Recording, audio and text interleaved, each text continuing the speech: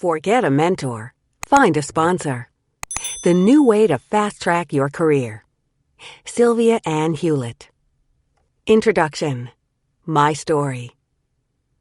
My understanding of the power of sponsorship is rooted in my childhood. I grew up in a family of 6 sisters in a small town in the Welsh mining valleys. In the 1960s, this corner of Britain was a bleak and barren place. Across the coalfield, the collieries were closing down. Unemployment hovered at 28%. As a girl child, there was not much you could look forward to. Maybe you could marry an unemployed miner. You could always do that. But my father, very much the working-class bloke, had plans for his daughters. When I was 13, he took me by bus to Cambridge to show me the dreaming spires of one of Europe's most beautiful and distinguished universities. After 2 days seeing the sights, King's College Chapel and Trinity's Renaissance Library stand out in my memory, and taking in a debate at the Cambridge Union, my dad was ready to deliver the message. Over a plate of beans and toast, we'd found a cheap greasy spoon we felt comfortable in. He stared me in the eye and told me straight, "If you work hard, you can go here." His voice was hard-edged with urgent passion. "I promise you, girl, Cambridge will change your life." I was memorized. My dad's advice was simple enough, but was it realistic? What chance did I have of getting in? I attended a third-rate state school that had never sent anyone to either Oxford or Cambridge. But it wasn't just my schooling. In a variety of ways, I was a long way from being standard Oxbridge material. Until this bus trip, I had never eaten in a restaurant or stayed in a hotel, and I lacked some of the most elementary social skills. I had no small talk and was clueless when it came to figuring out which fork to use when tackling peas or fish. To cap things off, I spoke English with a thick Welsh accent, the kiss of death in upper-crust British society. As it turned out, my father's challenge wasn't so unrealistic. My unsophisticated dad, quite unwittingly, had gotten it right. Times were a-changing, and I did have a shot at getting into Oxbridge. A women's liberation movement was getting off the ground, and Harold Wilson, the new Labour Prime Minister, was kicking off a campaign to force the ancient universities to open their doors much more widely to 2 types of students: females and kids from the wrong side of the tracks. I qualified on both scores. But I'm getting ahead of my story. After that trip to Cambridge, I returned to my mediocre Welsh school fired up and focused. I knew I had to ace both O and A levels and do very well in a barrage of highly specialized Oxford and Cambridge entrance examinations. The head teacher at my school washed her hands of the entrance exams, saying that the school could not offer preparation beyond A level. But as I sent away for sets of past papers and delved in on my own, I got an offer of unofficial help from Miss Gwen Jones, my A-level English teacher. She told me I had special potential and that I reminded her of her 16-year-old self. Perhaps she wanted to provide the kind of support she herself had failed to find as a young person. Whatever the reason, Miss Jones offered invaluable help, assigning me challenging essays and giving me detailed feedback during the critical months leading up to A-levels and the Oxbridge entrance examinations. As Miss Jones saw it, she was not providing Oxbridge prep. By her own admission, she knew very little about the specifics of the examinations. Rather, she was trying to turn me into a good writer. She felt that if I learned to write with clarity and style, it might compensate for not being well drilled in other ways. We kept our tutoring sessions under the radar, meeting during lunch break and after classes in a small space under the stairs, away from the hustle and bustle of the school. We would cram 2 chairs under the stairwell and work away on essay drafts.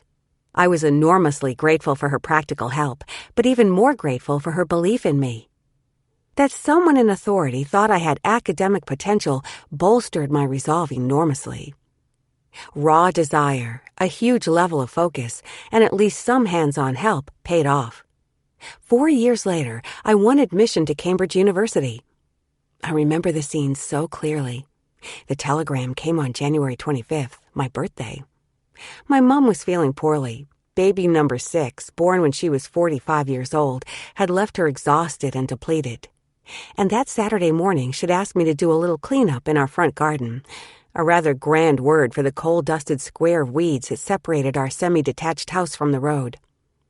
So I was tugging away at some soot-covered dandelions when the postman walked through the front gate holding a telltale manila envelope. My heart leaped into my mouth. I knew the drill because I had already been turned down by Oxford. Rejections came by regular post. Why waste money on students you're turning down? Acceptances came by telegram. Hands trembling, I grabbed the envelope, ripped it open, and read the magic words. Offering place at Girton College, Cambridge University. Full scholarship. Letter following. Congratulations. I let out a piercing shriek, grabbed the amazed postman by the hand, and did a kind of furious stomping dance on the patch of dirt I'd just been digging. Hearing the ruckus, 3 of my sisters ran out of the house. It took them a moment to figure out what was happening, but a grubby fist waving a manila telegram told the story, and they joined in with gusto. I don't remember a happier day. I knew Cambridge would transform my life chances. But how exactly did I get into one of the best universities in Europe? Even at the time, I realized that I didn't do this on my own. Sure, I took some of the credit. I had, after all, done an enormous amount of work, but I owed much to others. My dad was first on my list. Miss Gwen Jones was second. But I also was dimly aware of the contributions of Sally Alexander, a student activist who led the fight for equal access to education for British women, and Barbara Castle, a minister in the Labour government who was spearheading new legislation on equal pay and equal opportunity. I didn't quite appreciate it at the time, but without these larger shifts in social attitudes and political priorities, I would not have gotten in. Oxbridge admissions committees were newly in the business of leaning over backward to see potential in candidates like me. My years at Cambridge were almost as magical as my father promised. Despite some tough stuff on the social front, my accent and general lack of polish made it extremely difficult to fit into the upper-class student scene. By the middle of my first year, I was under the wing of a remarkable woman who loved my spunk and determination and went to bat on my behalf. Dr. Jean Grove was a high-profile academic economist and my supervisor at Girton. Her support was transformative. A mere 6 months into my time at Cambridge, she chose me as her research assistant and invited me to accompany her on a summer research trip to Africa. She not only invited me to go, she made sure I could afford to take her up on the offer. My family was not in a position to bankroll a trip to Africa. That spring, she sat down with me and painstakingly helped me apply for a foundation grant, and then wrote the pivotal recommendation that ensured I got it. Ghana was an extraordinary experience.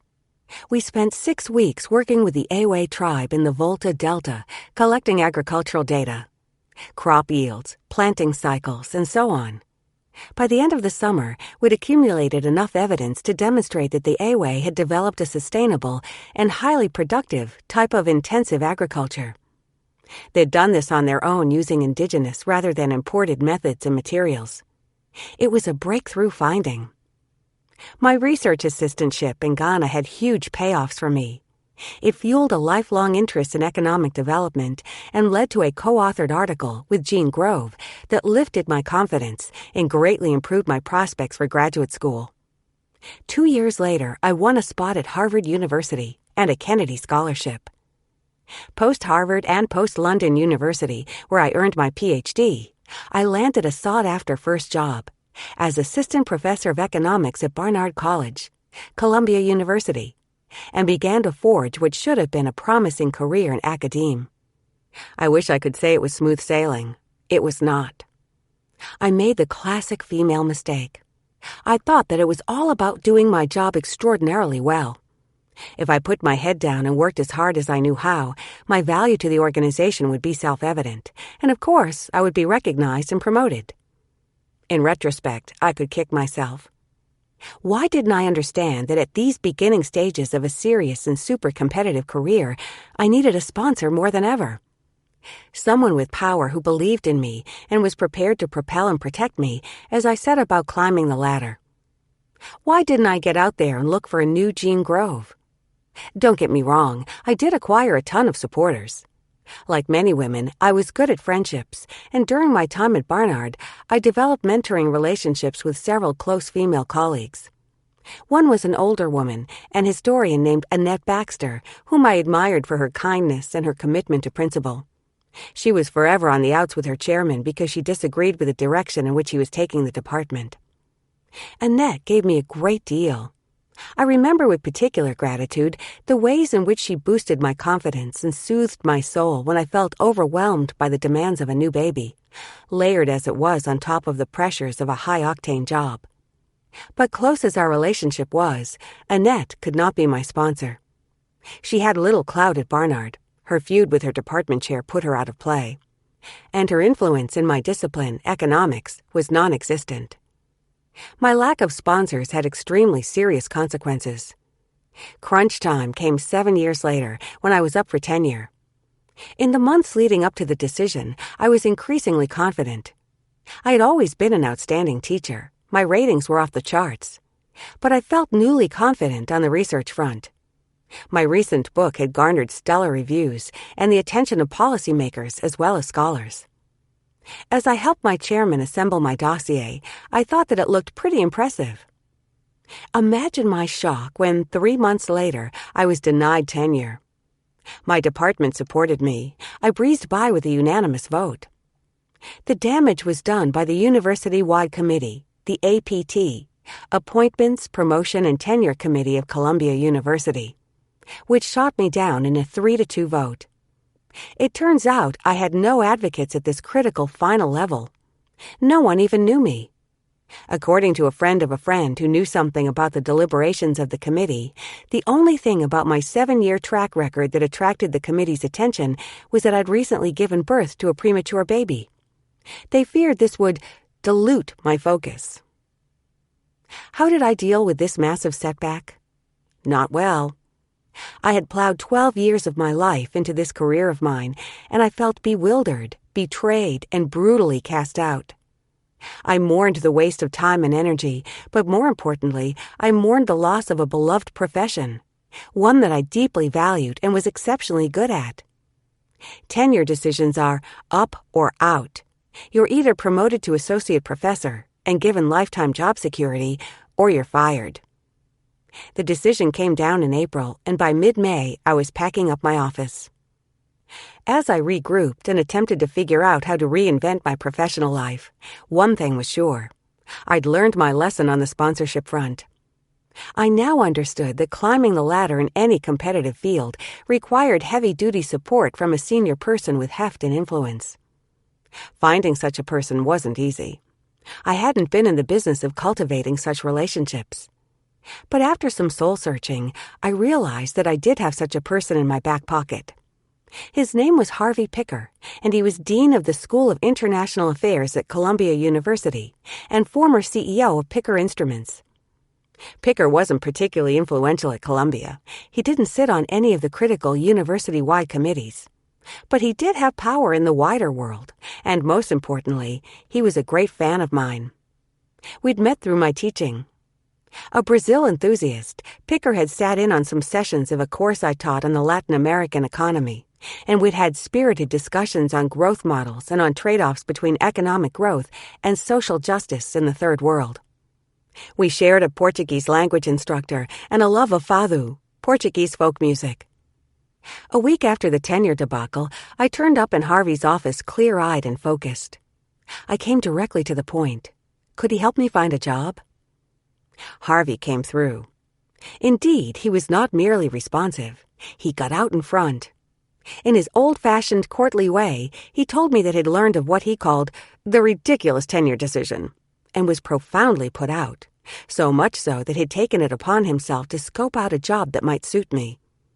The top slot at the Economic Policy Council, a New York-based nonprofit that brought together 100 corporate CEOs and trade union leaders to examine cutting-edge issues, was open, and Harvey thought that my skill set was perfect for the position. I had precisely the mix of top-notch academic credentials and international experience they were looking for. Did he have my permission to put my name forward? He knew the chairman of the EPC board rather well, and while that didn't count for much, Harvey was a self-deprecating sort of person. It would open the door, which was all I needed. Dumbstruck, I conjured up a weak and wobbly yes. A month later, I started a brand new career. So I finally got it, sponsorship that is. I did my utmost to never again let it go. My career journey was complicated. More on that in the final chapter. But from here on out, I knew that if I was going to amount to anything, I needed powerful sponsors.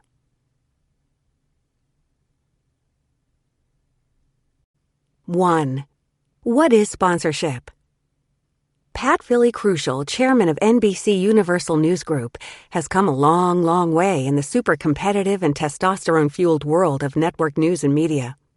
Though not a journalist, she is the first woman in the American television news industry to head up a network news division, reporting directly to CEO Steve Burke. She's been on Fortune magazine's 50 Most Powerful Women list since 1998, and she's been honored with a slew of other awards, including induction into the Museum of Television and Radio's She Made It collection. No one would ever guess, in the presence of this poised and powerful executive, that she began her career as a secretary at ABC Sports. I've been lucky, Pat insists when I marvel at her extraordinary journey. And I've worked my tail off. She pauses to reflect and adds, but one of the things I've done well, and I don't know that it's conscious, is that I've always made my boss look good. All the people I've worked for will tell you, I like having Pat around because I know she's got my back. One of those people was Bob Iger, now CEO of Disney, whom she met at the Xerox machine when both were starting out their careers at ABC Sports. While she didn't initially report to Iger, her work ethic and performance won his attention, and he pulled her onto his team. Whenever Iger moved up, he recommended that Philly Crucial fill his vacancy. It was Iger who'd brought her over to ABC from Lifetime Television, where she'd served as a senior vice president of programming, and installed her as president of ABC Daytime Television. But Philly Crucial was quick to make good on his investment in her. She was the driving force behind The View, the talk show that helped vault ABC's daytime programming to #1 among women 18 to 49 years old. She also conceived and launched SoapNet, a 24-hour soap opera cable network, which went on to become a multi-billion-dollar business. Do your job well. Make sure your boss is fully informed, and don't be afraid to ask for help, she explains. That's how you build the trust vital to any long-term professional relationship. Superior performance and trust is certainly what delivered Pat to her current position with Steve Burke. She'd impressed him back when they both worked for Disney. She is president of ABC TV. He is president of ABC Broadcasting. Pat was someone you could absolutely count on to do the right thing, Burke told me. She wasn't intimidated by projects or people, and she didn't play politics. I knew her motivations at all times, and that made her 100% trustworthy. So in 2011, after Comcast and GE merged with NBC and Burke found himself at the helm of a super siloed media monolith, it was Pat he turned to for help in transforming the culture. I knew if I got Pat, I wouldn't have to worry, he recalled. I knew when she found things wrong, she would make them right. I knew that if any of our top people had exposure to her, even without exposure to me, they'd know the kind of company we were trying to create. Hired on as executive vice president of NBC Universal, Pat immediately set to rights the compensation structure that had mired Burke's team in the past. With her formidable people skills, she helped affect the collaborative culture that Burke had envisioned. When Burke decided to form the news group, putting NBC News, CNBC, MSNBC, and the Weather Channel in the hands of one executive, it was again Pat who emerged as first choice. I knew my decision would ruffle some feathers, Burke confided. Pat's not a journalist, so how could she be put in charge of hundreds of journalists who are risking their lives all over the world? But she didn't need to be the senior-most journalist in order to find the people who could make this new environment productive and cooperative. But if initially people scratched their heads at Pat's appointment, they don't anymore. Everyone, from Brian Williams to staff members, has told me she's a breath of fresh air, Burke observed when we spoke in early 2013. Pat's a great executive, the kind who creates an environment where people enjoy what they do. She has my complete confidence. Marina, an assistant finance manager at Lloyd's Banking Group of London, feels pretty well supported at work. She received a warm welcome when she returned from maternity leave last year. She was given the part-time schedule she'd requested, an unusual accommodation for anyone in the risk assurance department, and was assigned to a line manager she both liked and knew would look out for her. While grateful for these developments, Marina wasn't terribly surprised. She believed that it was all about performance, and she'd consistently delivered over her 10 years at the bank. "It stands to reason," she told me, "that the higher-ups appreciate my track record. When you've worked for a company as long as I have, your results speak for themselves," she explained. "Once someone has seen your good work, it's hard for someone to say, 'Oh, she's rubbish, she's got to go,' because people won't believe it. People who know my skills and level of commitment will support me and make sure I'm rewarded." But it doesn't seem to be working out that way. Now that she's working a full-time schedule again, Marina is frustrated that those same people haven't done more to fast-track her career. One of them, a super-duper female executive she met through the women's network at the bank, struck her as someone who might be a champion. "She's absolutely my role model because she also has young children and knows a thing or two about how a woman can make it big in a male-dominated environment," Marina enthused. But their relationship has remained casual and remote. "I thought of asking her to sponsor me," said Marina wistfully, "but I had second thoughts. She's my boss's boss, and there might be some conflict of interest." For now, Marina is pinning her hopes on her longtime mentor, a senior person who has given her wise counsel over the years. He makes a point of complimenting her on her contributions, so she's fairly sure that he has sent some work her way. "No one has said that directly, but I have a feeling that's the case," Marina said. "He did say to me once, 'You're one of those people who's good at fixing things. You're Mrs. Fix-It.'" Marina told me that she thinks in time her mentor will come through. Having recognized her good work, he will eventually reward it. "I'm definitely on his radar," she says, citing a conversation where he seemed pleased to learn she was working on a mission-critical project. "I haven't gotten a promotion out of him yet, but I'm confident he sees my potential." Two ambitious women, two different career strategies. Top performers with a great deal of potential. Each attracted the attention of a superior position to help her navigate a particularly tricky curve in her career trajectory. But whereas Marina is still waiting for her promotion, Pat has ascended to the C-suite, the domain of CEOs, CFOs, COOs, and other chief executives. What accounts for these vastly different outcomes? Why do so many women like Marina stall out short of the leadership positions they have the potential to fill? Why do so few women like Pat fulfill their dreams and attain positions of true power and influence? After 2 years of exhaustive inquiry, I can tell you why. High-potential women have mentors but lack sponsors. They fail to cultivate strategic alliances with individuals capable of propelling them into leadership positions and protecting them from other contenders. Often, like Marina, they have would-be advocates, senior-level leaders who've taken note of their capabilities. But they don't know how to turbocharge these relationships. They don't understand the quid pro quo, the mutual investment that ensures both parties remain incentivized to help each other over the long run. So, like Marina, they put their heads down, work harder, and wait, hoping that their mentors and role models will see to their success. This mistake is all too common, and one that women and professionals of color are particularly prone to making. I myself have made it. But as my own career path demonstrates, it's never too late to seize hold of your dreams, win sponsors, and pull yourself out of a career stall. If you're on a slow road to nowhere, consider changing your strategy. Forget a mentor. Find a sponsor. Mentorship versus sponsorship. Don't get me wrong, mentors matter. You absolutely need them, but they're not your ticket to the top. Mentors give, whereas sponsors invest. Let me clarify. Mentors are those people who take an interest in counseling you because they like you or because you remind them of themselves. Mentors will listen sympathetically to just about anything you care to bring up. Indeed, the whole idea of having a mentor is to discuss what you cannot or dare not bring up with your boss or colleagues. Your mentor will listen to your issues, offer advice, and review which problem-solving approaches to take and which to discard. Mentors give generously of their time. In return, you listen and try to heed their advice. It may be that they enjoy drawing on their experience and sharing their wisdom, or they're paying back their own early supporters, or they're paying the debt forward. In any case, it's an asymmetric relationship. The energy is flowing one way, toward you.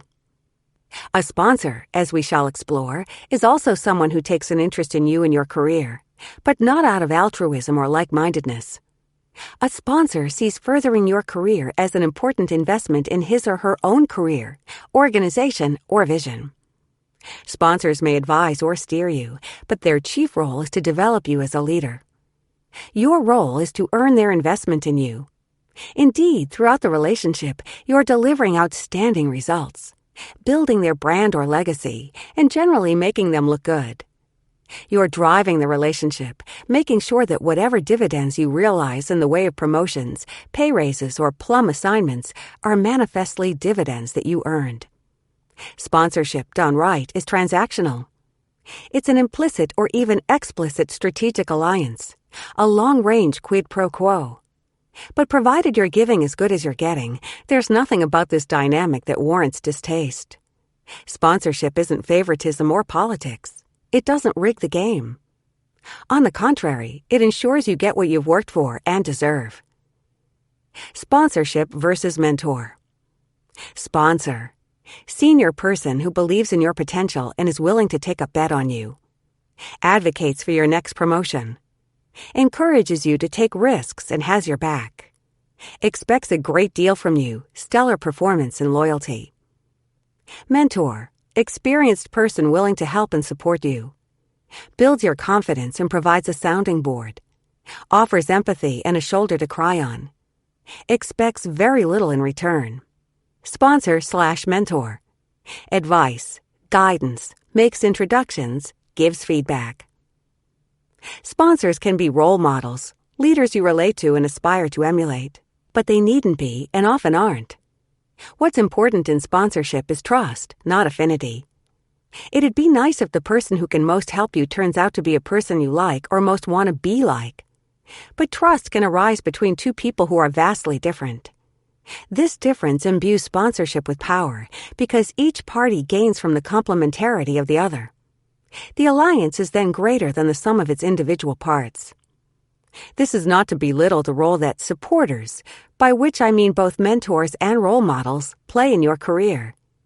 Role models serve as vital inspiration, boosting your drive and giving form to your ambition. Mentors, who are often role models, can offer empathetic support, help you figure out what you want, and determine with you what steps will get you there.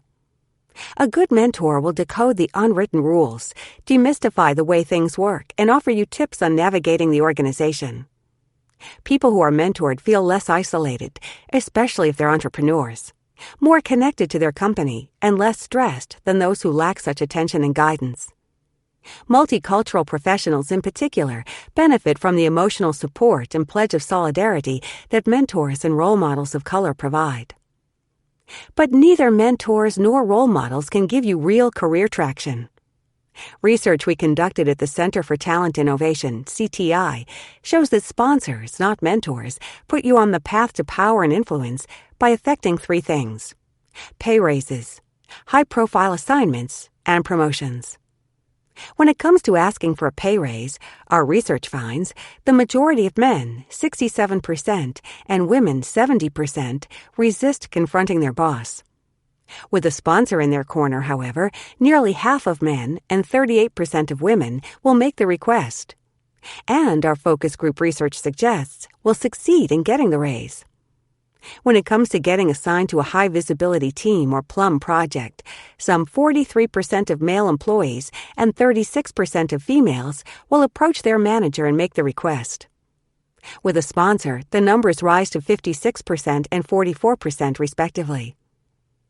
Our research also shows that the individuals who are most satisfied with their rate of advancement are individuals with sponsors. Fully 70% of sponsored men and 68% of sponsored women feel they are progressing through the ranks at a satisfactory pace, compared to 57% of their unsponsored peers. That translates into a sponsor effect of 23% for men and 19% for women. CTI research shows that sponsors affect women's career trajectory even more profoundly than men's in at least one respect. 85% of mothers employed full-time who have sponsors stay in the game, compared to only 58% of those going it alone. That's a sponsor effect of 27%. The sponsor effect on professionals of color is even more impressive. Minority employees are 65% more likely than their unsponsored cohorts to be satisfied with their rate of advancement. Even in companies with robust mentoring programs, mentoring doesn't deliver on its promise, or at least not for women and people of color. Research conducted by Catalyst, an advocacy organization for women in business, shows that while more women than men have been mentored, more men have won promotions, 15% more, according to a 2008 study. Mentors are no silver bullet, no matter how heavily Fortune 500 corporations invest in mentorship programs. So if, like Marina, you're waiting for your role model or mentor to part the waters and set you up on the distant shore, you're wasting precious time. I wrote this book to make sure you don't make Marina's mistake, to show you why you need sponsors, and you need more than one, to help you achieve your vision, whether that's a leading role in a large company, a strategic role in a small company, founding a business of your own, or steering a nonprofit or educational organization to fulfill its mission and mandate. I created the roadmap you'll find in Part 2 to show you exactly what you need to do to attract sponsors, win their advocacy, sustain their interest, and leverage their backing throughout your career. Because even at the pinnacle of your career, you'll find that these skills serve you. Fabulously successful entrepreneurs and CEOs alike still need powerful voices to get them onto boards, introduce them to investors, or secure them a spot at the World Economic Forum at Davos. Sponsorship is the mechanism by which people of vision attain their goals, which is why no one, male or female, millennial or boomer, startup employee or multinational manager, can afford to dismiss it or miss out on it. That being said, women and people of color stand to benefit the most from this book precisely because sponsorship has long been the inside track for Caucasian men.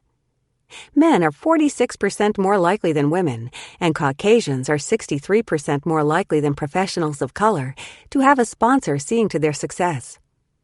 I'm not suggesting there's a conspiracy here. Rather, it's a quirk of human nature that keeps leadership in the United States and Europe mostly pale and male. Those in power tend to invest in other members of their tribe because they're the ones they trust most readily. This is the way it has worked since the dawn of civilization. But that doesn't mean sponsorship is the exclusive province of straight white guys. That sponsorship has worked so well for the Old Boys Network for so long simply underscores the power of this type of advocacy, not the exclusivity of power.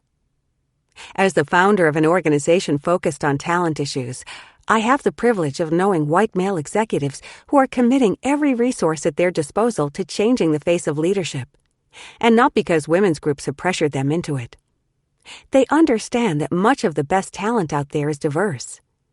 Our research shows that Caucasian men comprise a mere 17% of college graduates around the world. There's never been a better time, that is, for accomplished, ambitious women and people of color to show they're eager to move into leadership roles, because the business sector is competing for them worldwide. For them, sponsorship is the key that turns all the tumblers, unlocking the door to the C-suite on Main Street as well as Wall Street. The research undergirding the advice in this book draws on the collective experience and wisdom of some 10,000 full-time workers in the private sector. We interviewed dozens of Fortune 500 leaders, convened with over 100 managers on insight and online focus groups, and surveyed thousands of employees in the United States and the United Kingdom. People on every rung of the ladder in every profession that requires a college degree. While most of these people work for large corporations, the insights derived from their experience transcend environment. Cultivating a sponsor and leveraging the relationship to mutual benefit turns out to be a skill that serves people in nonprofits and education as readily as it serves people in for-profits and government. Finally, I've tested this research on the ground. I presented this roadmap to hundreds of professionals worldwide. To graduate students at Skolkovo School of Management in Moscow, to bankers in London City, even to the National Football League in Midtown Manhattan. The response has been amazing. You can feel the aha moment happen. Men and women see, in sponsorship, the game changer they've been looking for. But they see something more. With this roadmap in hand, they're in a position to do the changing. They don't need to wait. They don't need to be tapped or chosen or singled out by someone else. It's up to them to put this dynamic into play. And now, it's up to you. 2. How sponsorship works. In 1983, barely 2 years out of business school, Brady Dugan accepted what many would have considered a mission impossible: relocating to Japan to take over the derivatives business in the regional office, grow its staff, and set a strategic course to build the firm's Pacific Rim presence in that business. Having only joined the derivatives group of Bankers Trust in 1982, Dugan had little business experience and no background in the region. Nor did he speak Japanese. He was all of 24 years old. Today, Dugan is CEO of the financial powerhouse Credit Suisse. He looks back on his first breakthrough assignment with wonder, marveling at the extraordinary opportunity he was given, and amazed that his boss placed such trust and faith in him to deliver. "I did have strong feel for my role and my duties," he says, "and I enjoyed the challenge of doing new things. But to ask me to take charge in Japan and grow the derivatives business for the entire Pacific Rim on my own, I was a very young manager to be doing that." Dugan credits his ascent to his boss, to whom he reported for nearly 20 years. Not because he made it easy for Dugan, but because he made it hard. "I became the person he gave the toughest assignments to, the things that needed fixing," Dugan observes. "He piled on the responsibilities. But because he believed in me, because he was clearly betting on me and giving me a leg up, I felt I owed him a lot and should do whatever he asked and come through with whatever he needed. That Japan posting proved to be an incredible opportunity. This sponsor of mine not only believed I was going to be successful, he then did everything he could to help me succeed." For example, Dugan's boss lent unvarnished feedback and wise counsel as needed, and helped Dugan figure out how to meet targets and fit his operation into the larger context of the business. When Dugan stumbled, his boss came to his defense. He'd say to senior management, "Okay, this didn't go perfectly, but Brady's overall record is very strong," Dugan explains. "He was always ready to run interference, manage the internal politics for me. That gave me the breathing room to take risks, and in this industry, you have to take a risk. Because only by doing so do others learn to believe in your ultimate potential." What a sponsor does. Dugan's extraordinary career ascent attests to the power of sponsorship. Indeed, he is so sure of its value that he spearheaded a successful initiative at Credit Suisse that turbocharges the careers of high-potential women. As Dugan knows full well, sponsorship can help catapult a top performer into senior management, as well as expand the reach and impact of senior leadership. It's the secret sauce, the missing link, the invisible dynamic that accounts for who is and who isn't in power. Whether that person is steering a Fortune 500 company or an internet startup. Whether that person founds a nonprofit or chairs an academic committee. Everyone who has realized an amazing vision or exerts remarkable influence can and will point to a series of sponsors, powerful individuals who helped pull them up or fund their ventures or clear a path forward. There are no exceptions. Sponsors do 3 things that mentors do not. Dugan's sponsor, for instance, went out on a limb for his protege, installing him at the helm of his pet project. Having plunged his protege into uncharted waters, he provided just enough support to keep Dugan afloat, both in Japan and within the firm, talking up his talent whenever others were eager to disparage it. Most importantly, he provided him air cover, acting as a shield so that Dugan could take the risks the assignment demanded. Having chosen to invest in this particular young man, this sponsor understood he needed to do everything within his power to ensure that Dugan and the Pacific Rim Project proved to be a resounding success. CTI research, begun in 2010, affirms the centrality of these 3 functions. In addition, we also learned that a sponsor does at least 2 of the following. He or she will expand your perception of what you can do, connect you to other senior leaders, boost your visibility in the company, provide you with stretch opportunities, advise you on your presentation of self, connect you to clients or customers, and give you honest, critical feedback on where you need to improve your game. What is a sponsor? Delivers high-octane advocacy.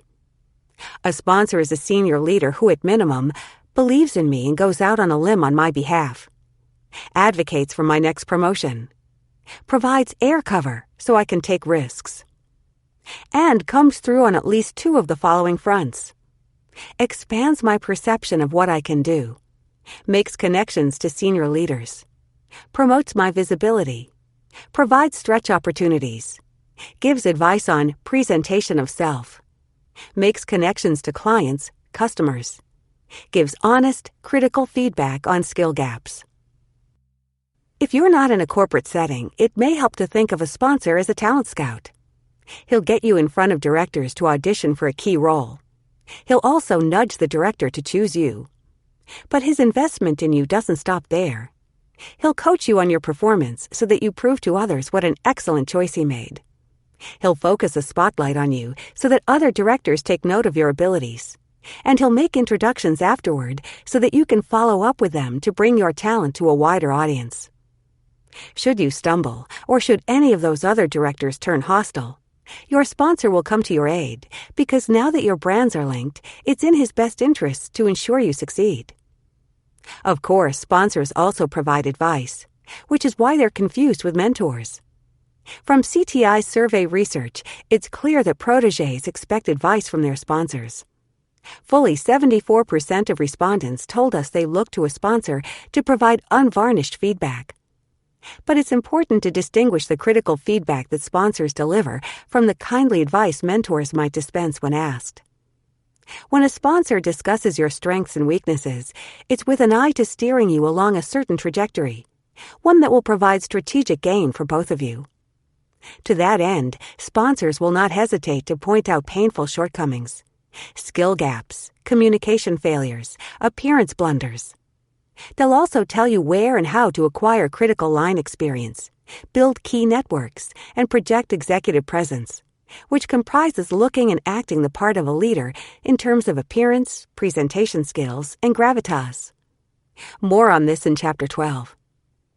This kind of strategic feedback can be awfully hard to hear. Yet because of sponsors who articulate the unspoken and point out the unremarked, women and people of color get to crack the code of an organization, overcoming hidden biases to lever themselves into contention for the top slots. One African American banking executive told me how he's come to feel a blood tie with his sponsor, precisely because she's asked him to take some difficult, even painful steps to improve himself. "A sponsor will smack you harder to shape up," he observed, "but will protect you as you move to the next level. She'll tell you the sort of things you'd never know were said about you in a meeting and would otherwise never know to correct. And if she's really got your back, she'll tell you how to correct them." A sponsor's protection goes beyond delivering tough love, our interviewees affirmed. One tax attorney described how he supported his protégé all the way to partnership, having hired her in the first place. He was confident of her ability to deliver, and when long-term clients demurred at liaising primarily with a junior person, this attorney vouched for her expertise. When she became the target of unfair criticism by another partner, he intervened, extorting from that partner an apology and a promise to look at the evidence and be less judgmental.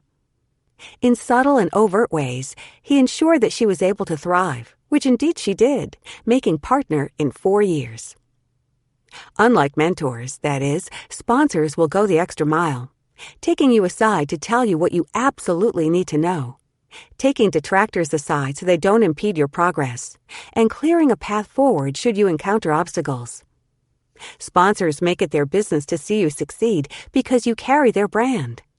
You are an extension of them, a carrier of their torch, the putative implementer of their vision. It behooves them to do everything in their power, once they believe in you and they've chosen you, to keep you on track. Only by seeing you to the finish line can they protect their own reputation. Carrie Perreno, now a senior vice president at American Express heading up international human resources and global employee relations, describes how her supervisor kept her on track for management at a juncture in her career when other women in her position might have been derailed for good.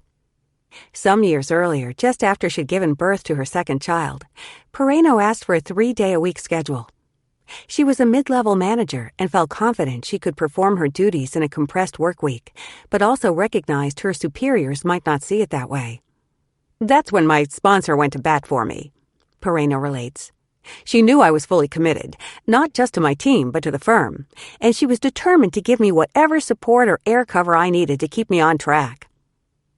Perreno's request was granted, and after 3 years of working part-time, she was made a vice president. A testament not only to her hard work, but also to her sponsor's committed support and advocacy. "I look back on that phase and think how my career might have played out differently were it not for her sponsorship," Perreno muses. "I really don't think I'd be where I am today. I might even have left the firm. Since she placed such trust in me and went out on a limb to offer a flexible work arrangement, I was determined to be a credit to her." During economic downturns or industry upheavals, a sponsor can be the voice in the room that ensures you keep your job.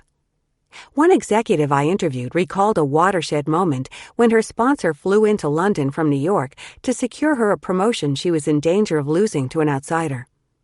"Marcia marched into the chairman's office, put her badge on the table, and said that it was completely transparent what was happening, and that if I didn't get the job, we were both leaving," she related. "Her strong-arm tactics worked because she was tremendously valued. They decided to go ahead and appoint me." When your job is on the line, your sponsor can at least ensure you don't damage your career over the long term. Darren, a director in the advisory practice of a large accounting firm, told me how he went to bat for a protege about to be fired because he'd been part of a group that had engaged in less than ethical practices in the run-up to the global financial crisis. "I did not just buckle over and go with the groupthink about the treatment this guy should get," Darren recalls. "I felt he was being unfairly tarnished, and I let my feelings be known to my peers as well as the people he reported to." When that didn't work, he was outnumbered and outvoted. He counseled his protege to take control of his destiny and quit so that he could leverage his track record without the stain of job termination.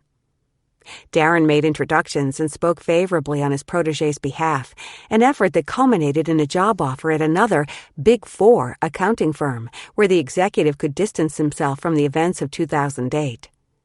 "I may not have saved his job, but I believe I did save his career," says Darren. What a protege does. Maria, a managing director at a financial services firm with 900 technology professionals reporting to her, has always been a hard worker and a strong performer. Even employees whose jobs she's eliminated speak highly of her. She's come a long way from Dominica, where she was born, and Washington Heights, where she grew up. Still, as a dark-complexioned Latina leading overwhelmingly white male teams, she recognizes that being a subject matter expert and a star producer don't, in and of themselves, account for her leadership position. "I've always had the backing of my superiors," she says, "because I've always made sure they succeeded at whatever they were doing." Her first sponsor was a colleague who became her boss. He'd signed up to lead an integration project for the chief investment officer, and she signed up to help him. It proved to be a highly stressful cross-functional project that eliminated a number of jobs and tested the skills of her sponsor as well as her own. Maria didn't let him down, bringing the project to a successful close in 10 months. But what endeared her to the CIO, in addition to her remarkable client service skills, was her unflagging commitment to him. "I was his right-hand person," she says. "I made sure that he was not surprised by anything. The thing about tech, systems are always breaking down, and I was there for him. When things were going poorly, I was the person saying, 'Have you thought about this?'" At one point, the company experienced a major data center failure the day before Maria was to fly to California to receive a prestigious award from a Hispanic science and technology group. "It was a great honor. I was all packed and ready to go," she recalls. But an hour before departure, she got a call from her sponsor. There was a crisis at work, so she canceled her plans and stayed to help. Afterward, he told her, "I will always remember this. Thank you for always being there for me." And remember, he did. When Maria was struggling to pull out of a career stall, he worked with her to devise a way forward, ultimately helping her land a coveted managing director position. His intervention marked a real turning point. If you have a history of delivering, being there, being committed, and making sure your boss is successful, he or she will be there to pick you up, says Maria. No one's going to do that for someone who has let them down. What protégés do, in a word, is deliver. As Maria intuited early in her career, they come through with both stellar performance and die-hard loyalty. They also deliver a distinct personal brand or unique skill set, a critical finding of the research. Star performers are very likely to attract sponsors, and loyal performers are very likely to keep them. But if they fail to distinguish themselves, these loyal performers run the risk of becoming permanent seconds, lieutenants who never make captain. To position themselves for the top job, protégés must therefore contribute something the leader prizes but may intrinsically lack. Gender smarts or cultural fluency on a team that lacks diversity. Quantitative skills or technical savvy on a team that is deficient in hard expertise. People skills on a team that's bristling with eggheads and nerds. You could provide unique insight into a target market. You could have access to a sought-after circle of investors or stakeholders. Whatever you bring, it must burnish the sponsor's personal brand across the organization, even as it distinguishes you from the crowd, delivering you your dream job and not one as second in command. Maria, for example, distinguished herself on the integration project by using her built-in proclivity, born of her culture and her heritage, to treat everyone on the team as if they were family. "I'm Latin, and I'm very family-oriented," she explains. "When I'm in charge, I want to know, how's your baby doing? Are you getting enough sleep?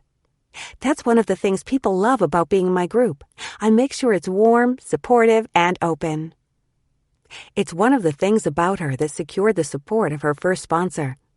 "He told me never to change, no matter how rigid the manager I reported to." And intrigues her current sponsor. "You're very effective," he told her. "You have some people skills that I need to lean on and learn from." This isn't to diminish the performance piece of this equation.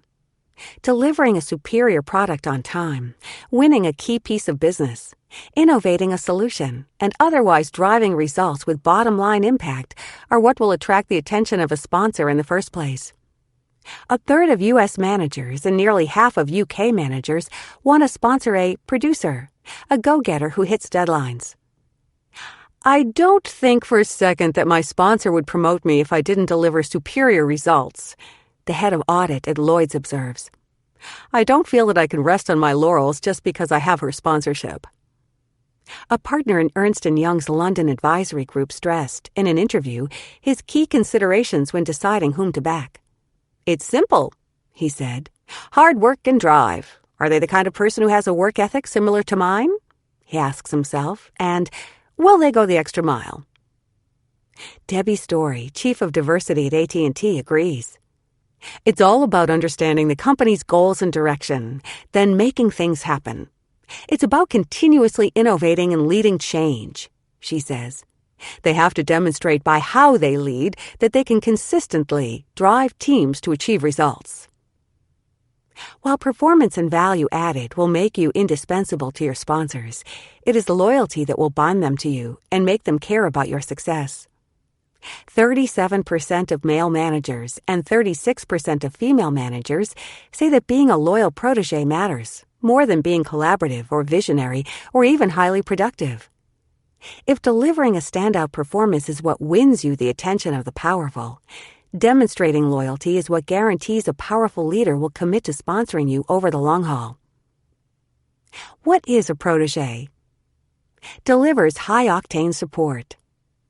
A protégé is a high-potential employee who, at minimum, outperforms, contributes 110%, is loyal to me and the organization, contributes a distinct personal brand, and comes through on at least two of the following fronts: is trustworthy and discreet, covers my back, promotes my legacy, brings value-added, different perspective skill sets, leads with a yes, burnishes my brand across the organization, builds my A-team. As many of the executives in our survey pointed out, loyalty means looking out for your sponsor as protectively as your sponsor looks out for you. Protégés can provide insights about what's happening lower down in the organization because when you're at a senior level, you're less likely to get those honest messages about what people think of you and your strategy, says Lloyd's head of audit, who acts as her sponsor's eyes and ears and exhorts her protégés to do the same for her. Ed Gadsden, former chief diversity officer at Pfizer, remembers asking his sponsor, the legal scholar and federal judge Leon Higginbottom, why he took such an interest in him, aside from the fact that they were both African American. "You're nothing like me, Ed," Higginbottom told him. "The people you're around, the things you see, what you're hearing, you provide a perspective I wouldn't otherwise have." Now, as a sponsor himself, Gadsden has come to appreciate the perspective his own protégés provide.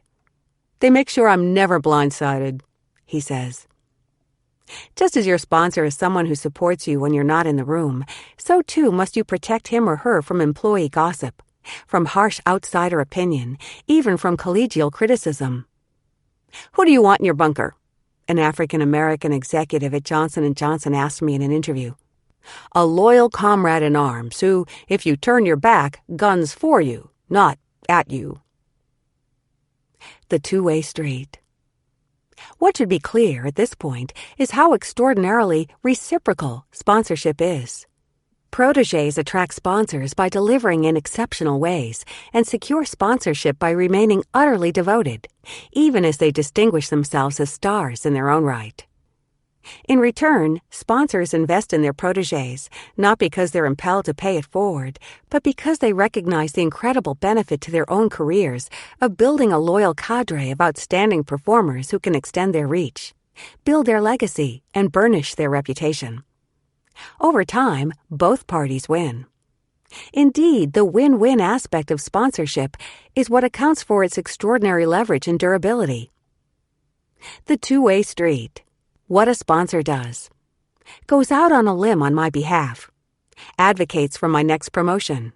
Provides air cover. What a protégé does. Delivers in exceptional ways. Is trustworthy, loyal, and can be counted on. Brings a distinct personal brand and grows my scope and span. Contrast this to the decidedly one-way street of mentorship. Mentors give. They devote time, impart wisdom, and act as a sounding board or a shoulder to cry on. But mentees merely receive. They have no particular responsibilities other than to show up and listen. Mentors take an interest in the mentee's career, but not a stake in it, as they're not going to be held accountable for outcomes. Mentorship is at heart an expenditure rather than an investment, a gift rather than an alliance. It's doomed to peter out. The mentee outgrows the mentor's range of experience. The mentor moves on to needier novitiates. What this means is that the nature of your support relationships is up to you.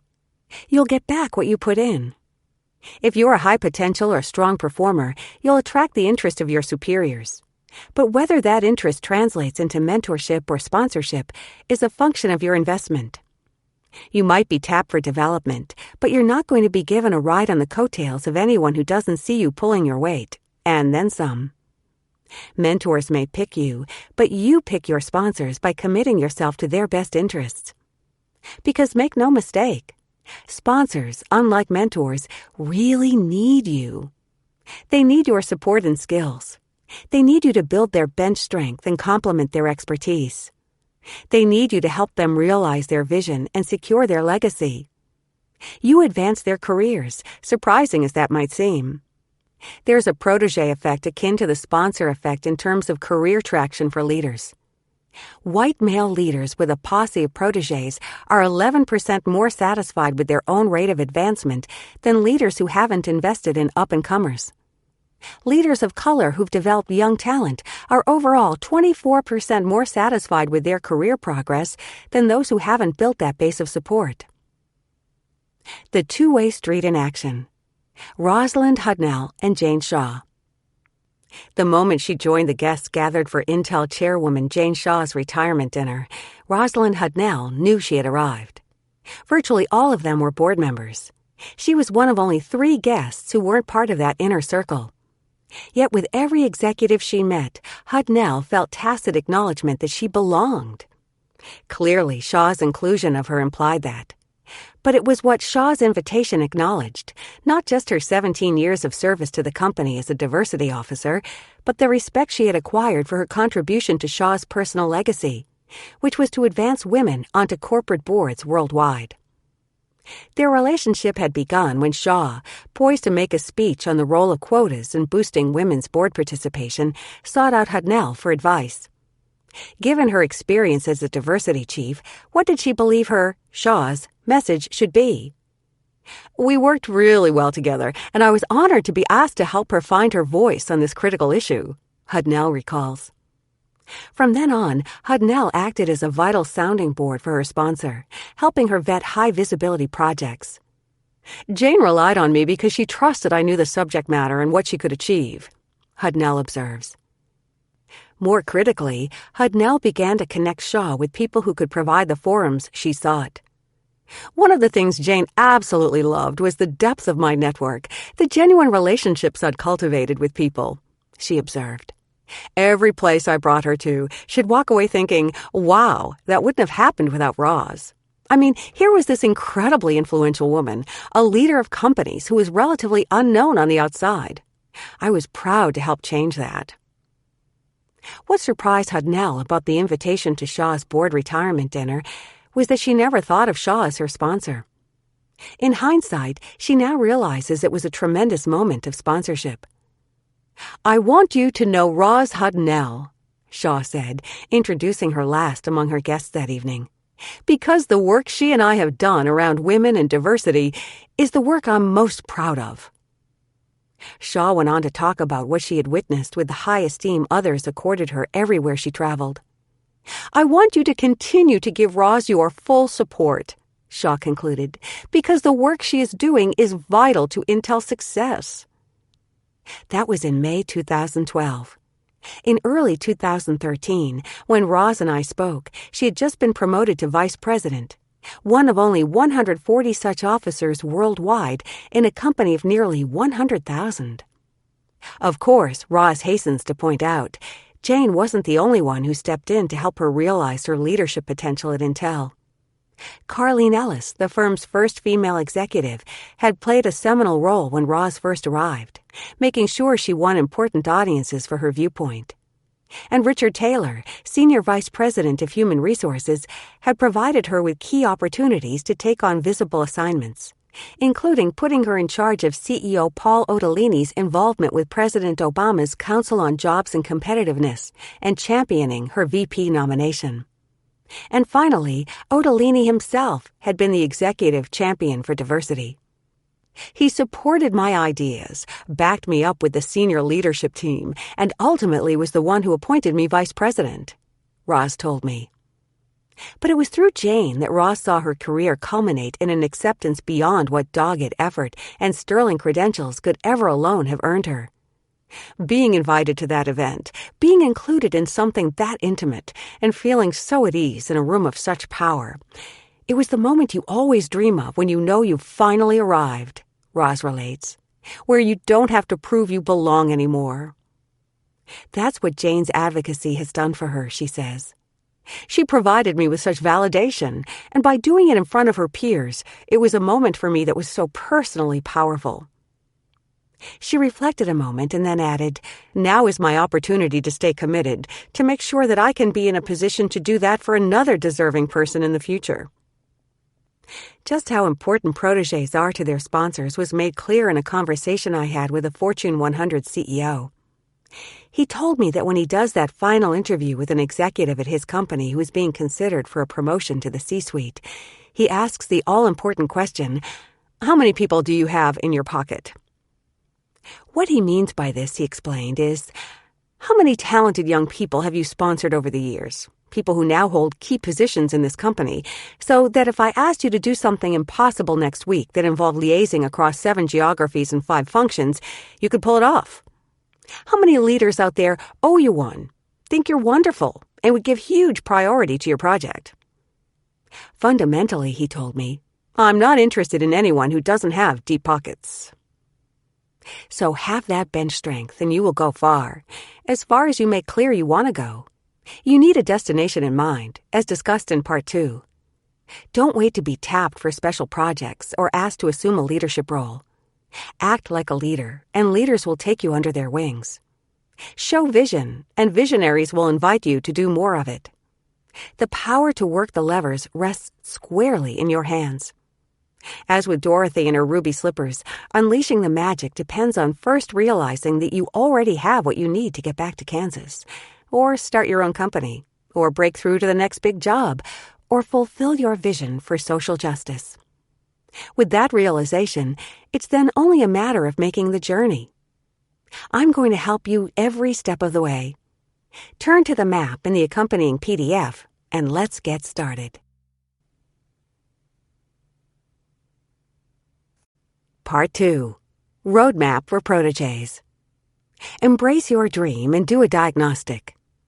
Scan the horizon for potential sponsors.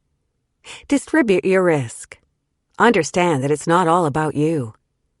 Come through on 2 obvious fronts. Develop and deploy your currency. Lean in and lead with a yes. 3. Embrace your dream and do a diagnostic. Do you have a vision for yourself?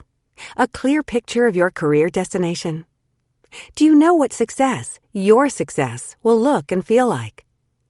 Executive coach Gail Blank suggests that anyone contemplating an arduous undertaking remember Walt Disney's advice to the executives planning the Magic Kingdom. Build the castle first. Back in 1971, when he was spearheading that first theme park, he understood that everyone involved in achieving his dream, from the Madison Avenue ad men selling it to the guys hacking their way through the mosquito-infested Florida swamp, needed literally to see the majesty and beauty of this vision, lest they forget what they were working toward. So the first thing to rear up out of the Orlando swamp was, in fact, Disney's castle, which, with its fluttering flags and soaring gilded turrets, was the very embodiment of the magic he intended to make. It worked wonders, lifting morale, enhancing performance.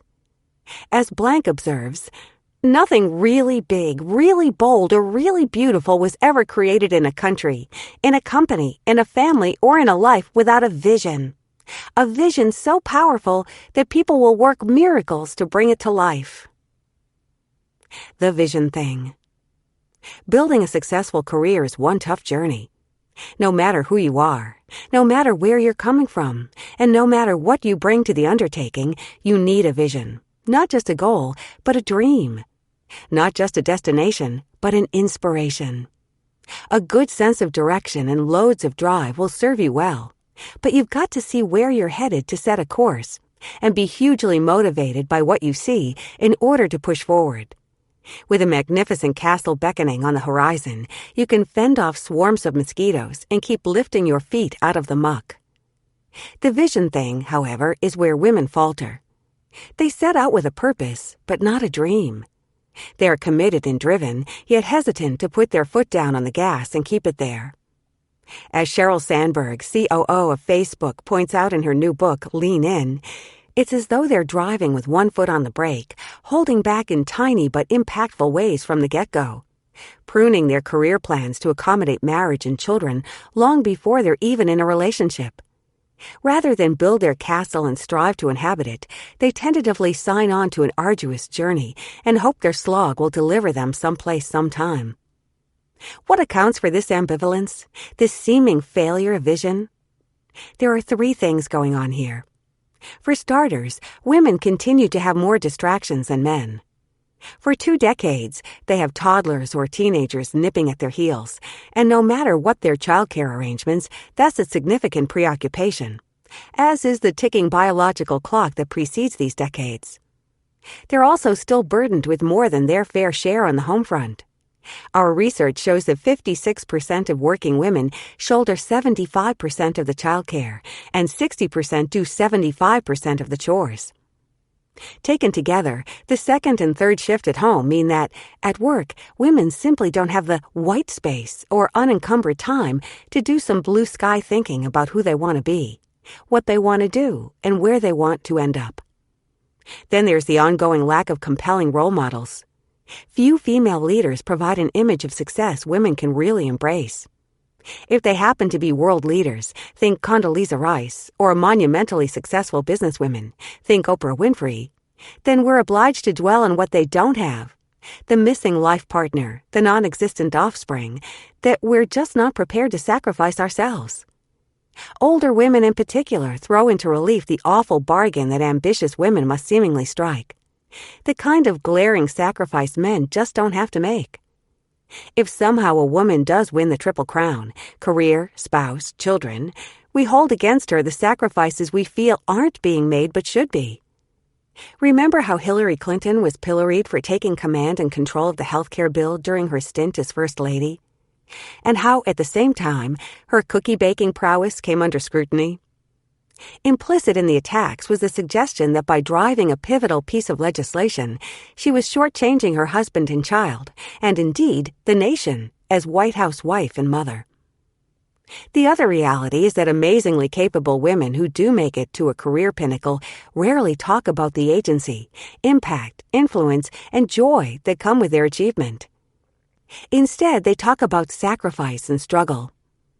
Looking back, I'm at fault myself. I'm sure that during the years I was coping with difficult childbearing experiences, I miscarried twins and subsequently gave birth to an extremely premature child. I failed to fully share with students and colleagues the enormous satisfaction I derived from publishing my first book or giving my first keynote address. But my voice was inconsequential. Women who have real power bear a particular responsibility to talk eloquently, openly, and frequently about the fruits of success. Consider Anne-Marie Slaughter's piece in the October 2012 issue of the Atlantic Monthly. In this poignant article, which went viral and was read by millions, she chooses to focus not on the magic of her dream job — she headed up policy planning at the U.S. State Department — but on the unexpectedly fierce tugs and pulls exerted by her teenage son back home in Princeton. With searing honesty, she walks us through just how difficult it had become to do the kind of job I wanted to do as a high government official and be the kind of parent I wanted to be at a demanding time for my children. As I read the article, I wanted her to also paint a rich and alluring portrait of how wonderful it was to have impact and agency in Washington. What did it feel like to shape foreign policy at a watershed moment in history, when American power in the world was newly projected by an African-American president and a female Secretary of State? Now that role and position might be worth sacrifice and struggle. In other words, female ambition is laced with ambivalence, because every fluttering flag women see on the horizon bespeaks of a burning castle, a success not worth attaining at the price it will extort. Younger women, fearful that too much success will scare off eligible men, scale back their castle and embark on their careers with one foot on the brake. More senior women, unwilling to uproot and relocate their families should they be selected for a regional directorship, duck below the radar of the search committee or succession planners. They're not afraid of hard work, but they most certainly fear what hard work will net them in the way of greater visibility, accountability, and time away from their families. That a top job might endow them with significant autonomy, or grant their children singular opportunities, or position them to effect sweeping change for all women seems not to hold much sway in their calculus. They're focused strictly on the cost. This gloomy state of affairs needn't persist. Facebook's Sheryl Sandberg, Yahoo's Marissa Mayer, and U.S. Senator Elizabeth Warren are already changing the conversation, showing that women can not only win the Triple Crown, but also revel in its spoils. Some of these voices, Cherie Blair, Joanna Coles, and Sally Krawcheck, for example, you'll find in this book. In the final chapter, I'll share my own castle and describe how I dreamed it and what I feel about it now that I inhabit it. That should get you thinking about a bold and beautiful vision for your own success. This is the first step in your journey. Joanna Coles. You've likely seen her on TV, on CBS playing herself as the formidable editor-in-chief of Cosmopolitan, or in her mentor role on Project Runway All-Stars, judging the career prospects of aspiring fashion designers. Or maybe you caught one of her many appearances on national news programs, including Anderson Cooper 360, CBS This Morning, and MSNBC's Morning Joe. Ever since 2011, when Adweek named her Editor of the Year in recognition of the extraordinary job she'd done at Marie Claire, Joanna Coles has been seizing the national spotlight, the very embodiment of the Cosmo girl with her chic looks and cheeky professionalism. And she's clearly loving every minute. I didn't realize, before I became editor-in-chief of Marie Claire, how much I was going to enjoy being in charge, she says. Since September 2012, when I interviewed her, Joanna's been in charge of Cosmopolitan, the world's largest women's magazine, with 64 international editions and best-selling digital and newsstand versions. The job entails much more than overseeing content for the print magazine. There is also the website, tablet, and brand extensions, including Cosmo Radio on SiriusXM, the Cosmopolitan collection of lingerie, handbags, and shoes at JCPenney, and even a joint venture with Harlequin Books. Yet when we spoke, she wasn't the least bit stressed. On the contrary, this is the level of command she sought her entire life. I love seeing my ideas of what a magazine for women should be unfold, and watching them take shape over a number of issues. It's thrilling being the person ultimately making the decisions. She knows only too well the frustrations of being number two, the role she played at More magazine prior to taking over at Marie Claire in 2006. I would be consulted, of course, and would give my opinion. It might be the choice of cover art or the mix of features within the magazine, she explains. But in the end, it wasn't my decision, and I would often disagree. You yearn to play out your own vision. In her 6-year tenure at Marie Claire, that vision played out in extraordinary ways. For 2 years running, the magazine was nominated for Public Service Awards for its investigative journalism. One story on buried rape kits, evidence victims submitted to police that was subsequently ignored, got the magazine shortlisted for an award that ultimately was conferred on The New Yorker. Just the fact we were up there alongside a storied magazine with a huge tradition of investigative journalism made me so proud, she told me. Traditionally, women's magazines are not in this territory. Coles's vision also proved remarkably successful in terms of ad revenues, which she boosted by 31% over the course of 2011.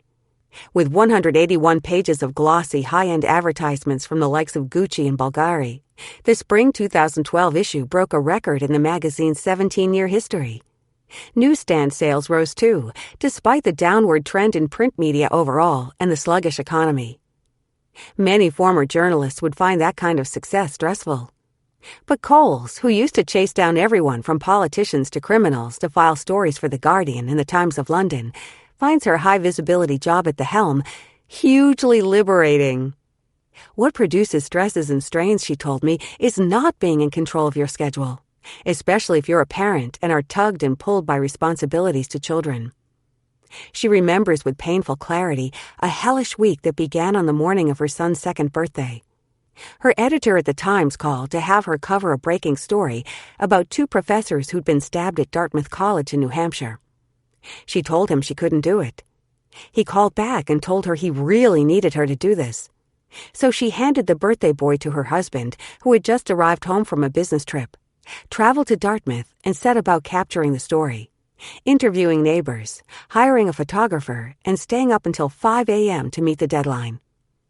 And then her editor called to say that, as much as everyone loved the story, they weren't going to run it until the end of the week. That was the moment I realized these 2 lifestyles are no longer compatible, she said. Here, I'd just missed my son's 2nd birthday for a story that didn't run. I knew what my priorities were. I wanted to work and I wanted to have a family. But I needed more control, and the impetus was on me to go find it. Finding the right job wasn't easy. Coles took an editing job at New York Magazine, as it seemed to offer, with more regular hours, more control. Instead, she found herself working until 11 p.m. 3 days a week and going home to a 2nd shift. She often was up all night with her newborn. It was the only time I've understood what it must be like to be a drug addict, she said. I would get up in the morning and all I could think about was when I could get more sleep, how I could get more sleep. I have to get more sleep. If someone could have given me an intravenous drip of sleep, I would have taken it. I was desperate. Those 3 years were really tough. But she powered through, sustained by her belief that she would eventually run the show. When she got the job heading up Marie Claire, she at last had the control over her schedule and over the strategic vision of the magazine she had sought throughout her career. "I suppose this boils down to power," she commented, "but that's not how I thought about it at the time. I saw it as the ability to drive the right decisions in areas of life that I cared about most." In addition to her role at Cosmopolitan, Coles derives enormous joy and satisfaction in being at the red-hot center of the fashion world. For 2 seasons prior to taking over the magazine, she starred in Project Runway All-Stars, the spin-off of Project Runway that she helped create with Marie Claire fashion director Nina Garcia.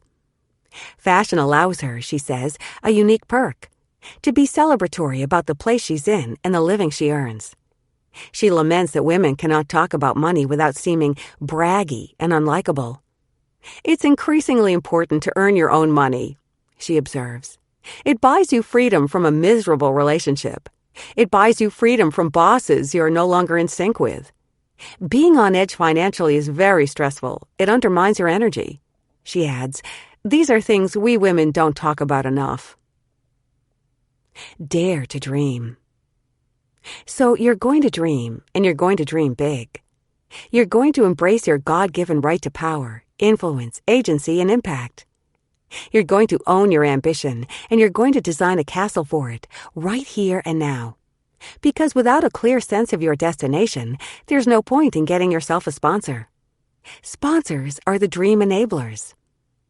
To get started with this dream work, consider the following questions. What place would feel magical?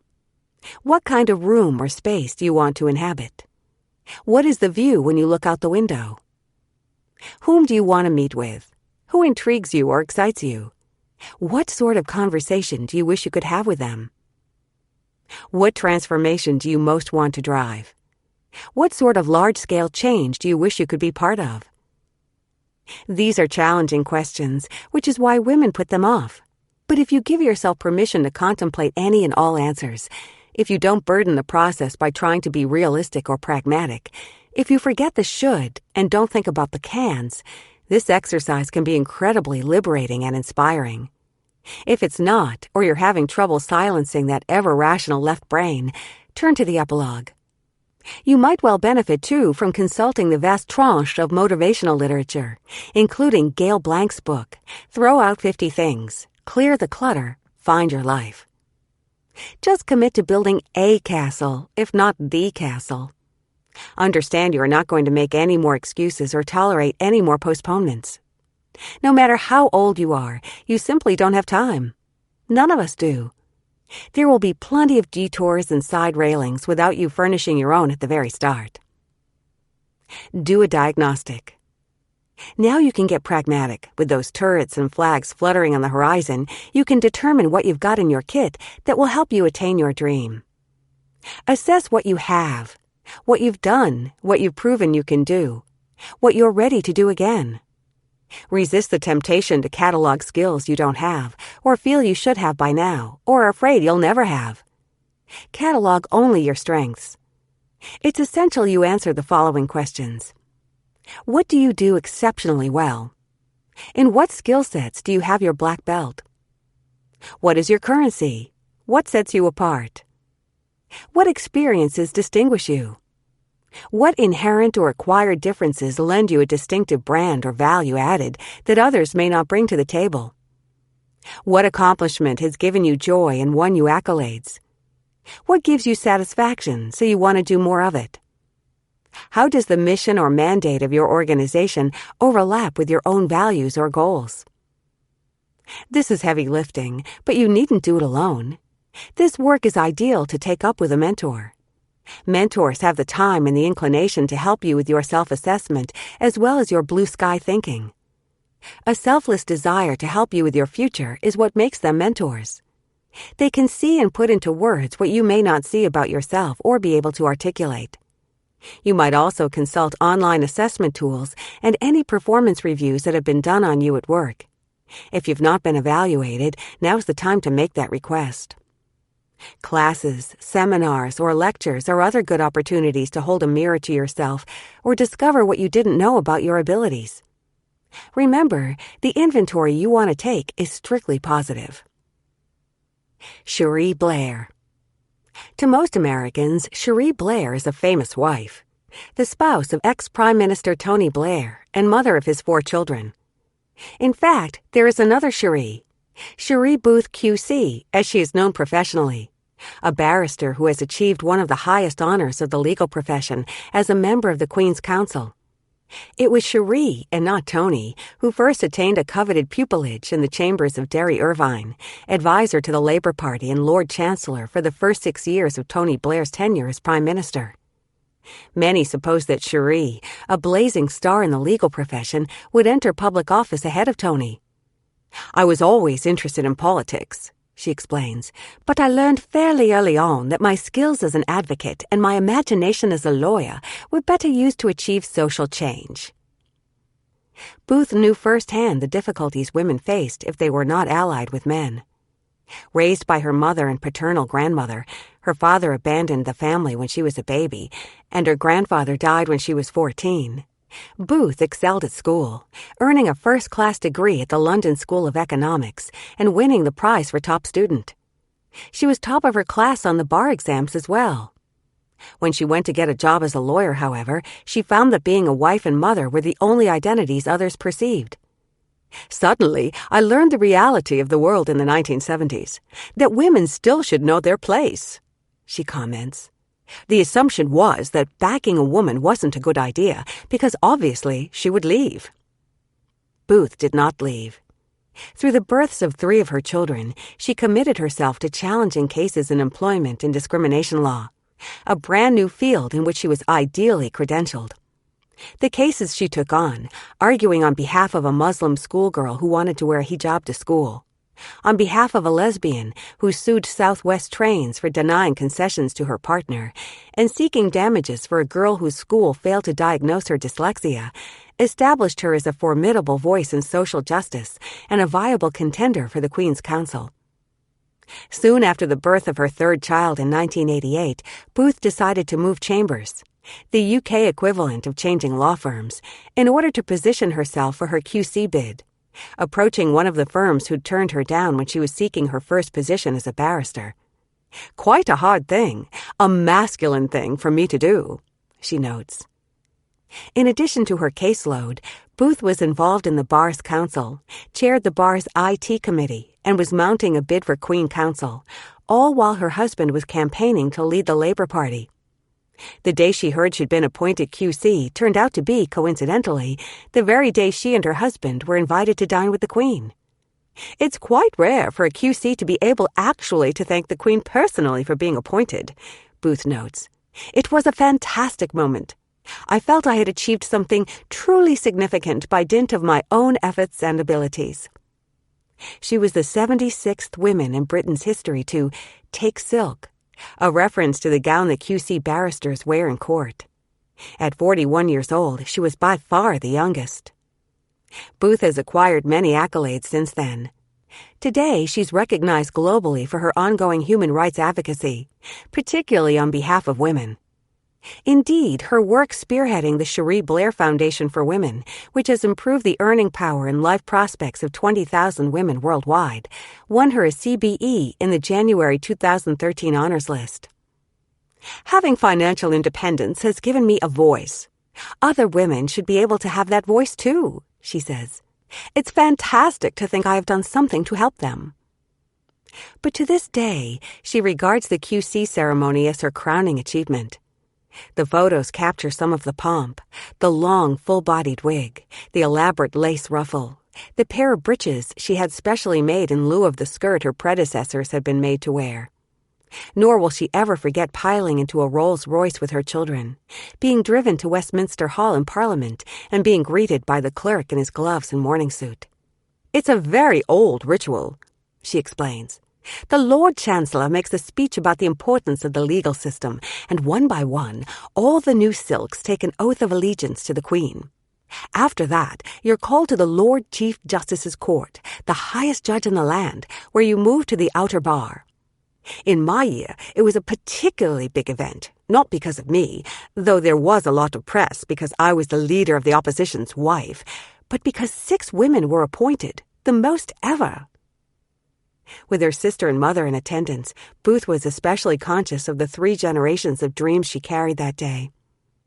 What was going through my head was how proud my mum was and how proud my grandmother would have been, she recalls. From a very early age, my grandmother had been a huge fan of Rose Hilbron, the first female silk, because Hilbron was, like her, from Liverpool. My grandmother used to go and watch her plead in court. I don't think that in all those years, when she was such a big fan of roses, that she ever thought her granddaughter would become Hilbron's successor. That day at Westminster gave me a huge sense of accomplishment and gratitude. It was a pretty big thing for a working-class girl from Liverpool to have done. Assess your organization. Having a confident handle on what you bring to the mission is half the diagnostic. The other half is assessing the context in which you'll be leveraging those strengths. You must map the organizational landscape. Consider the following questions. Is your firm flat, few titles, no apparent ladder, or hierarchical? If there is a ladder, how is it constructed? What do titles mean in terms of what you do, where you do it, and whom you manage? Where are you on the ladder? If your organization is flat and titles mean nothing, how do you then navigate the organization? What deliverables will get you promoted? As I discovered as a young professor, being Teacher of the Year was certainly an indication of high performance, but it did not win me tenure. Nor did publishing a high-impact trade book. Publication in obscure but highly regarded peer-reviewed journals was the deliverable I should have focused on. What are the notch points, the sticky places, the plateaus, dips, or pitfalls you need to power through? Every company, every profession, every worthwhile journey has these shoals, and many capable employees have foundered on them. Identify them now so that when you do win a sponsor, you know where to focus his or her efforts. Again, for help with this homework, turn to mentors. A well-chosen mentor will know the lay of the land in your firm. More importantly, he or she has successfully navigated it. Mentors can help you understand the unwritten rules, provide a map for the uncharted corridors to power, and reveal the business behind the business. They are typically not positioned to make your dream happen, nor do they owe you that kind of leg up. But in assisting you with this essential assessment, they prepare you to attract sponsors. Nail the tactics. Look for role models. Read about people like Coles and Booth, whose achievements inspire you. Keep refreshing your pool. It's important you have a robust sampling, lest the daily cavalcade of stories about unrewarded struggle or unwarranted sacrifice succeed in dampening your drive. Amazing people triumph, often overcoming hurdles far greater than your own. Put them in your sights. Envisage yourself at age 50 with 25 productive years ahead of you. It's never too late to focus on a goal and go after it. Consult with a mentor, role model, or personal development coach who can help you see the big picture. Brainstorm a professional target list. Write down your aspirations, however modest or fabulous, and figure out how to hold yourself accountable.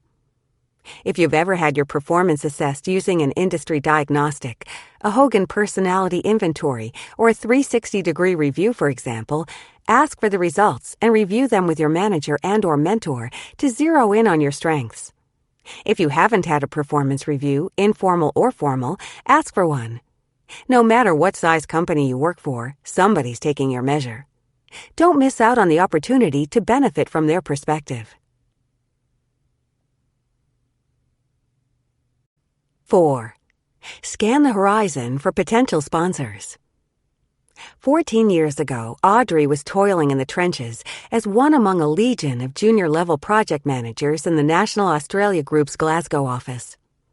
Intent on relocating, she had set her sights on Melbourne, Australia, because only a handful of UK expats ever got to work in Australia, and she wanted that breadth of experience on her resume.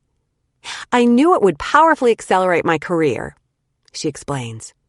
She also knew she would need help, some powerful executive who would talk glowingly about her skill sets, lobby for her relocation, and ensure that other candidates didn't beat her to the finish line. She needed a sponsor.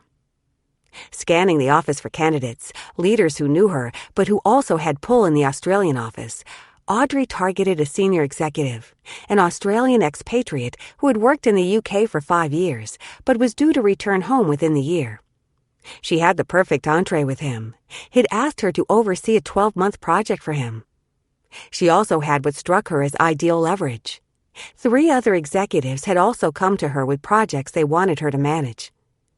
"I'd waited for a bus, and suddenly 4 showed up," she notes, and she had to choose. So she shared with him her conundrum about whom to work for, sketched for him her long-range plan, and proposed a quid pro quo. She'd take on his project if he'd agree to advocate for her transfer to the Melbourne office. "My approach wasn't, 'Oh, would you sponsor me?'" Audrey explained, "but more along the lines of, 'If I turn down these options and do a great job for you on your project, would you commit to helping me get a job in Australia?'" He signed on. The project lasted about 12 months.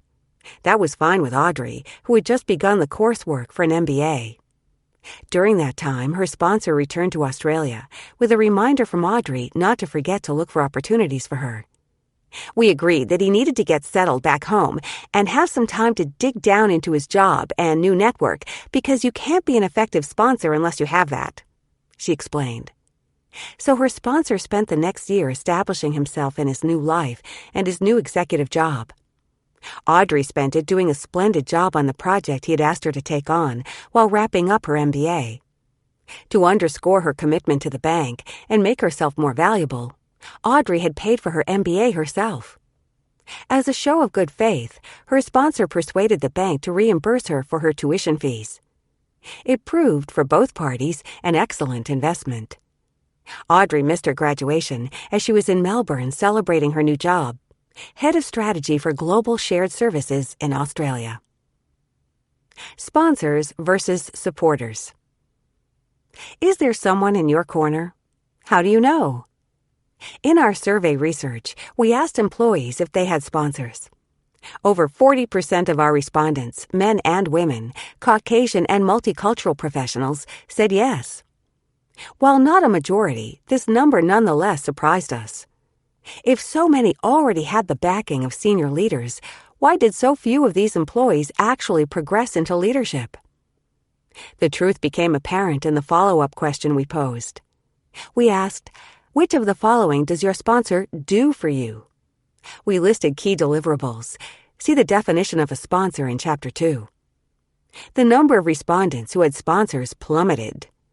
Forced to discern between sideline cheerleaders and center ring champions, a mere 13% of female professionals and a paltry 8% of non-Caucasian employees laid claim to real champions, leaders who expended chips on their behalf, advocated for the next promotion, and provided air cover. The fact is, few women and professionals of color differentiate between supporters and true sponsors. Turbocharging support into sponsorship. Some supporters, including mentors, can be converted into effective sponsors. It's a matter of taking an existing relationship and making it instrumental. But it's up to you to initiate that conversation. Start by identifying would-be sponsors among your supporters. Good bets will be leaders who, 1, are already aware of your skills and strengths, 2, stand to benefit from your help, and 3, have the clout to move you toward your goal, whatever that may be.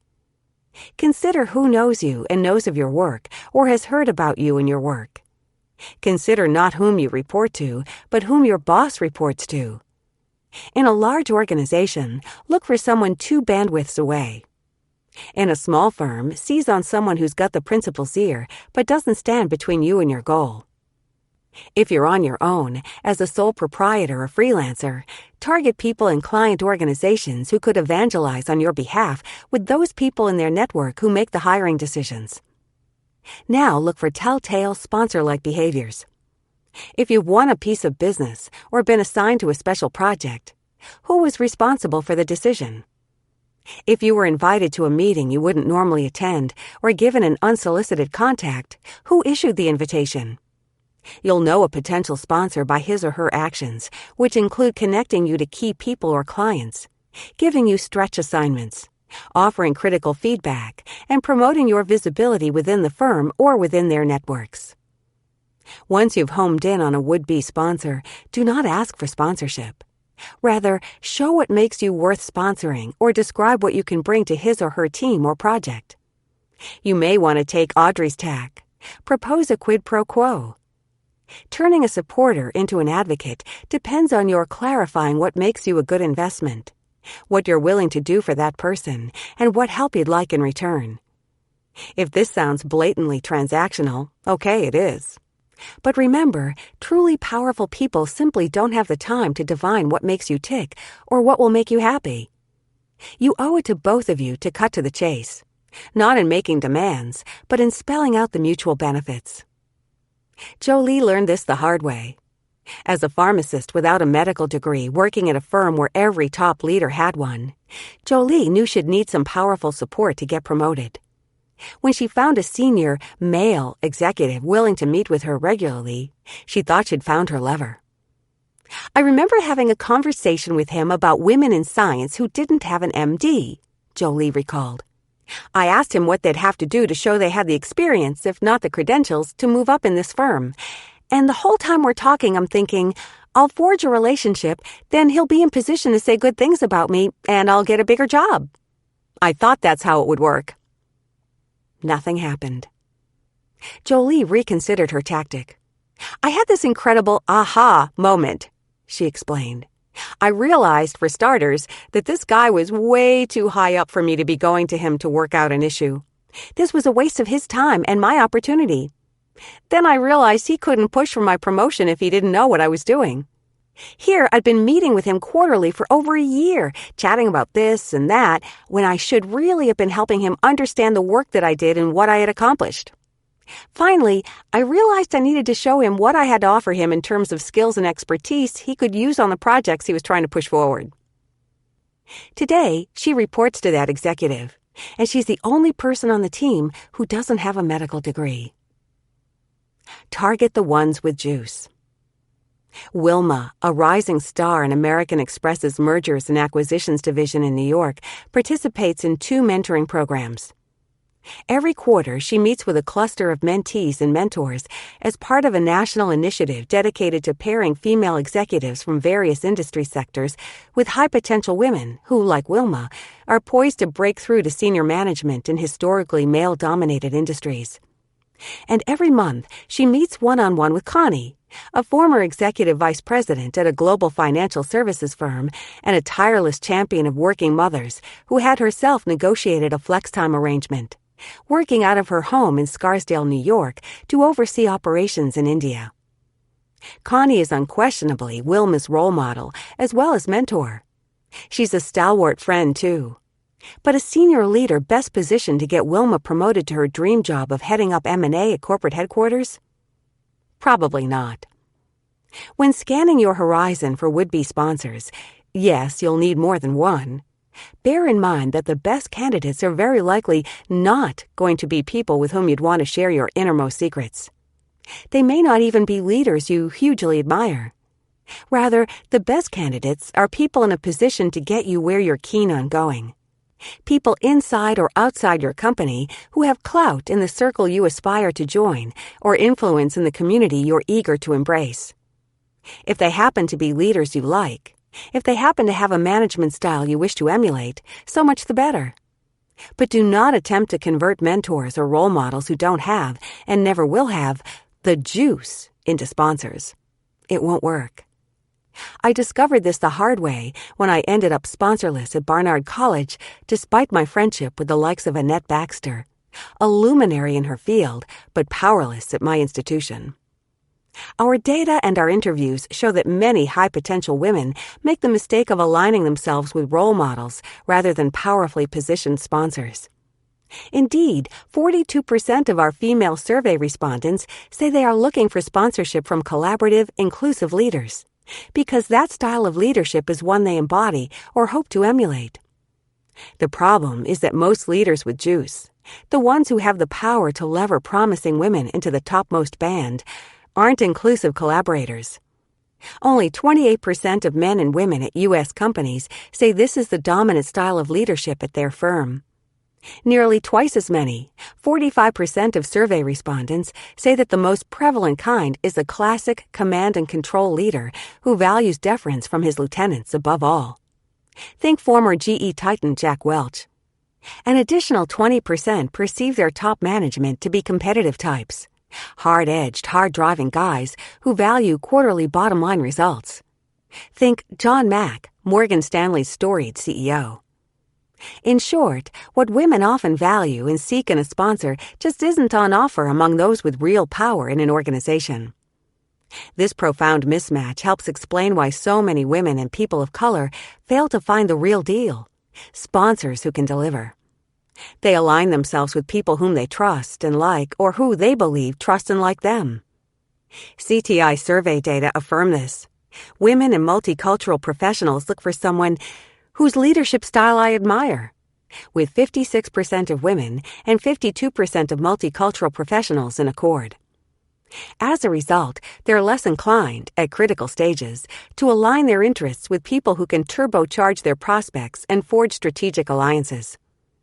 As one woman ruefully explained to me, "I've wasted 10 years impressing the wrong people."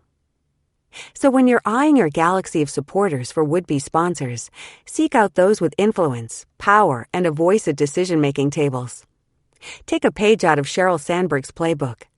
Early in the game, while she was still an undergraduate at Harvard, Sandberg sought to impress Lawrence Summers, an academic powerhouse. He made her his research assistant, and when he was subsequently tapped to run the World Bank, he brought Sandberg with him as his research analyst. When he moved over to the U.S. Treasury, Sandberg, who was 29 years old, became his chief of staff. Summers, who is perhaps best known for pointing out that women lack the intellectual wattage to be the world's top scientists, was probably not a role model Sandberg hoped to emulate. But did he have juice? Oceans of it. And once you've found these people, get yourself in front of them. This may require extraordinary measures. I have in mind my friend Joanna Coles, who, as a senior editor at More magazine, set her sights on a bigger role at Hearst, its parent company. Coles determined she needed to meet with Kathy Black, then CEO of Hearst and a powerhouse in the media industry. Coles managed, after considerable persistence, to get a meeting scheduled with Black. The morning of the meeting, she got a call from Black's office saying that the meeting would have to be canceled, as Black was heading to the airport to attend a board meeting. Undeterred, Coles told Black's assistant she would share the ride to JFK Airport with Black. She hopped in a cab, got to Black's office just as the limo was leaving, joined Black in the back seat, and spent the next 40 minutes in conversation with her target sponsor. Today, as we know, Coles is editor-in-chief of Cosmopolitan magazine. Nail the tactics. Choose your targets carefully. Put efficacy over affinity. Role models are great to have, but they may not make effective sponsors. Don't be put off by leadership style. You need to respect your sponsor, not vow to become him or her. Your target may exercise authority in a way you don't care to copy, but it's his clout, not his style, that will turbocharge your career. Friends don't make the best sponsors. Doubtless you have friends. What you need in a sponsor is a strategic ally. Friendship can actually hinder a relationship that's instrumental in nature. By all means, impress your boss, but seek as your sponsor someone with the power to change your career. Would-be sponsors in large organizations are ideally 2 levels above you, with line of sight into your performance and your career. In smaller firms, either they're the founder or president, or they have the ear of that person. Get in front of would-be sponsors. Ask a supportive manager for stretch assignments in your target sponsor's line of sight. Request a meeting with your target sponsor for career development advice. Attend networking events, conferences, and extracurricular or informal gatherings where you might have occasion to approach your target and introduce yourself. Be able to articulate not just who you are and what you do, but your distinct value added, the hook that will spark interest and ensure you're remembered as someone who has something to offer rather than as someone who's making a demand. Approach a target sponsor and suggest collaborating on a project of interest to that person. Be super prepared and go out of your way to make clear how much you plan on helping out with number crunching and legwork as well as new ideas, says Columbia's Catherine Phillips. You'll be surprised at how well you'll be received, as most leaders, whatever the field or sector, are looking for ways to stay on the cutting edge, and many of them struggle with huge time constraints.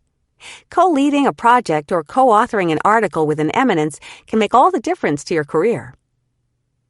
Propose a quid pro quo.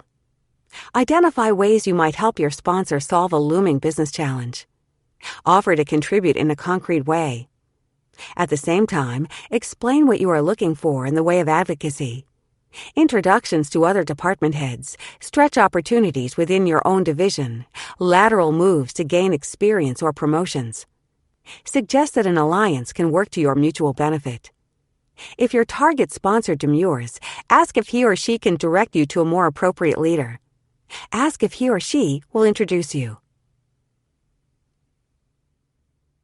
5. Distribute your risk. Let's say you have a sponsor, someone who's taken an interest in you, gone out on a limb for you, lobbied for your promotion, and provided you with air cover so that you can take risks and burnish both of your brands. If tomorrow this person left the company, could you survive and thrive? Leadership churn is something Gabriella, a 34-year-old cable television producer, knows something about. 2 years ago, with her reputation soaring thanks to signing a big-name talent, Gabriella was handed a wonderful stretch role, producing a prime-time reality show. Her longtime sponsor, Tony, the 20-year industry veteran who lobbied for this assignment, not only believed that Gabriella could lead the writing team, but also that she could take a more strategic role in building the cable network's programming. I was nervous but excited, Gabriella recalls. I knew I'd need to impress a lot of top executives, but I felt as if Tony would have my back. I knew she wouldn't let me fail. A year later, when a new CEO assumed the helm of the parent company, Gabriella saw a lot of those executives leave. But since Tony wasn't among them, she figured her own status was secure. I thought, okay, Tony's bulletproof, so I'm set for the long haul, Gabriella recalls. I figured at her age she wasn't going anywhere. Then came the bombshell. A year after the CEO transition, Tony announced she was defecting to the network's biggest competitor. Gabriella was dumbstruck. All I could think was, how could she do this to me? Gabriella reflects. But then I realized I might have done the same thing had I been approached with that kind of offer at that point in my career. Gabriella retained her position, but her influence, she feels, is on the wane. She's now a co-producer on a show that won't be renewed next season, and she's no longer invited to the strategy sessions. It's only been a few months, but I feel isolated and ignored, she admits. When Tony brought me in, I saw myself becoming an executive producer before I was 35. Now I feel as if I'll be lucky to keep my job. The 2+1 rule. No matter what industry you work in, no matter what job you hold, you know this. In a global economy still struggling to pull out of the 2008 financial nosedive, job insecurity is the new normal. You need a sponsor more than ever, not only to help you move up, but to help you hold on to your job. Only a powerful backer can help you keep the job you have or help you find one should your position disappear. As Gabriella acknowledges, however, in this economy, your sponsor is vulnerable to churn too. We heard from a number of top-level managers who, in the wake of the 2008 collapse, found themselves out of jobs because they'd lost the high-level backer who might have protected them. One lamented the fact that by the time she'd realized she needed to get a lot more intentional about cultivating leaders as sponsors, there weren't many to be found, a phenomenon affirmed by our female survey respondents. 52% of whom, compared to 35% of the men, said that it was harder to find a sponsor due to the recession. So you're not bulletproof, not with just one sponsor anyway. She or he might be spread too thin to give you the protection you need. She might get fired. She might take a better offer elsewhere. She might peel off to launch her own venture. In short, she might well put her interests ahead of your own. Then what? It's not that your sponsor's departure spells the end of your relationship. Someone for whom you've worked hard, delivered results, driven revenues, or otherwise supported in measurable ways is likely to continue advocating for you. But her advocacy where you work won't be useful any longer, unless you intend to follow her. So what to do? The solution, of course, is to cultivate more than one sponsor, at least in a medium-sized to large firm. In organizations with fewer than 10 people, you're probably best served by having one or two sponsors outside the firm as well as in it, in the same industry.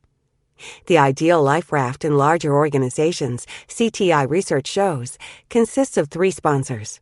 2 within your organization, 1 in your line of sight and 1 in a different department or division, and 1 outside your firm. The 2+1 rule, as we call it, holds true for every career stage, from entry level to executive. One interviewee compared her sponsor strategy to her bond portfolio. You want it diversified and you want to keep adding to it, or it won't be an adequate hedge, she counsels. A diversified portfolio means that your sponsors should be independent of one another, so that if one goes down, the other won't go down with him or her. Yvette at Bank of America is a case in point. Yvette attained a high-visibility position in the bank's Global Wealth Management division after the acquisition of Merrill Lynch in 2009. Because her sponsor reported directly to Sally Krawcheck, the division's president, both Yvette and her sponsor saw their careers skyrocket during Krawcheck's impressive reign. But by 2011, Krawcheck, despite impressive gains in her private banking division, was in the crosshairs of new CEO Brian Moynihan, whose leadership had resulted in losses of $8.8 billion for B of A during that year. By September, Krawcheck was out. Yvette's sponsor was reassigned, and Yvette found herself sponsorless, too tainted by her connection with Krawcheck for anyone in the purged inner circle to extend her a lifeline. Today she works for another bank, a move that she describes as essentially lateral, because she had to dissociate herself from her network, all of whom were in some way tied to Krawcheck. We all lost ground because we'd hitched ourselves to Sally, she told me in our interview. Building your portfolio of sponsors means increasing the number of arenas in which you play a leadership role. Your job isn't a big enough stage to put you on the radar of powerful individuals outside your team, department, or division. If you work for a large company, as many of our focus group participants do, volunteer for formal mentoring programs as a mentor, because a conspicuous role in any leadership development program invariably makes you visible to a wide range of high-level managers across divisions. Consider taking a leadership role in an employee network or affinity group. If you're not already participating, here's a perfect example of why to get involved. Barbara Adachi, head of human capital for Deloitte Consulting LLP, talks about finding both of her protégés through WIN, Deloitte's initiative to retain and advance women, which Adachi led from 2007 to 2012. It was their offer to help her and their follow-through on the important tasks she assigned them that won them her advocacy. Even though one of my protégés was in another practice, I was able to be a voice at the table when she came up for promotion to partner, Adachi says. After 20 years, WIN is now embedded in Deloitte's culture, and advancing women is a leadership priority. For that external sponsor, you need to cultivate vibrant networks outside work. Join a philanthropic cause. Get on a nonprofit board. Take a leadership role in your church or synagogue, or head up your alumni chapter, all with a view to gaining visibility in a larger community by demonstrating commitment and showcasing your unique skills or experience. Deb Elam, Vice President and Chief Diversity Officer at GE, makes herself available to young talent through the National Black MBA Association and Jack and Jill of America. She's active as well on the National Executive Board of Delta Sigma Theta Sorority and the Fairfield County chapter of the Lynx, Inc. Elam is passionate about her causes, which give her the opportunity to leverage skills she's acquired during a 25-year career at GE. They also represent an extensive network of influentials outside of the firm who recognize Elam as a leader. The 2+1 rule ensures you'll survive a direct hit to your department, a systemic threat to your division, even a catastrophic blow to your firm or industry. But most importantly, it ensures you'll survive the loss of a prime sponsor. Finding and sustaining a sponsor relationship with 3 individuals is a daunting task, to be sure. But in these uncertain times, diversification is the name of the game. Nail the tactics. Increase your internal visibility. Lead a network, for example, a women's leadership group, an African American forum, or an employee resource or affinity group. Spearhead a philanthropic project, cultural event, or company sports team. Ask for mentorship. Create a circle of mentors from different divisions or departments with whom you might consult on strategic shifts in your industry or career. Ask your boss to introduce you to his or her boss. Ask for personal development, leadership development, or formalized mentorship, as executives are often tapped to lead these internal programs. Increase your external visibility. Join a nonprofit board relevant to your industry or sector. Run for office in your professional association, community, school district, or church or synagogue. Attend conferences and figure out how to be a speaker, panelist, or facilitator. Create a personal board of directors or circle of mentors external to your company to get big-picture insights and advice on an optimal career path. Figure out the levers of power and work them. Timing is everything when you think your job is under siege. Be proactive. As soon as you see the handwriting on the wall, mobilize your external as well as internal champions. When Catherine Phillips perceived that her window for tenure was shrinking at Northwestern's Kellogg School of Management, she applied for tenured positions at competitor schools and activated her network of sponsors to write her referrals. Alarmed that the competition might lure Phillips away, leaders at Kellogg swung into action and awarded her tenure.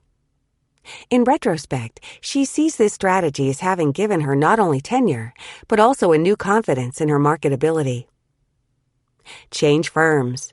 The levers of power where you are may not be sufficient to boost you into the top tier. As Cherie Booth, see her story in Chapter 3, notes, this takes considerable courage, fortitude, and perseverance. You may find, as she did, that the point at which a career change becomes imperative often coincides with the most intensive childbearing and child-rearing years. Take a page out of her book. Do your homework to determine where you need to land in order to get on track to your dreams.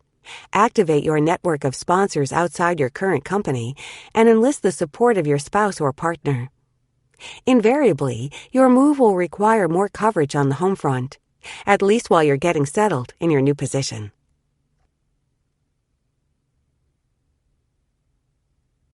6. Understand that it's not all about you.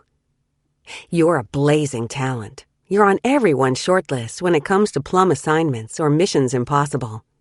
Senior leaders want you on their team or special project. You've got a mentor. You've been given a coach. You're being tapped for leadership development. All systems go, right? But if for even a minute you sit back and bask in this beneficence, if you think that this attention you've been shown is all about you, then you may have already squandered your opportunity. Being a great mentee is not the skill set that will endear you to sponsors.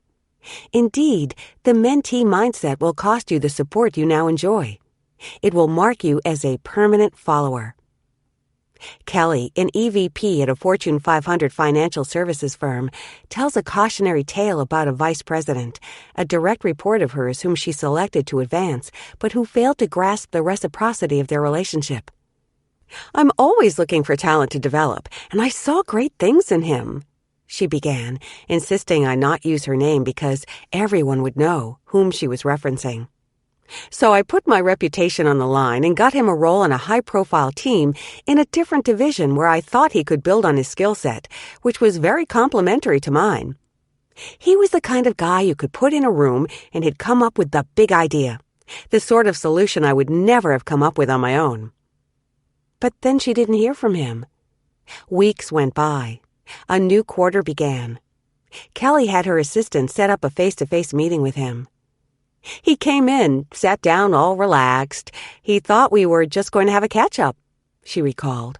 And we were, but I laid it out for him. I said, "You know I'm your sponsor, right?" Now he's shifting in his seat, realizing this is more than a chat. "Yes," he said, and thanked me. I said, "I'm not looking for your thanks. This is mutual. We're in this together. 3-4 months have gone by, and I don't know how you're performing. I have no idea if you're struggling, if you need air cover, if you need a sounding board, or what.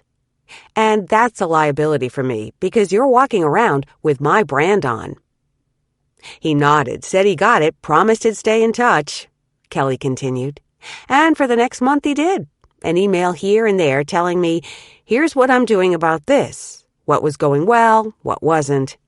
He even left me cookies with a thank you note, but then he dropped off my radar again. Shortly after, I learned from a colleague that he was struggling, and his commitment to the company was on the downslope. It was clear, as Kelly related this story, that she was still turning over what went wrong and why. He just didn't get the reciprocity, she reflected. He didn't get that I needed to be kept in the loop, especially if he was in trouble, because other people were making presumptions about my eye for talent. Without regular communication, without line of sight, I couldn't manage my investment in him. I couldn't assess the risks versus the rewards of sponsoring him. So Kelly broke off the relationship. She called a meeting off-site and told her erstwhile protege that she could no longer be his sponsor and why.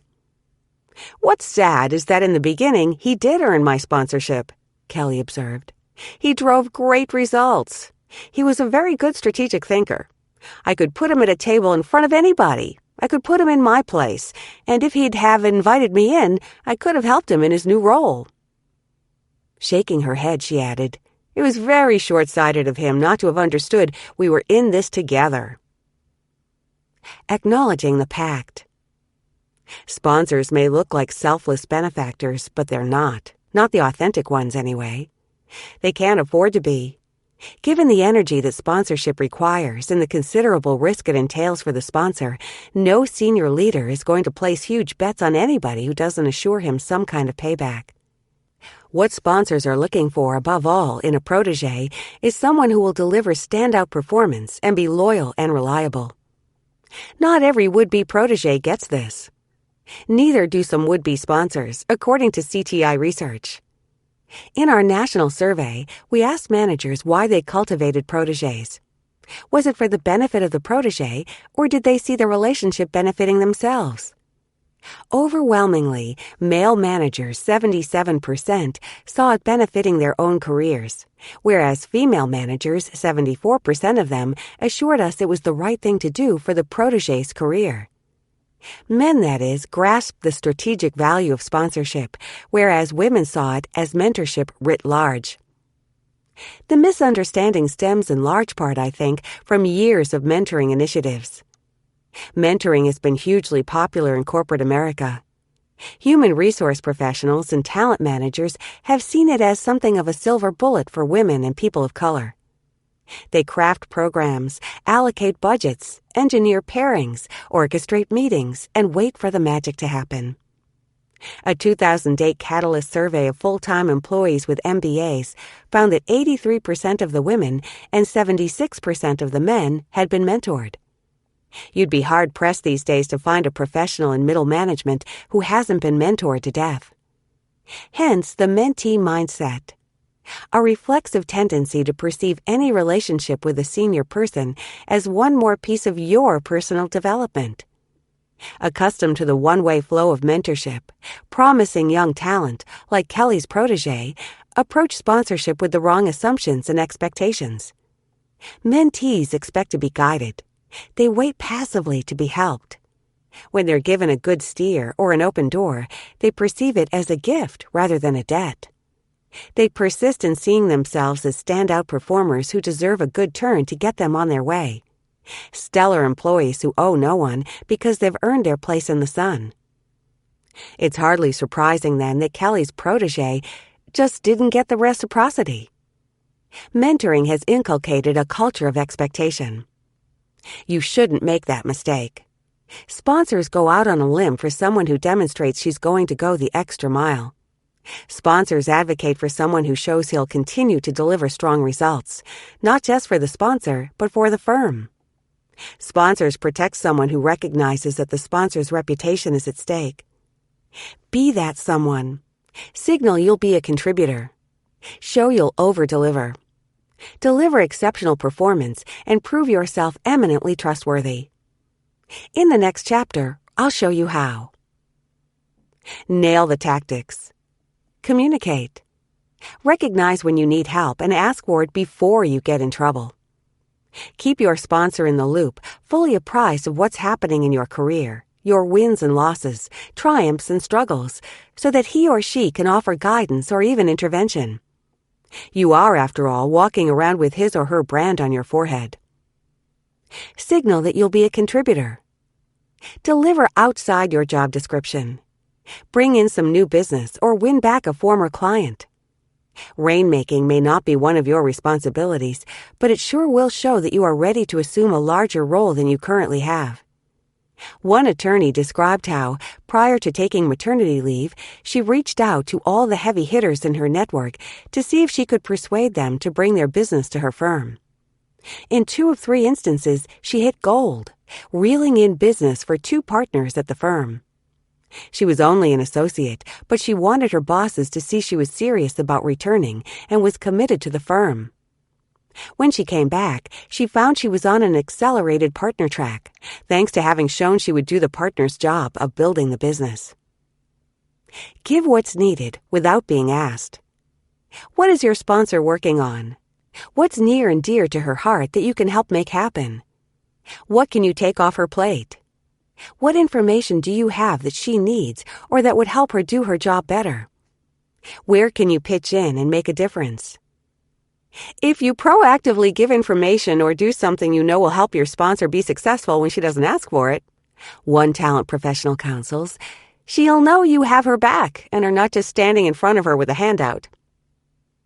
Make the small gesture. Commit random acts of everyday thoughtfulness. This could be as simple as buying an extra cappuccino at Starbucks on your way into a meeting with your sponsor. You won't appear to be a suck-up if you're someone who shows equal thoughtfulness toward your colleagues on a random, regular basis.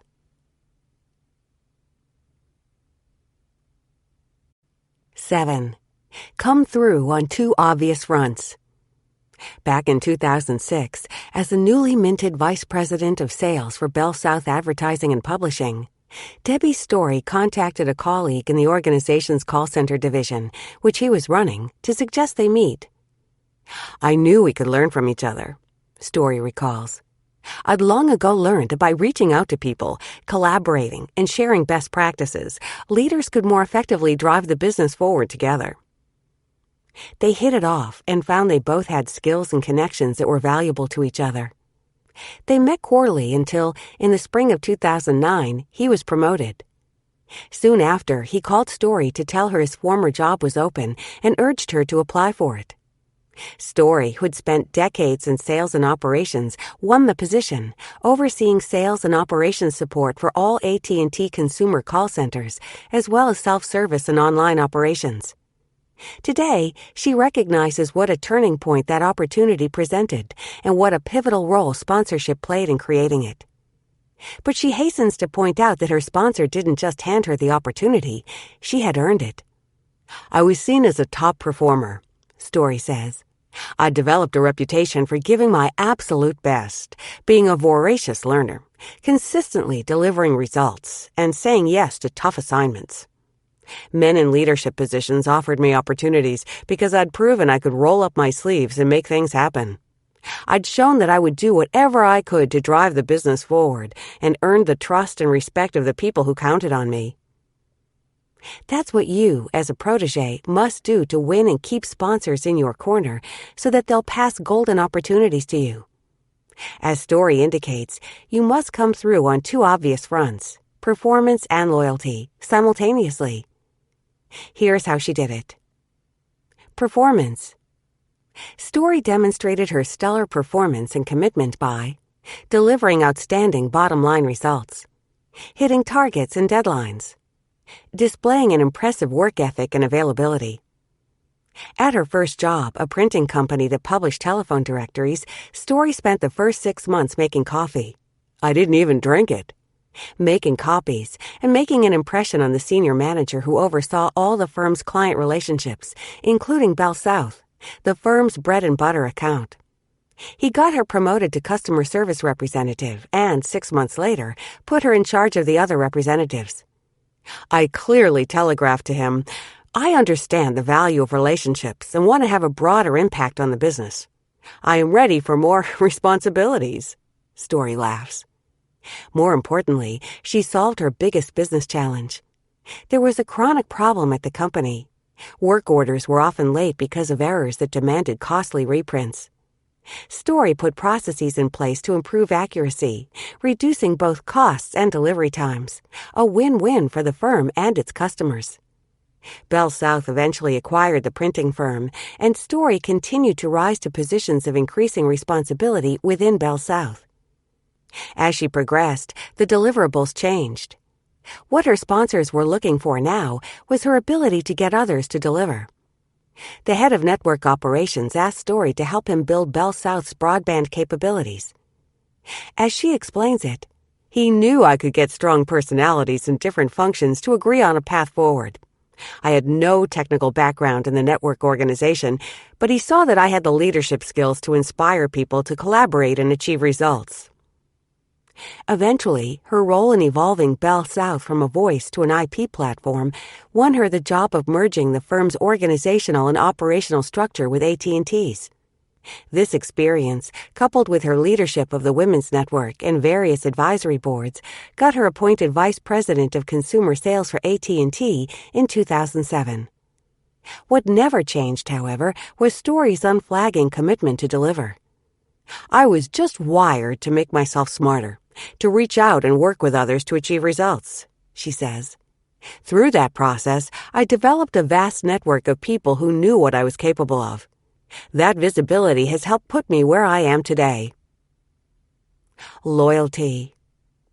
Story also proved her loyalty by demonstrating trustworthiness and discretion and having her sponsors back, burnishing her sponsor's brand across the organization, growing her sponsor's legacy. Story's first sponsor put her in charge of the printing firm's sales organization.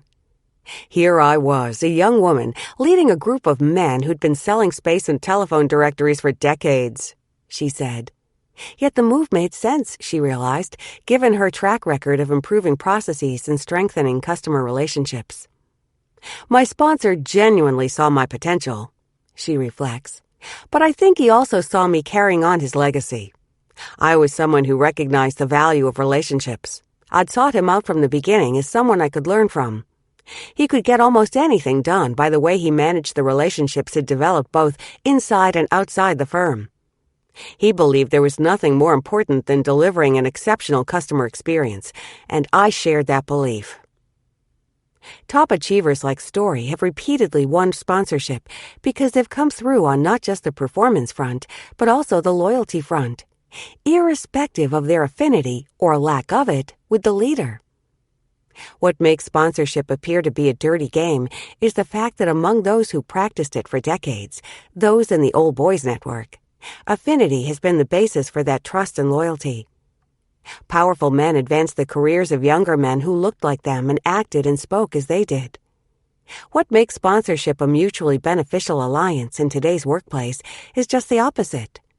Trust is now earned, cultivated, and deepened in a number of ways that utterly trounce the salience of tribal similarities, making sponsorship a potent and enduring career lever for everybody, regardless of race, gender, background, or sexual orientation. Melody Hobson. I've had several sponsors in my life, but the one who made the most difference was John W. Rogers, Jr., who founded Ariel Investments. He had such faith in me. When I was just 24 years old, he introduced me to Jack Bogle, investment guru and CEO of Vanguard.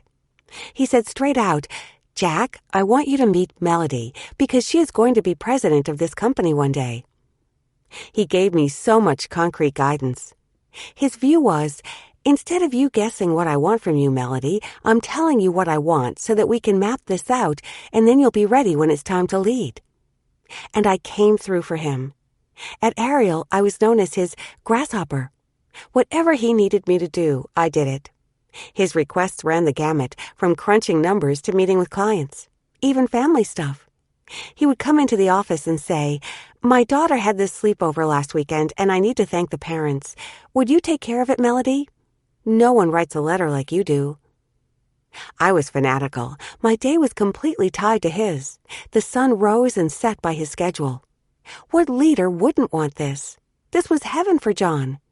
My running joke was that I wanted one of me. It all paid off.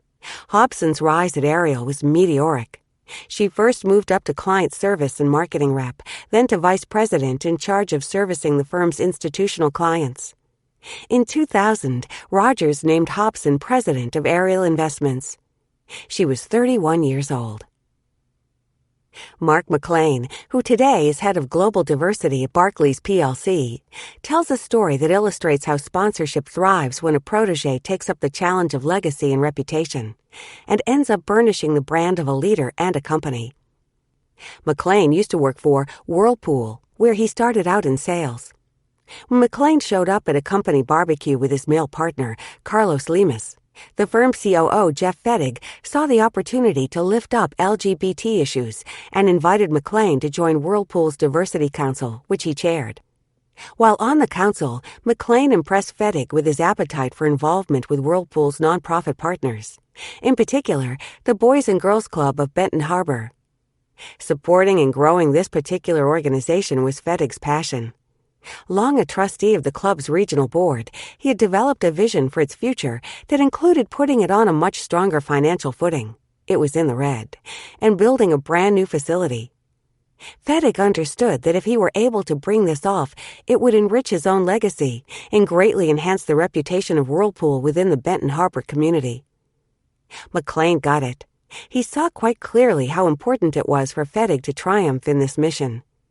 So he joined the board, ran successfully for president, and drove Fettig's agenda.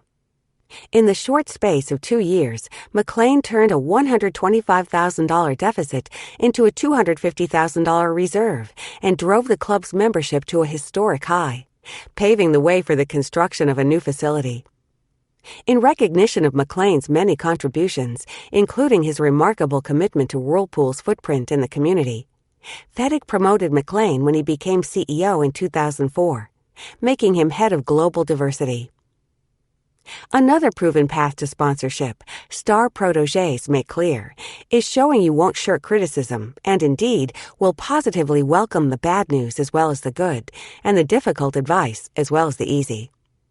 McLean succeeded in his turnaround of the Boys and Girls Club not because he knew how to work miracles, he says, but because he asked Fettig for guidance. Guidance that included firing key personnel in the club's leadership. Story at AT&T similarly notes that what won her the allegiance of her many sponsors was her appetite for the brutal truth. "I'd always tell them, shoot straight. You cannot hurt my feelings because I want to learn and grow and do the best job that I can," she says.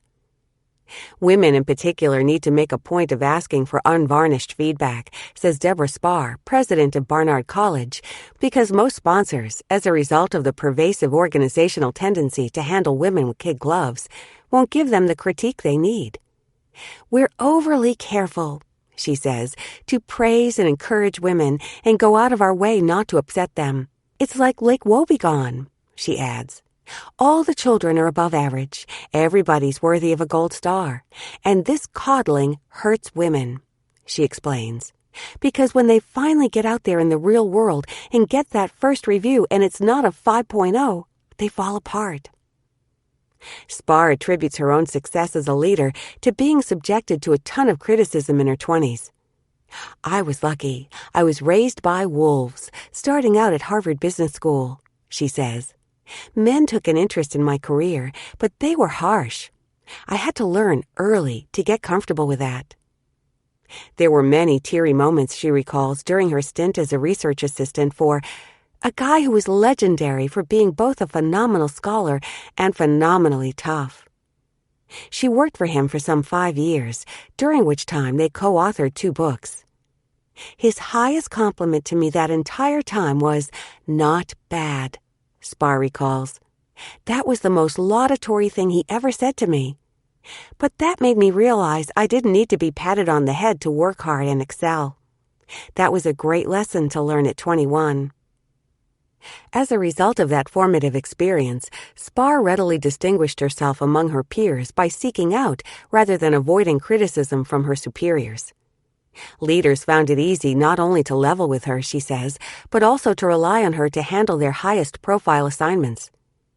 They'd say, "Give it to Deborah. She's the only one with guts," Spar recalls. In her view, a capacity to handle withering criticism, stark reversals, and wretched news demonstrates, and this is the point, that you can be trusted to confront rather than shirk the tough stuff. This is the ultimate test of a leader. This does not suggest that winning a sponsor's trust requires becoming his or her toady. On the contrary, persuading your sponsor that you can ultimately be entrusted with his or her job depends on demonstrating you will stand up to him or her and push back when necessary.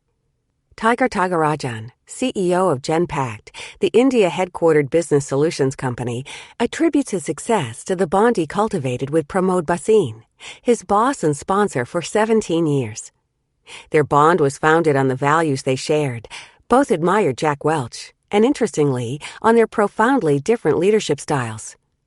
Thagarajan's primary job as COO, as he saw it, was to build teams from scratch by identifying and developing raw talent. Bhasin, in contrast, was inclined to pass on people who couldn't figure out how to evolve on their own. So on numerous occasions, Thagarajan relates, the two were at odds as to how to handle underperforming personnel. In many instances, Tiger pushed back, but he did this in private and not in public. "I'd go to talk to him after the meeting," he explains. "I'd say, 'Here's my thinking on this,' and show him that I understood his logic, but also show him why it wouldn't work. And he was amenable to that input, as long as I kept it private." By sticking to his guns, Thagarajan helped Bhasin transform Genpact from GE Capital's outsourcing outpost in India to a multinational infotech giant. When Bhasin anointed Thagarajan CEO in 2011, he stepped down completely, highly unusual for a departing CEO who usually remains on the board, in order to give Thagarajan complete latitude in exercising his brand of leadership. He trusted that it would work. "It was a tremendous show of confidence and trust," says Thagarajan. "We had very different styles, but in the end, I think he came to respect the very thing that distinguished my leadership style from his." Nail the tactics. Hit the numbers. Meet all deadlines. Exceed expectations. Nothing makes you easier to sponsor than outstanding results, according to 62% of our survey respondents. Be able to recite and make sure your boss can cite your accomplishments in terms of what your firm values. It may be the scale of projects you're overseeing. It could be the number of clients you've won or retained. But know how you stack up against your peers and your competitors. A partner at Booz & Company told me how, when she was up for promotion to the senior ranks of the partnership, she armed her sponsor with the evidence he needed to convince others she was the best candidate. She reviewed all of her accounts, crunched the numbers, and compiled an extraordinary document detailing the revenues she'd driven. In particular, she demonstrated how she had contributed more to the bottom line than any other candidate. Her effort made it easier for her boss to push for her promotion, as he hadn't really known the extent of her impact. She's now a senior vice president. Get the word out on your successes. Since it can be difficult to brag about yourself, work with peers to sing each other's praises. A vice president at Merrill Lynch describes how she and 3 other women, all up-and-coming leaders but in different divisions of the firm, met monthly for lunch to update each other on their projects and accomplishments. The idea was to be ready to talk positively about each other, should an occasion arise. As this vice president explained it, If my boss were to complain about some problem or challenge she's struggling to solve, I would say, you should talk to Lisa in Global Equities because she's had a lot of experience with that. It turned out to be a really effective tactic because we could be quite compelling about each other's accomplishments. In short order, all 4 women won promotions.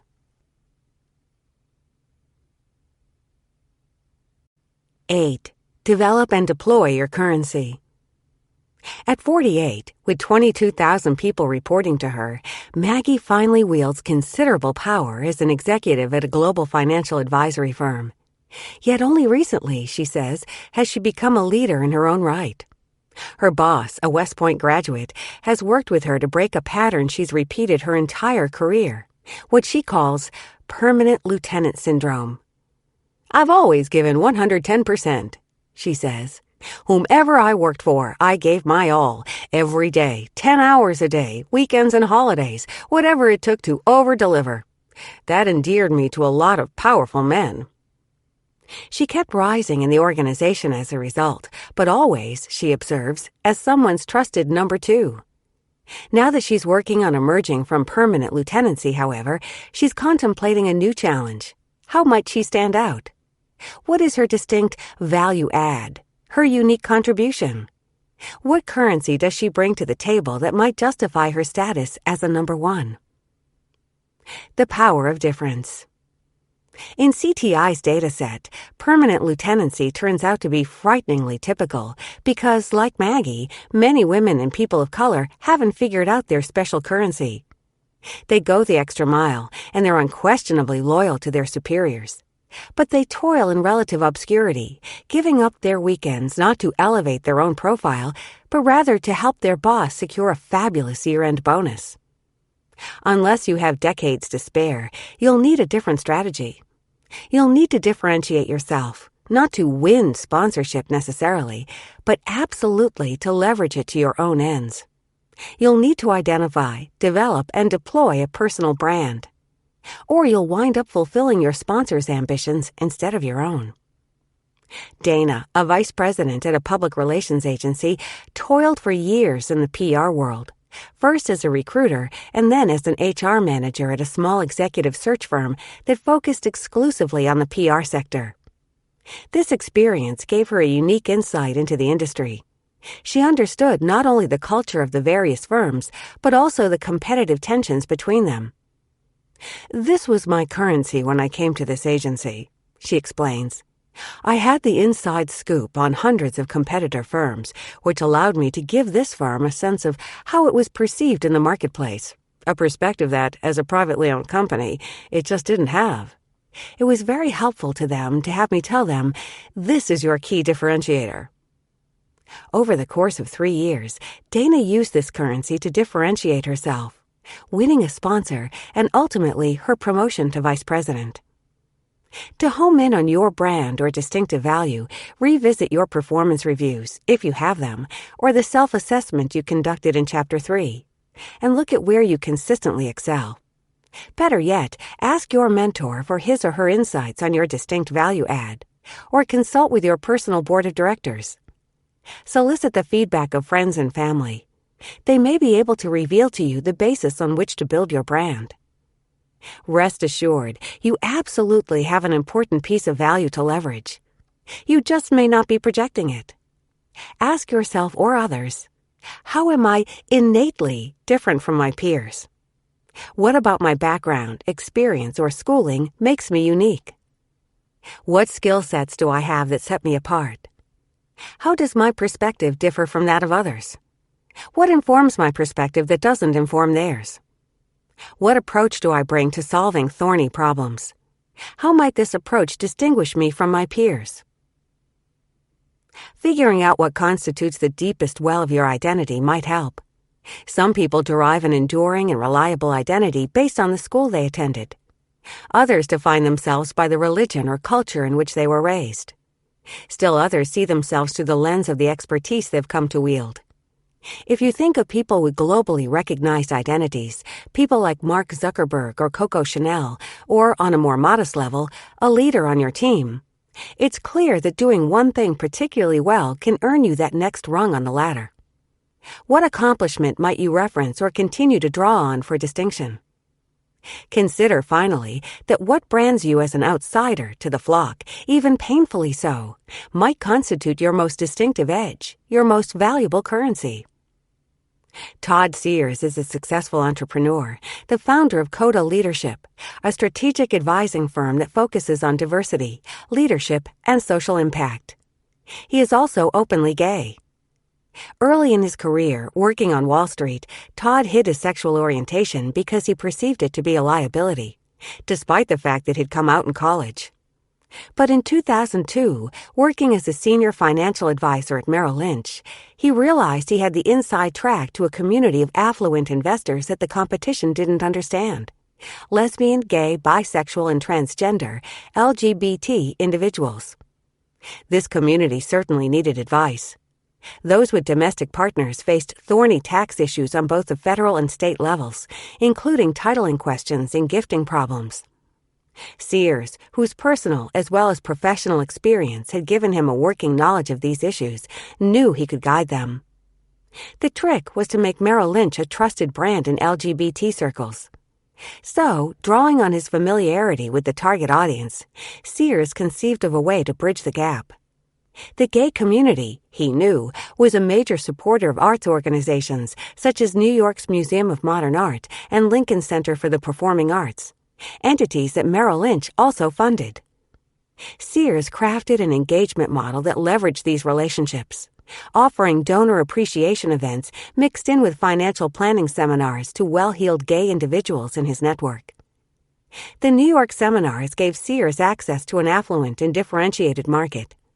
But he didn't stop there. Sears took his domestic partner program on the road, eventually delivering over 400 financial planning seminars nationwide.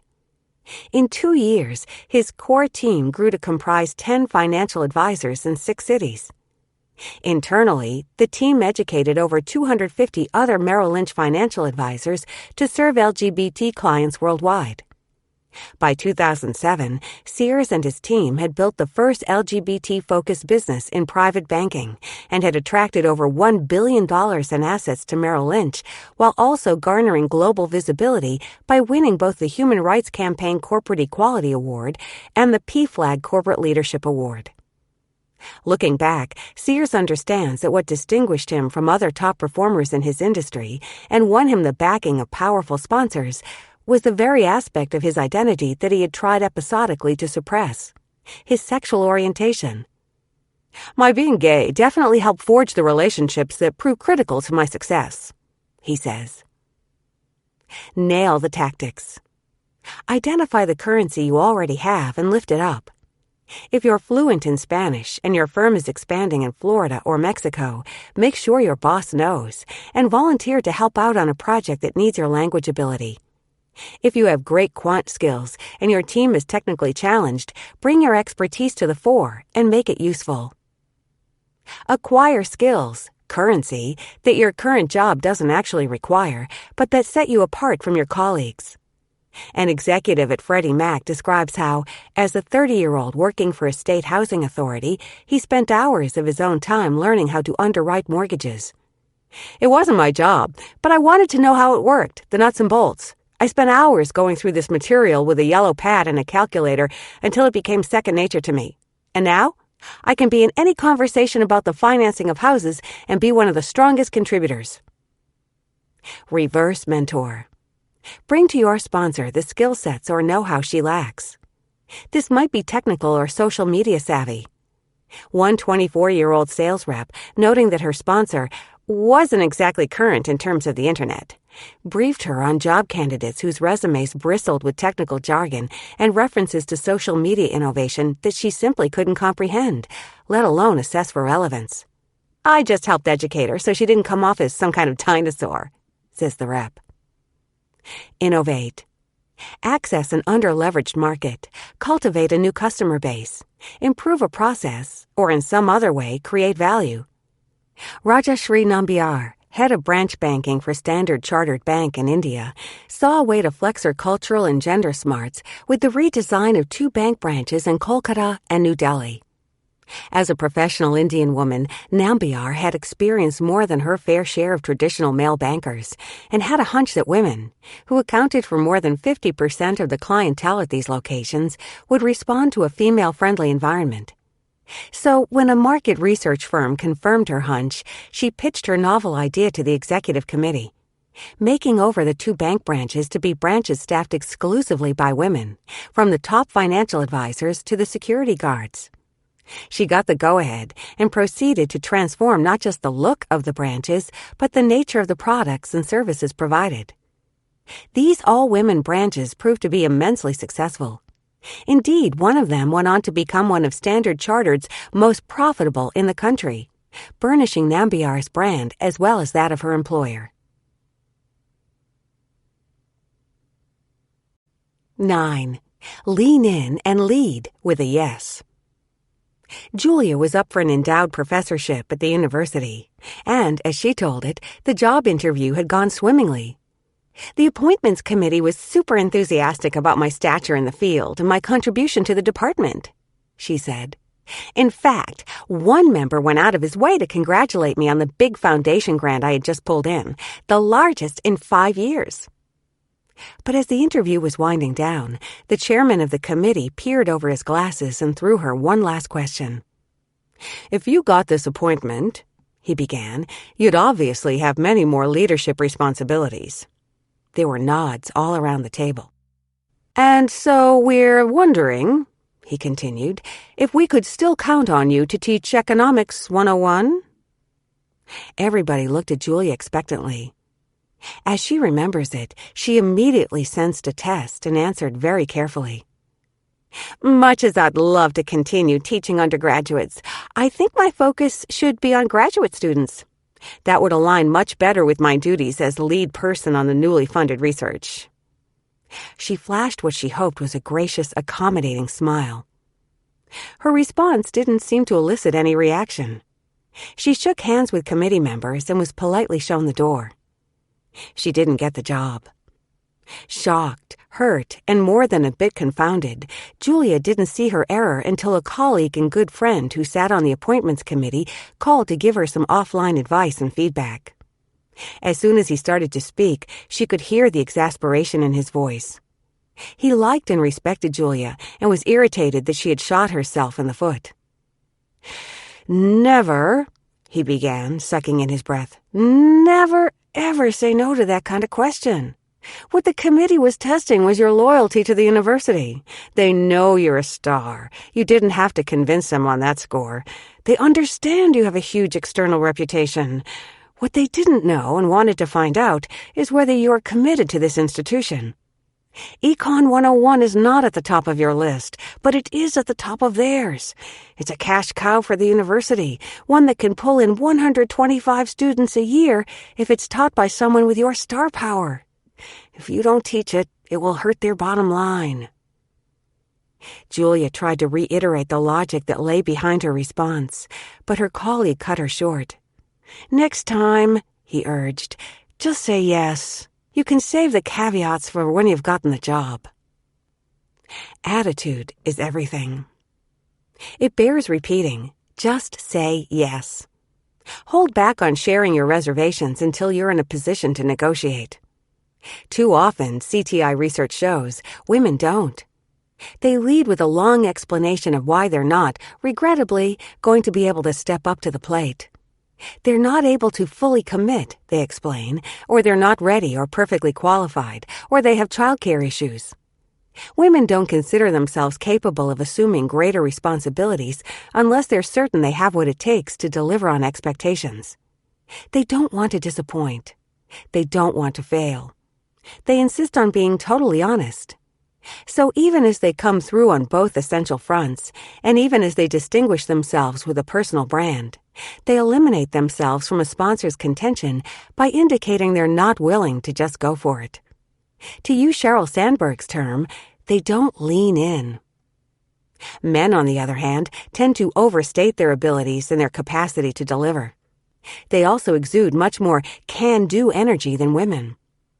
A 2005 University College London study compared men's and women's estimation of their intelligence and corroborated earlier work showing that men of modest IQ award themselves higher estimated scores than women with high IQs. In Beyond the Boys Club, Suzanne Doyle Morris demonstrates what she calls the female self-sabotage phenomenon in job interviews. In Women Don't Ask, Linda Babcock and Sarah Lashiver see how women do themselves a disservice in negotiations by constantly lowballing what they could get. To be sure, women worldwide are more constrained than men. They're burdened by responsibilities on the home front as they continue to shoulder the bulk of the childcare and the majority of the housework. Asian women in particular feel the weight of elder care demands. 95% of Indian women and 95% of Chinese women working full-time say they have responsibilities to aging parents. 75% of high-echelon women in the United Arab Emirates recognize how imperative international travel is to their careers. But 62% point out that cultural mores make it all but impossible to travel alone. And 71% contend that they cannot obtain visas. But constraints needn't be the first thing discussed when an opportunity is gleaming on the table. What's critical to communicate about yourself, as Julia learned the hard way, is not ability, but eagerness to grab hold of the offer. Sponsors aren't looking for yes men in the political sense. They expect someone with real leadership potential to have real conflicts.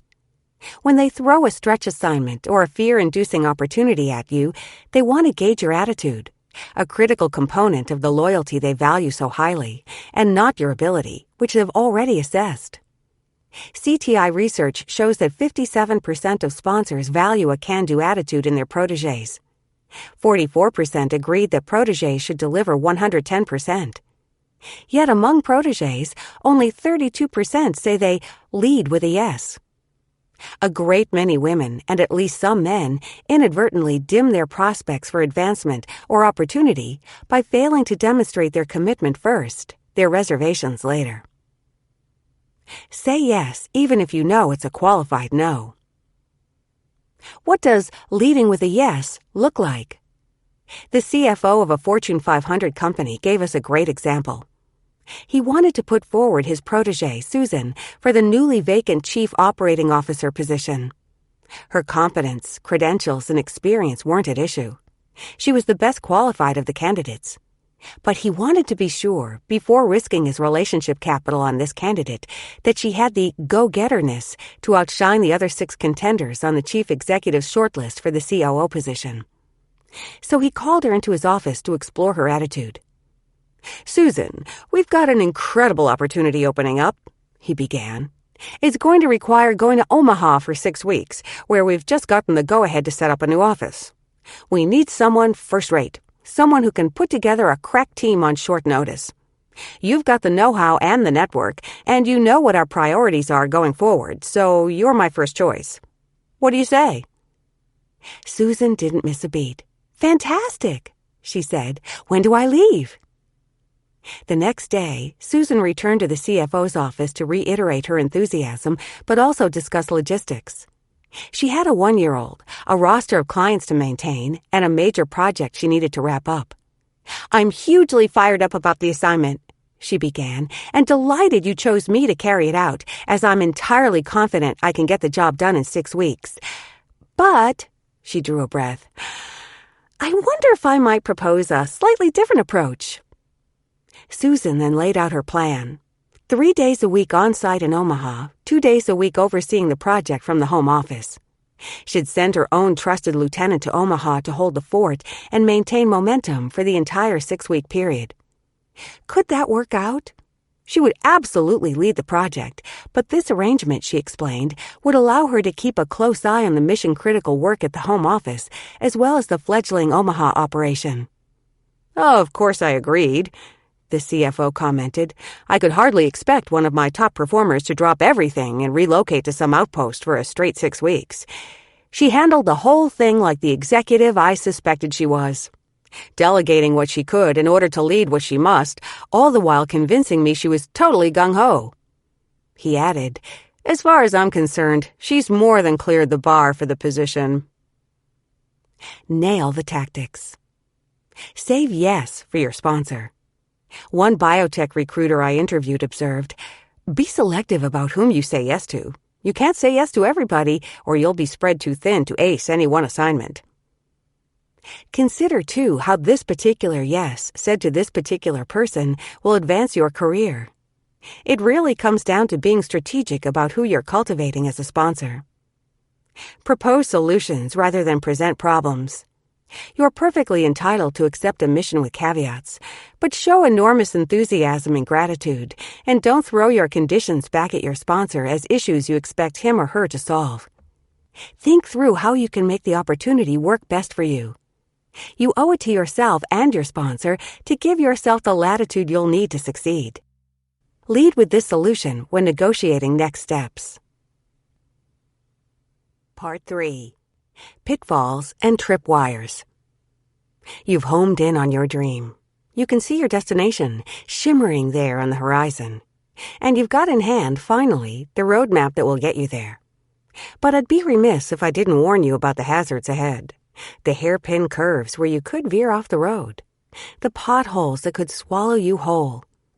To negotiate these, you'll need more than driving tips and tactics. You'll need GPS. In this section, I'm going to delve deeper into 3 career pitfalls that other coaches won't poke with a 10-foot pole. The fact that no one talks about them is what keeps straight white men in power and the rest of us scratching at the door. First, for women, there's the ubiquitous and ever-threatening hazard of an illicit affair. Sex with a superior, or even the suspicion of it, can take you out of the race. Then, if you're a person of color, there's the issue of distrust. If you allow racial divides to cut you off from potential sponsors, your fear of career-stunting bias will become a self-fulfilling prophecy.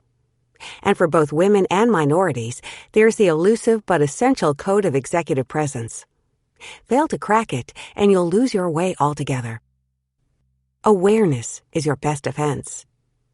To further gird you for the perils of this journey, I've harvested a slew of tips and tactics from professionals who've successfully completed it. Heed their wisdom, hold on to your roadmap, and I have every confidence you'll stay on track. 10. Sex. In 2010, a shakeup at the New York Times Magazine made headlines for what was an implied impropriety between its editor, Jerry Maserati, and a young female editor he promoted from front of the book to story editor, then to web editor, and in 2008 to his side as deputy editor.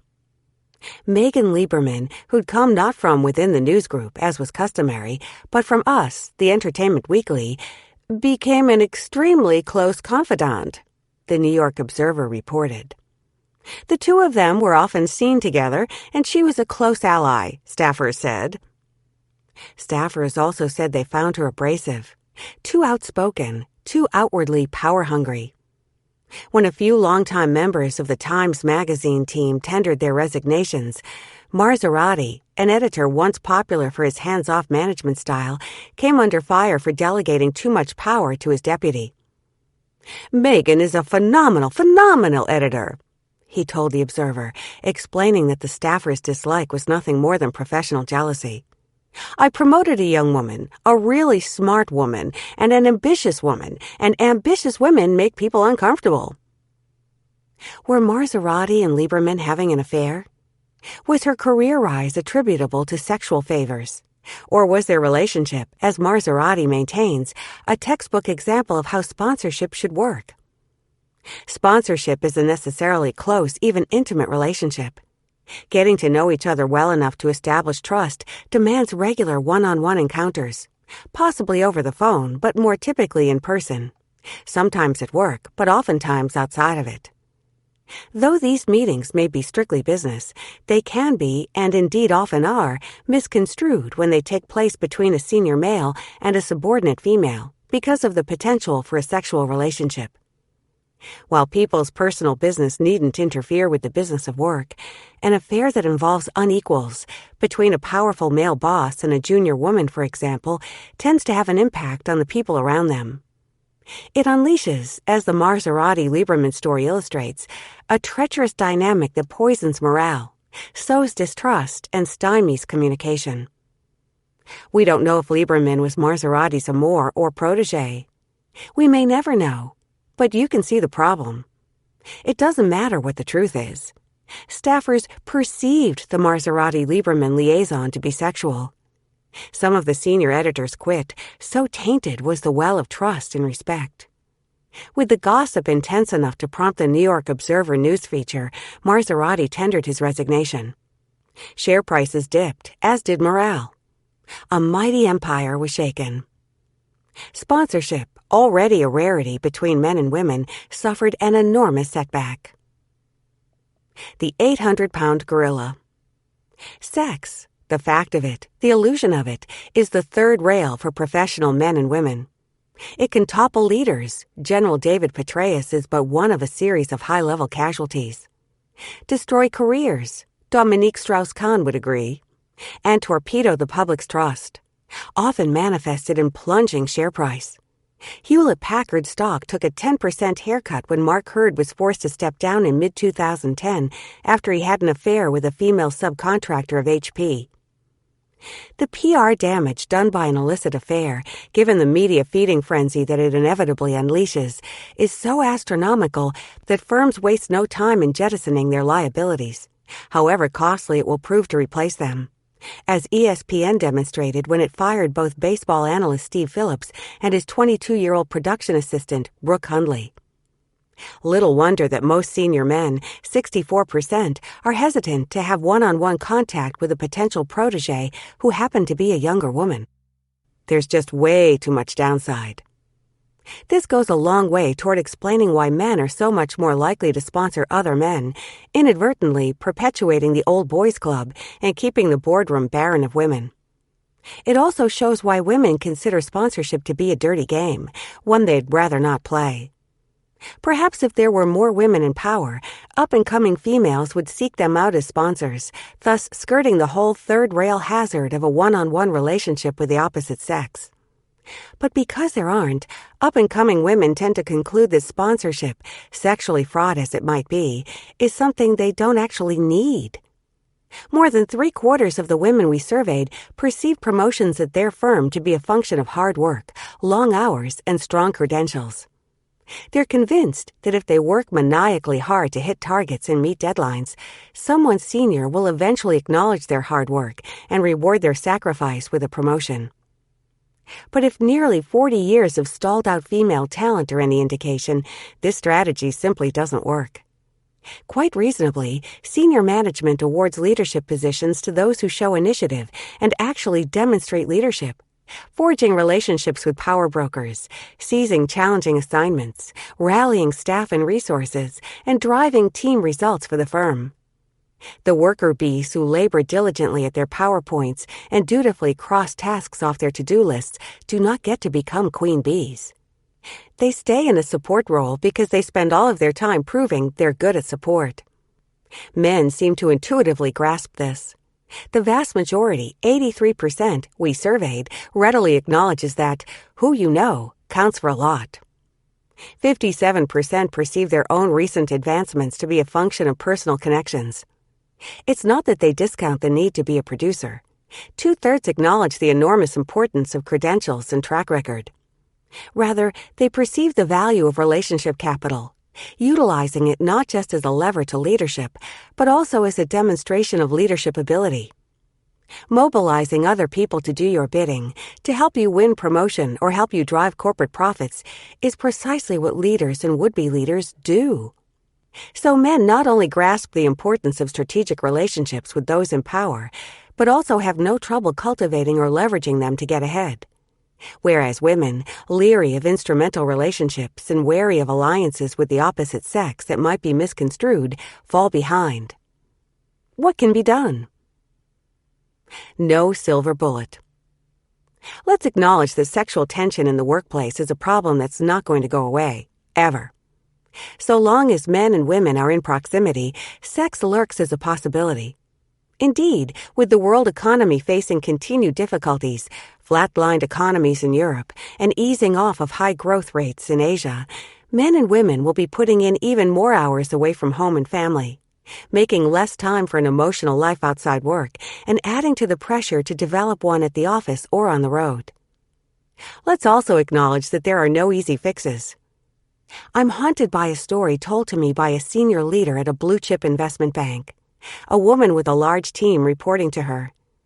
Midway into her career, newly a managing director, this executive became aware that her boss was holding regular meetings with the other managing directors, 4 men, at his home over barbecued ribs and beer. "He invited them, but excluded me," she said, "and then they'd all lie to me at work about where they'd been that weekend." Months went by. Finally, she received an invitation and one summer Saturday joined the group at her boss's home. "Then I saw the dynamic at work," she explained.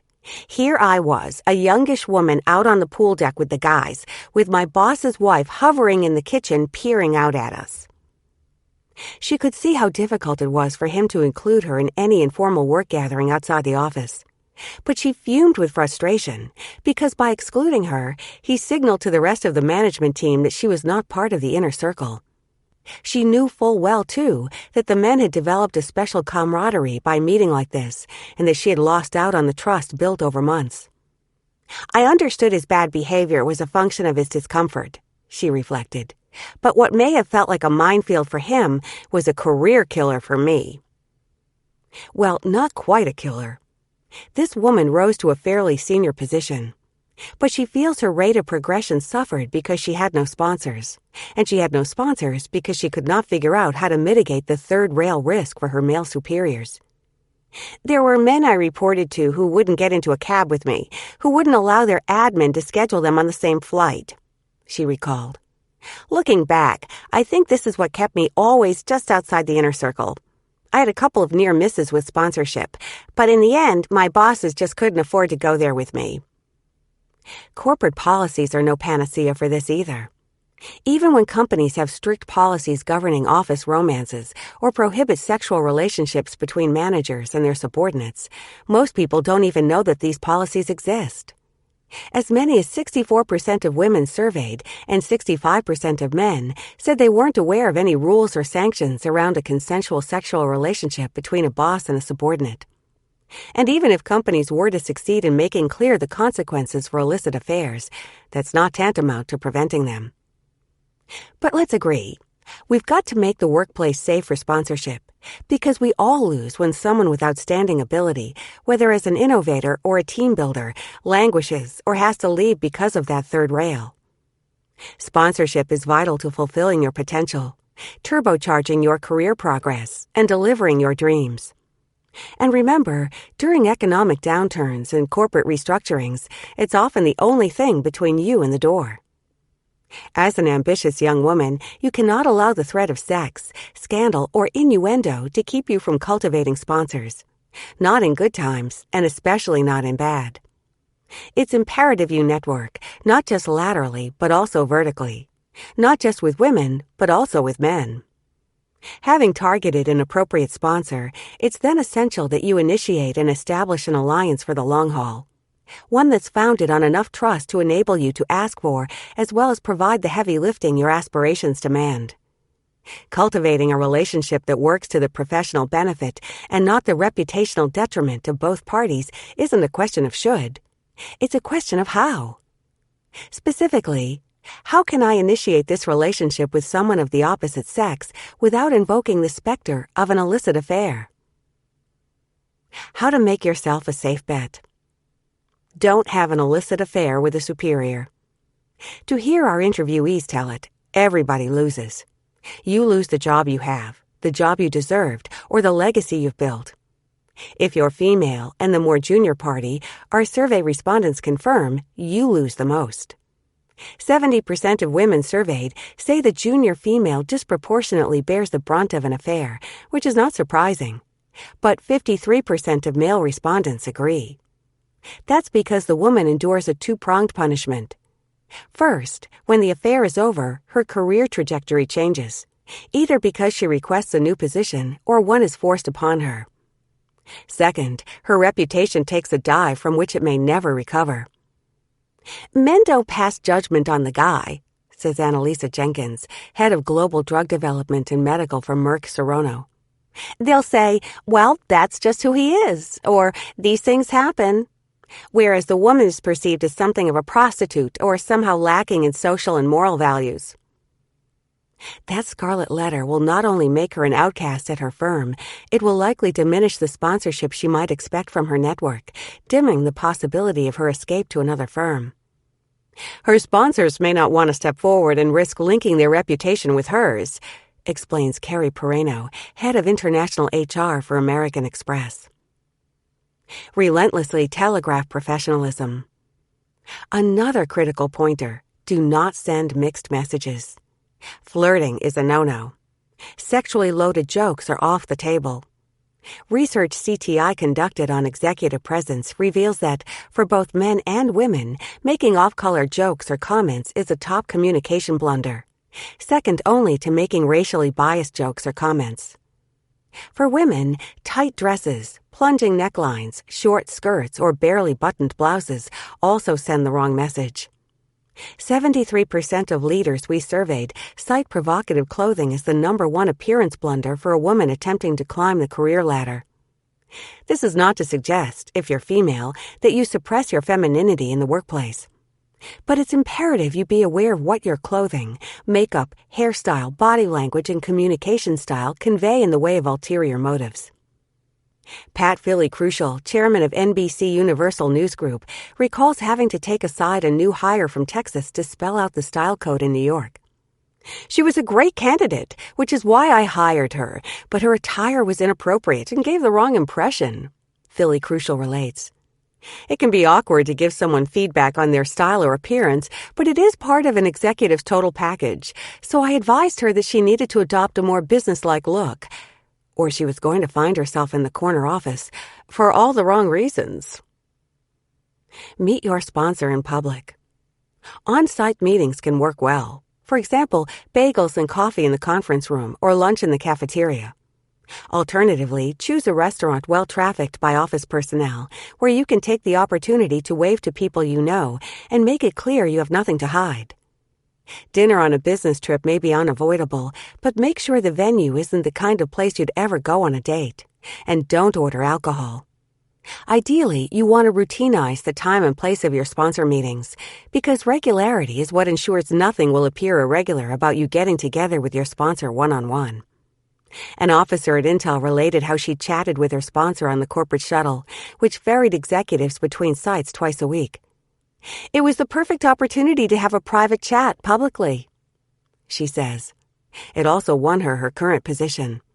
We would sit together on Monday and have conversations about the weekend, his kids, my kids, then would start talking about what's going on at work this week. I have this meeting, and so on. One Monday I said, "There's this job I'm thinking about." He said, "You can do that job." He got off the shuttle and made a phone call. When I saw him on Friday, he said, "You got that job, didn't you?" Be upfront about the personal or family commitments you value.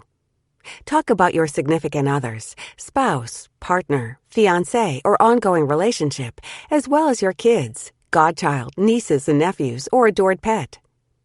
Make known the extent of your outside commitments to church or temple, athletic league, community organization, yoga class, or poker group. Put photos on your desk or screensaver that assure others you have a network of emotional ties outside work. This doesn't mean inflicting your personal life on others, but you should give your sponsor the impression you're a person whose personal needs are met, who isn't overly vulnerable or available, and who's a safe bet to spend one-on-one time coaching or conferring with. Introduce your spouse or significant other to your sponsor.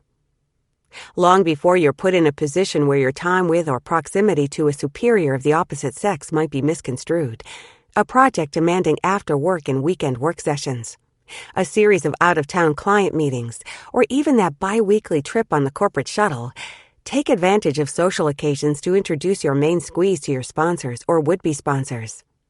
The Intel manager had met her sponsor's wife at a dinner by the time she and he were meeting on the shuttle. These occasions might be business functions, award dinners, community outreach events, weekend conferences, or they might be social gatherings, such as company-supported sports events or charity galas. By so doing, you'll telegraph the richness and coherence of your private life and tamp down any hint of an ulterior agenda. Be clear about what you want and where you're going.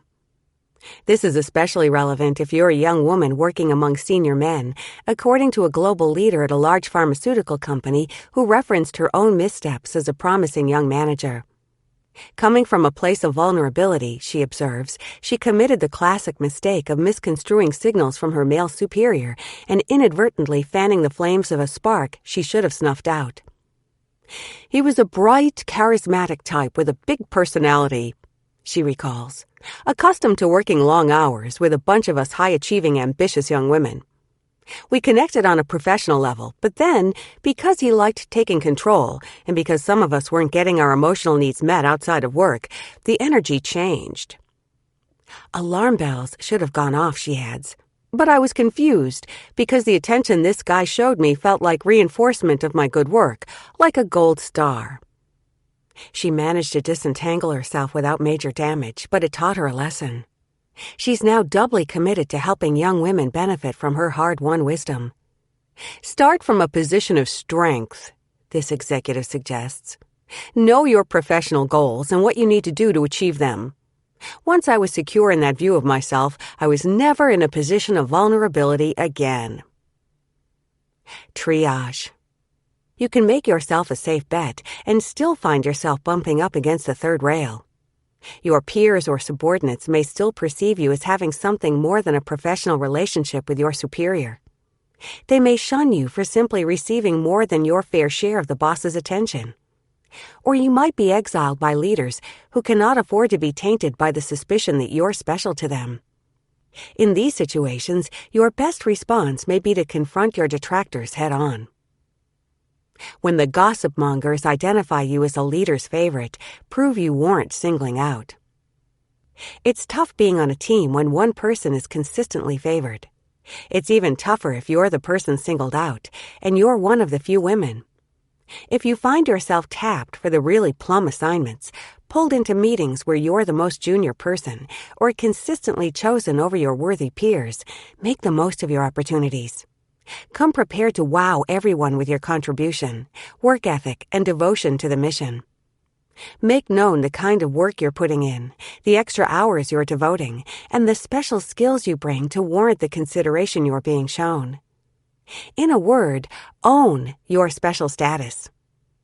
This may sound counterintuitive, but that's why it works.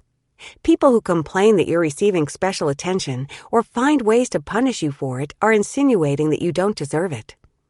If you behave as though you don't deserve it, if you're clearly embarrassed to be in the spotlight, or try to paper over the favoritism by acting surprised, or try to make it up to your peers by being super nice, you inadvertently reinforce their insinuation. Annalisa Jenkins of Merck Serono experienced this as a young physician in the British Navy. One of very few female officers on board a ship at sea in a war zone, Jenkins couldn't help but attract the attention of her commanders. If there was a social event, she'd be asked to attend. If a general was coming on board, she'd be assigned to the welcoming party. If a newspaper did an article, her face was the one photographed. They called me the duty skirt, she recalls, and there's no question I was getting favored treatment. To compensate, she tried to be civil and gracious to everybody. I thought if I were nice to everyone and worked really hard, that would overcome suspicion of me using gender to avail myself of opportunities not open to others, she says. In hindsight, she realizes she might have fared better had she just exuded the confidence of someone who actually deserved the attention of powerful figures. If you're in free fall, pull the ripcord while you still can. Sometimes the best thing you can do is acknowledge that nothing can be done, and leave. If you've been pinned with the scarlet letter and have done everything in your power to assert or prove your innocence and still can't shake the shroud of gossip, move on. Don't wait until your reputation is in tatters. Act while you still have goodwill to leverage. Carol, now a global media firm executive, imparts that advice, having endured, as a 24-year-old, the Hester Prynne ordeal. She was an analyst at a Swiss investment bank, and her job entailed client service. With one client, a married man in his mid-50s, she struck up a tennis friendship, playing a few Saturdays at his racket club. On one of these occasions, he showed her some documentation he wanted to change. He was positioning his firm for an initial public offering and wanted Carol's input. Carol not only helped him with the documents, she persuaded him to let her bank handle the offering. My math and accounting skills weren't as good as others at the time, but I was young and smart and a good listener, she explains. The IPO turned out to be the biggest piece of business the bank brokered that entire year, an outcome that should have translated into a massive promotion for Carol. But no sooner had she landed the account than her boss, accusing her of having a sexual affair with a client, took her off the account. The whole idea of a young woman winning a big piece of business made him uncomfortable and suspicious. He just couldn't believe I'd built a business relationship, Carol remarks. Not everyone in management drew her boss's conclusion. The bank's CEO insisted she join the roadshow for the IPO, a vote of confidence she appreciated. Still, for the duration of the roadshow, she made a point of abstaining from all after-hours socializing, to the consternation of the client. I did not dress provocatively. I didn't go out at night with the client or my colleagues, she recalls. I did not want to be perceived as needing to do anything inappropriate to win my deals. Once the deal was done, however, Carol quit the firm. I really had no choice, she reflects. There was little I could do to change their perceptions.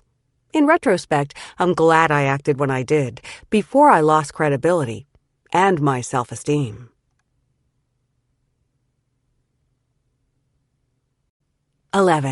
Distrust.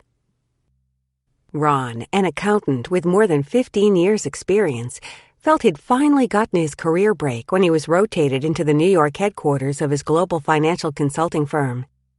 An energetic man who prided himself on his strategic approach to high-profile cases, Ron was excited to join the team and fired up to deliver all he could for the executive who'd brought him to headquarters. In the 2 years since that move, however, Ron has lost traction and momentum, largely because his sponsor left for another division. He's worked on just 3 projects, none of them client-facing. The partners are not familiar with me and my work quality, says Ron. They're not about to take a chance on someone they don't know. He shakes his head, careful to control his words. I'm certainly feeling excluded and not looped into things. Ron feels invisible, and yet the way in which he undeniably stands out. He's African American, from the Deep South, with strong ties to his church. He's loath to leverage. He doesn't want any of his differences to be cause for distinction. He feels his track record and his professional experience, he has twice as much as some members of his team, should set him apart. Still, the longer he labors in the shadows, the less certain he is of what he brings to the table.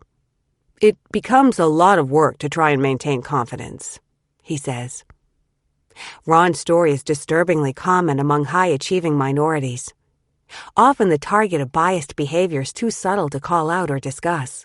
Minority professionals feel compelled to play down their differences, yet are made invisible by their conformity. It's a catch-22 that suspends countless professionals of color in a no-man's land. Their potential recognized but unrealized. Their aspirations acknowledged but unfulfilled. An elusive solution. Sponsorship, as we've explored, could remedy this dire state of affairs. The sponsor effect on multicultural protégés is dramatic.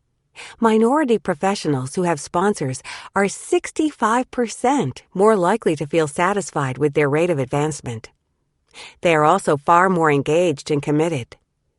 People of color with sponsors are 57% less likely than their unsponsored peers to leave their current employer within a year. Listen to the sidebar, Catherine Phillips. It's not hard to see why having someone in your corner who believes in you can make all the difference. Look at Ken Chenault, CEO of American Express. As a new hire at American Express, Chenault relates, I was thinking as someone who is different from the majority of people in the company, I'll stay here for 5 years, get the experience, and move on to something else. But his boss, Lou Gerstner, made a point of reassuring him on this point. You can go really far in this company, he told Chenault. Here's what you need to work on. Gerstner's sponsorship raised Chenault's aspirations, his visibility, and his credibility, since Gerstner was enormously well regarded as a leader and seen as a tough taskmaster. An alarming 21% of Hispanics, 35% of African Americans, and 29% of Asians believed that a person of color would never get a top position at my company. And most don't have a sponsor in their corner contradicting this view. Fully 37% of African Americans and Hispanics and 45% of Asians say they need to compromise their authenticity at work, a situation that breeds discomfort, stifles contribution, and distances them from would-be sponsors. The core issue, CTI research shows, is distrust. Distrust of those in power, Caucasians mostly, to reward them fairly. Distrust of each other in the scramble for a few slots, and distrust of themselves to be fully competent and deserving professionals. Discrimination and distrust of leaders. Chenault's conviction that no person of color would ever make it to the top at American Express proved to be wrong. But given what employees of color contend with in the way of hidden bias and even overt discrimination on the job, it's easy to see why so many share this view. Overall, 39% of African Americans, 13% of Asians, and 16% of Hispanics have experienced discrimination in the workplace owing to their ethnicity, compared to 5% of Caucasian men and women. Discrimination takes many forms. An executive editor at MSNBC who is African American noticed that when she first began attending the crucial editorial meetings that decide the day's new priorities, her observations or suggestions were ignored and then usurped. If I were to say, let's do X, the room would just continue in its discussion, she recalls. But then that idea would in a while find its way out of someone else's mouth, and then everyone would hear it, follow it, and understand it. CTI found that 24% of African Americans say that others take credit or are given credit for their contributions. Nearly a fifth, 18% of Hispanic professionals say that colleagues have no idea of their credentials. 11% of African Americans say they've been mistaken for someone's assistant, and a similar proportion, 11%, of Asians have been taken for someone else of their same racial background. Compounding this, Caucasians often don't see discrimination, even when it's pointed out to them. At Lloyd's, a manager of Persian descent recalls how, when she described to her white male boss her efforts to improve race relations at the firm, he replied, "That's great, but I am not sure that there's really a problem here." When she insisted there was, he retorted angrily, "You think that just because we have a white male in charge that this department discriminates?" Because pointing out discrimination in a culture intent on denying it holds special penalties, half of all African Americans we surveyed, and more than a third, 36%, of Asians and Hispanics agreed that, if they were to reveal any struggle with bias or discrimination, it would be held against them. Professionals of color perceive it's best to just put up and shut up, further stoking the flames of resentment and distrust, and further distancing themselves from the sponsorship that could overcome the penalties they describe. Distrust of each other as risky bets. You might think professionals of color would turn to leaders of color for the support and validation they need to fulfill their potential in the organization. Who better to give you a hand up than someone who stood in your shoes and overcome the challenges you face? Who better to make you feel included than someone who knows how it feels to be an outsider? In fact, at the senior level, an impressive 41% of African Americans and a fifth of Asians and 18% of Hispanics say they feel obligated to sponsor employees of their same gender or ethnicity. "I'm going to look out for them as someone else won't, because I understand what they're up against," an African American exec at Intel told us. "That's where I see my leadership responsibility."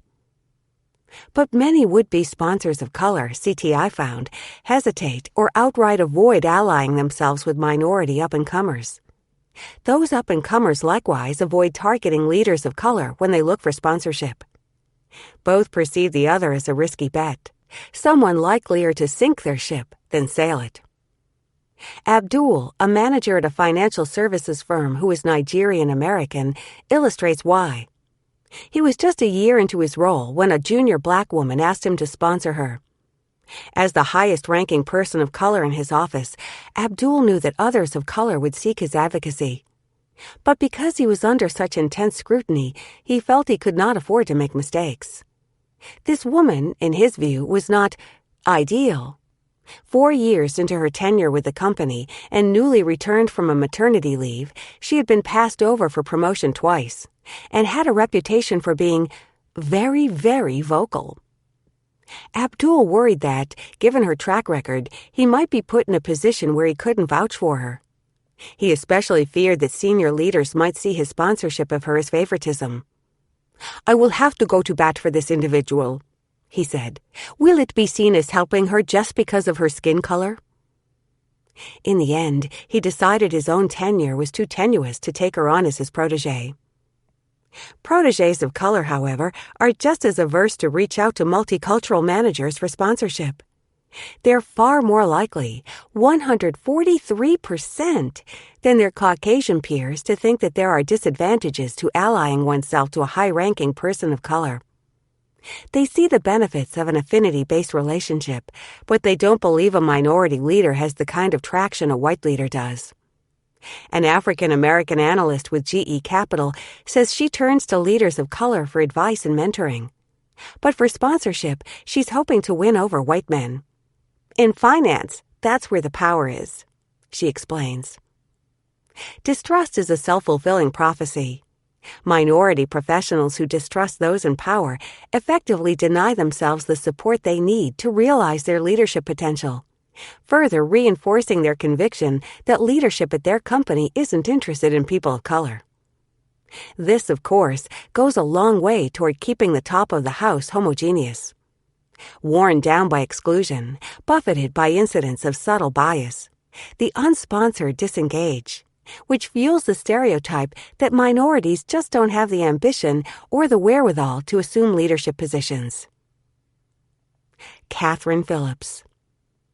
Academic powerhouses often labor in relative obscurity, conducting research, publishing their findings in academic journals, and burnishing the brand of the institution where they teach. But Catherine Phillips, the Paul Colello Professor of Leadership and Ethics at Columbia Business School, has made a name for herself as well as her institution.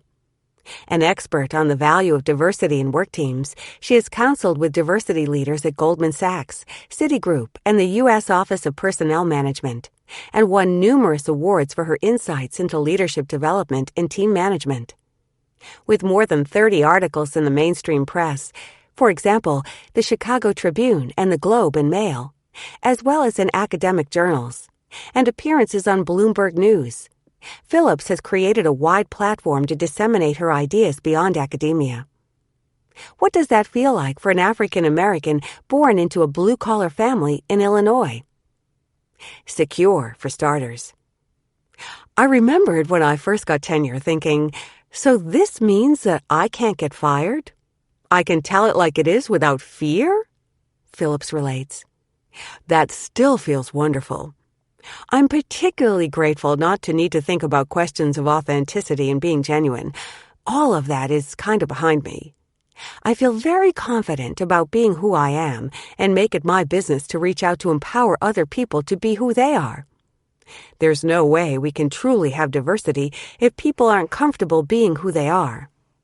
I'm very wary of situations where people just want a clone of themselves in brown. Phillips is upfront, however, about the fact that she's never shirked an opportunity to speak out honestly or champion another minority.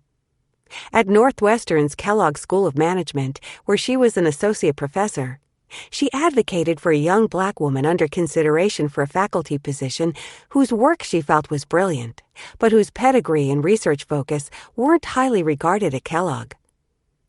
I knew that if I didn't advocate for her with a strong voice, she wouldn't be selected, Phillips recalls. It was potentially risky. I do remember thinking, what if she fails to work out? But because I believed in her and in my own instincts, I stuck my neck out.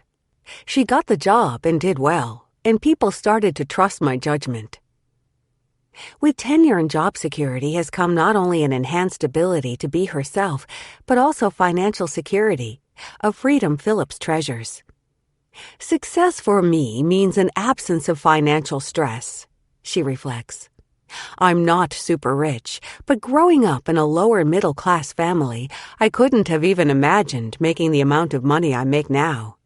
It's wow. It's very satisfying. For me, there are huge satisfactions in having the resources to underpin my children's lives, money to spend on their health and their education. Ultimately, this freedom prompted Phillips to leave Kellogg for Columbia, as she perceived New York to have more racial diversity than Evanston, Illinois. There's diversity there, she observes, but there's a huge correlation, too, between race, socioeconomic status, and location. People who are poor in that town are black and live in a different part of town. There are assumptions that come along with being part of that community. I decided I wanted more choice, more control over my children's outcomes. In exercising that choice, Phillips feels the tugs and pull of being an African-American woman in a position of socioeconomic privilege. My relatives will say, "Why are your children at private school? Why can't they go to public school? You turned out just fine." It's seen as almost a betrayal of where I came from. I'm sure that many African Americans who've achieved financial success have a lot of conversations with themselves about where to live and what environments to put their kids in, she says. But to have these choices is itself an achievement, Phillips adds. To have to solve for this kind of tension between culture and opportunity is a privilege. I take great satisfaction in having earned that for myself and my family, and in being able to extend these opportunities through sponsorship to others who deserve them. Vaulting the color bar. Despite the forces arrayed against them, promising professionals of color can overcome distrust. Distrust of white leaders, distrust of minority leaders, and distrust of each other to win and keep the advocacy they merit. Here are some proven tactics. Master the social banter. Establishing a personal connection can matter as much, if not more, than proving you're a top performer when you're trying to attract sponsors across a racial divide. Sponsors tend to trust people they know, after all, even over people whose credentials are more stellar. Yet it's hard to get to know someone if you're convinced you have little in common, or you're concerned that sharing your personal life will only serve to stress how different you are. The solution, as Kalinda, a real estate analyst, explains, is to be a knowledgeable and enthusiastic participant in the small talk that occurs in the conference room or at the water cooler in the 5 minutes before or after a meeting. She points to her own learning curve when she was working at ESPN as a financial analyst. One of the best things ever to happen to me was managing the NFL budget, she says. I didn't know a thing about American football when I got there, but I recognized I needed to if I was ever going to be considered one of the guys. Every day she reads Sports Business Daily, and every day she had an opportunity to flex her newfound knowledge with her colleagues and superiors, most of them men who were football fanatics. The whole exercise, she says, upped her game because it emboldened her to initiate or jump into conversations with her superiors, who were invariably impressed by both her command of the subject and her enthusiasm for it. The teams, the games, the analysts, I could talk about all of it with anyone, Kalinda says. Even now, if I hear football being discussed, I insert myself in that conversation because I have something to add. For the same reason, I picked up golf a couple years ago. I'm not good at it, but I can talk about it, and that opens a door with my managers. Pick up a sport or join a team. You don't have to become a golfer, but learning how to play bridge, training for a marathon, or taking up yoga, whatever resonates with your company culture, can all be incredible connection builders. You don't have to be good. You just need to be willing to learn something and join in. Deb Elam, Chief Diversity Officer at GE, tells how she prepared for the firm's annual top management meeting years ago when she was a newly promoted senior executive.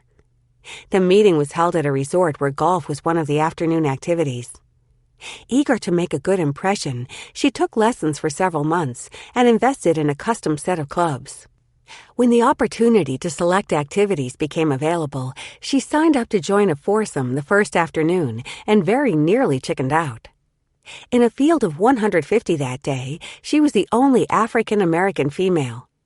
But she went ahead with her plan and even managed to enjoy herself. That evening, when she entered the evening reception, a sea of khaki slacks, blue Oxford shirts, and navy blue blazers, a couple of senior white men came over and introduced themselves. They had seen her out on the course earlier in the afternoon. "Golf was the icebreaker," Elam observes. "I realized it's about being willing to put yourself out there." Draw on your background to drive value for the business. Sharda Chirwu, an Ernst & Young partner, describes how she previously led a dual life. She wore a Western-style suit at the office, but dressed in a sari at parties with her Indian friends. She led a high-performing team at work, but at home she tended to and cooked for family and relatives visiting from India. She preferred avoiding cultural differences to calling attention to them. Her mindset changed after she told a Caucasian colleague that Diwali, a very important Hindu festival, was approaching, and was later touched to receive a "Happy Diwali" note. "It happened because I shared," says Chirwu. She continued sharing more about her personal life, cultural differences, and interests, with the unexpected result of receiving additional professional responsibilities that tapped into her experience and heritage. Over time, this has ranged from recruiting Indian boomerang talent, employees who've left Ernst & Young but who wish to return, to landing meetings with Indian business leaders in the United States and key regulatory officials in India. "You have to be proactive and find the unique value you bring to the table," says Chirwu. "There is incredible potential to advance your career in showing where and how you can be helpful leveraging your relationships." Propose a project that positions you as a problem solver or innovator. Where you see a gap, fill it. A recruiter for a biotech firm noticed that other biotechs diversified their pipelines by providing scholarships to undergraduates of color who majored in the life sciences. Working with colleges and her own team, she launched the company's first-ever minority scholarship program. Over the course of 8 years, it made available more than $800,000 to promising candidates and attracted a significant number of minority graduates to jobs at the firm. Dare to ask for help. This same recruiter describes how, in trying to launch an ambitious initiative as a new hire, she recognized she simply didn't have the experience, network, or resources she needed to pull it off. She sought out the department head, walked him through the steps she had taken, and candidly admitted she was out of ideas. "I don't know how to get this program successfully launched without your guidance and insights," she told him. "I've tried everything, and nothing is working." His response shocked her. "In all truth, I wouldn't have done things any differently than you have," he assured her.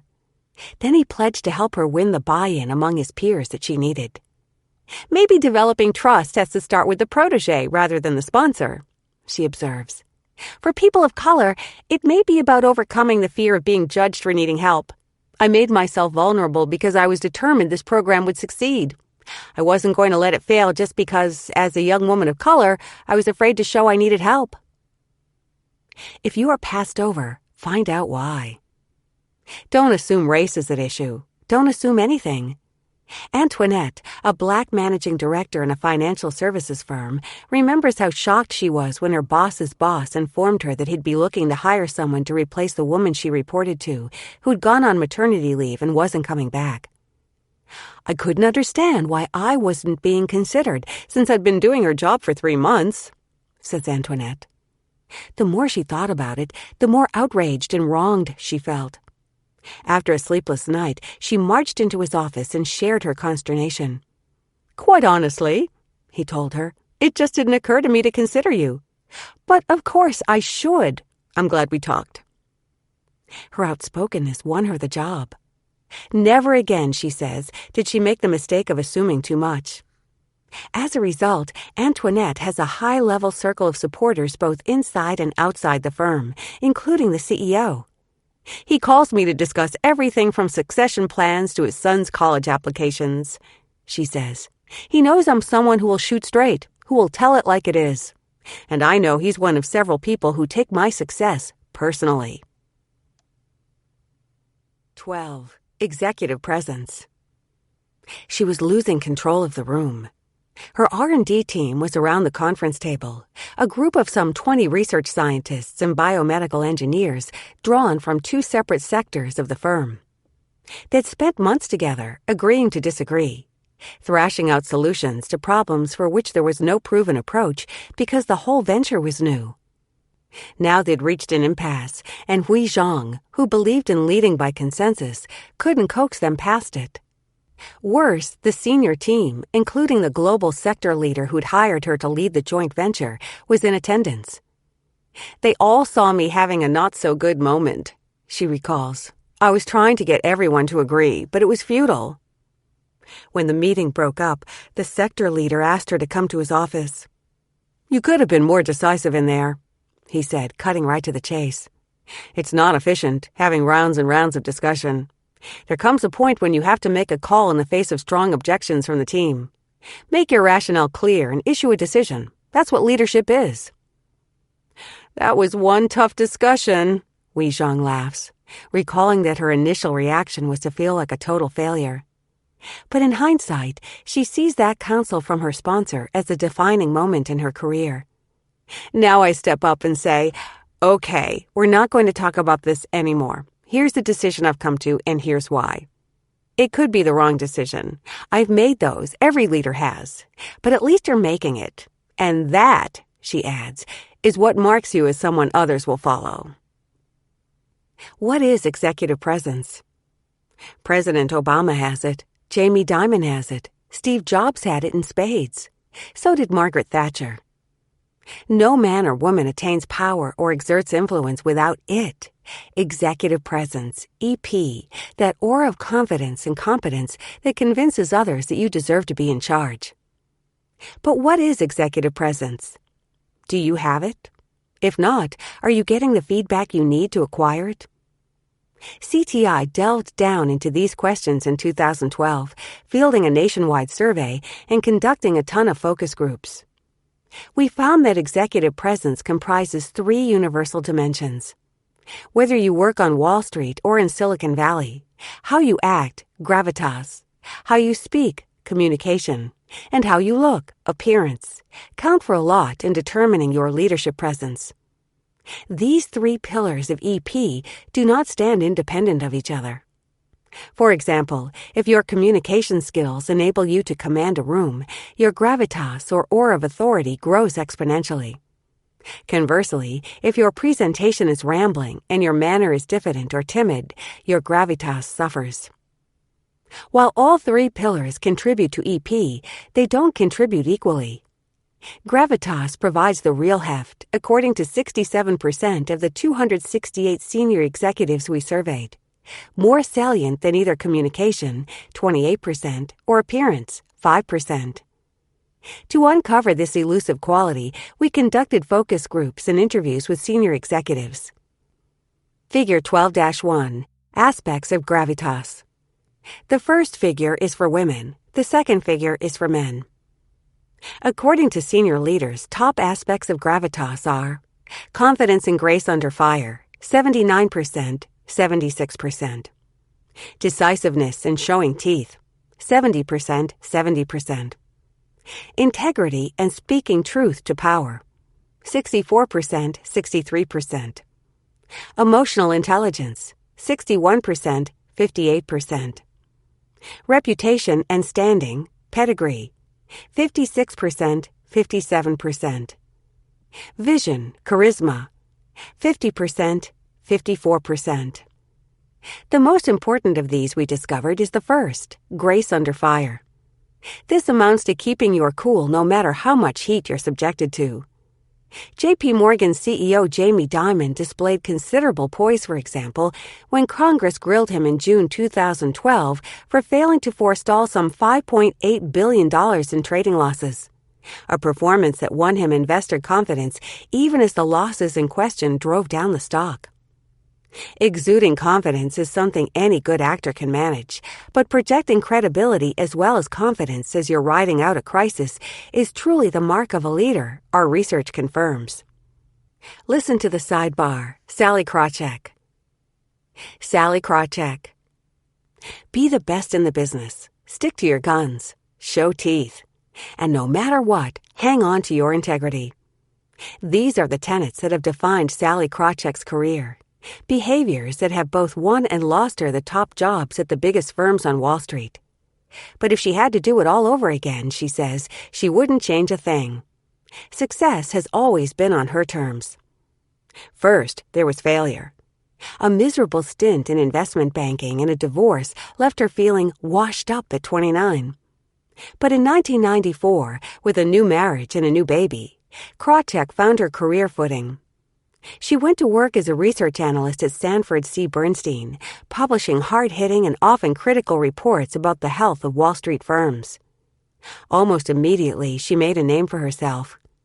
A mere 12 months after joining Bernstein and launching coverage of the Wall Street firms, she was ranked number 1 on Institutional Investor's annual list of top analysts.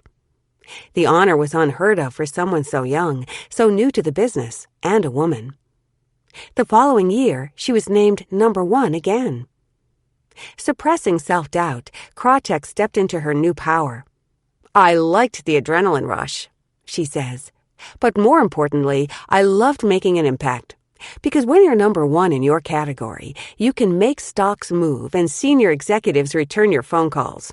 Your research is talked about in the market and you're in the newspapers. That's pretty affirming. As director of research at Bernstein, then as CEO, Krawcheck took the firm out of the investment banking business, pushing it to deepen and grow its capabilities as an independent purveyor of sell-side research, even as her competitors were mixing research products with investment banking services. At the height of the 2004 to 2007 boom, this wasn't an obvious strategy to pursue, as all the easy money was on the investment side. Bernstein's earnings shrank, clients complained, and analysts quit to join the competition. But Krawcheck stuck to her guns because she believed that there was an urgent need for truly impartial advice, a vision that was spectacularly affirmed when the bubble burst.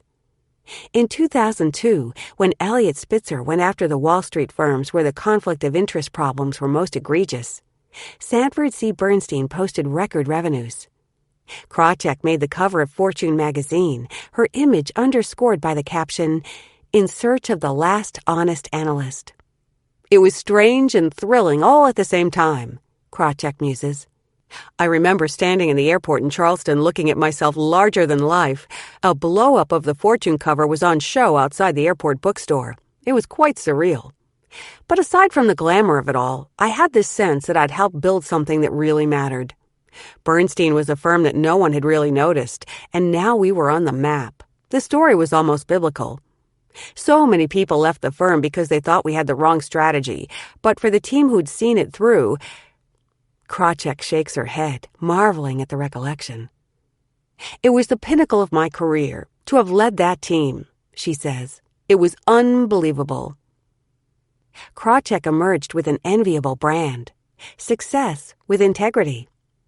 When Sandy Weil, CEO of Citigroup, badly needed to burnish the reputation of Smith Barney, recently tarnished by the scandals that had caught Citi in Spitzer's crosshairs, he called in Krawcheck, who was then 37, with an 8-year-old and a 5-year-old, to run Citigroup's storied new acquisition, with its 13,000 brokers and analysts. It was really the big league, she recalls. I'd go to the board meetings, and Sandy Weil, Bob Rubin, and Dick Parsons would be at the table, a group of legendary businessmen, looking to me to solve these problems. It was a watershed moment to realize I had as much a voice in decision-making as they did. Time recognized her accomplishment by putting her on its 2002 list of global influentials. There were also some fabulous perks, a plane at her disposal, a chauffeured car, and the support and admiration of the 35,000 employees affected by her dramatic reversal of Smith Barney's reputation. But the magical moment, the moment that symbolizes for Krawcheck the depths of what she had achieved, came some 18 months later at a black tie event at New York's iconic Waldorf Astoria Hotel. I walked in on my husband's arm, the flashbulbs are popping, and there's Sandy Weil rushing over to greet me. She recalls. At that very moment, my cell phone rings, and it's my son checking in for some input on his homework. I remember thinking, isn't this fun? Here I am at this ridiculously glamorous event with Sandy Weil, my husband, and my son competing for my attention. What an amazing moment. There's a legend walking towards me, and I'm going to give my son the time instead. Difficult times were to follow. When Krawcheck urged city's leaders, rather publicly, to partially compensate individual investors who had sustained huge losses on products that Citi had sold to them as safe, her outspokenness cost her her job. 3 years later, she would be ousted from Bank of America Merrill Lynch, where her standout success in the wealth management division wasn't enough to counter a change of guard and political headwinds arrayed against her. Through it all, however, Krawcheck has held on to her integrity, something her children discern and esteem, if not always her employers. She recalls an incident where her family ran into Dick Fuld at a restaurant. Fuld was the former CEO of Lehman Brothers, whose questionable practices precipitated the demise of his firm and kicked off the Great Recession. She introduced her son Jonathan to Fuld, and after they'd returned to their own table, started to explain to him who Fuld was. Jonathan said, "I know exactly who he is," and started to talk angrily about how Dick should be in jail, not in a restaurant. I was surprised that he had such strong opinions and knew about Dick, and became a little fearful as to what else he thought. I said, "Jonathan, you know what I do, don't you?" He replied, "Yes, I do. I've read about you. You tried to give clients their money back. You're one of the good guys." To this day, Krawcheck says, that moment gives her chills. It was so important to me to have the approval of my son, especially since I'd never self-consciously sought it. Learning that he was proud of what I had done on Wall Street, where so much is done that is not something to be proud of, that was huge for me. Krawcheck sees nothing but opportunity as she contemplates her next stage and her next role. I'm in a position now of choosing among a number of different paths, opportunities that are open because I've taken these risks and had these experiences. She considers this a moment and adds with a grin, "I wouldn't trade spots with anyone." Because your communication skills help project gravitas, they're the next most critical aspect of EP. But great speaking skills are not enough. You've got to be attuned to use them at just the right moment and know when to turn up the warmth and humor and when to unleash the pit bull. One executive, who is also a PhD, at a $20 billion food and facilities management firm, describes how she used to deliver presentations steeped in data, models, and academic research, slowly building to her point and quickly losing her audience. Now she presents the business case first, laced with key facts and short stories. She offers detailed data only when asked. "My strength today as a leader is my communication," she notes.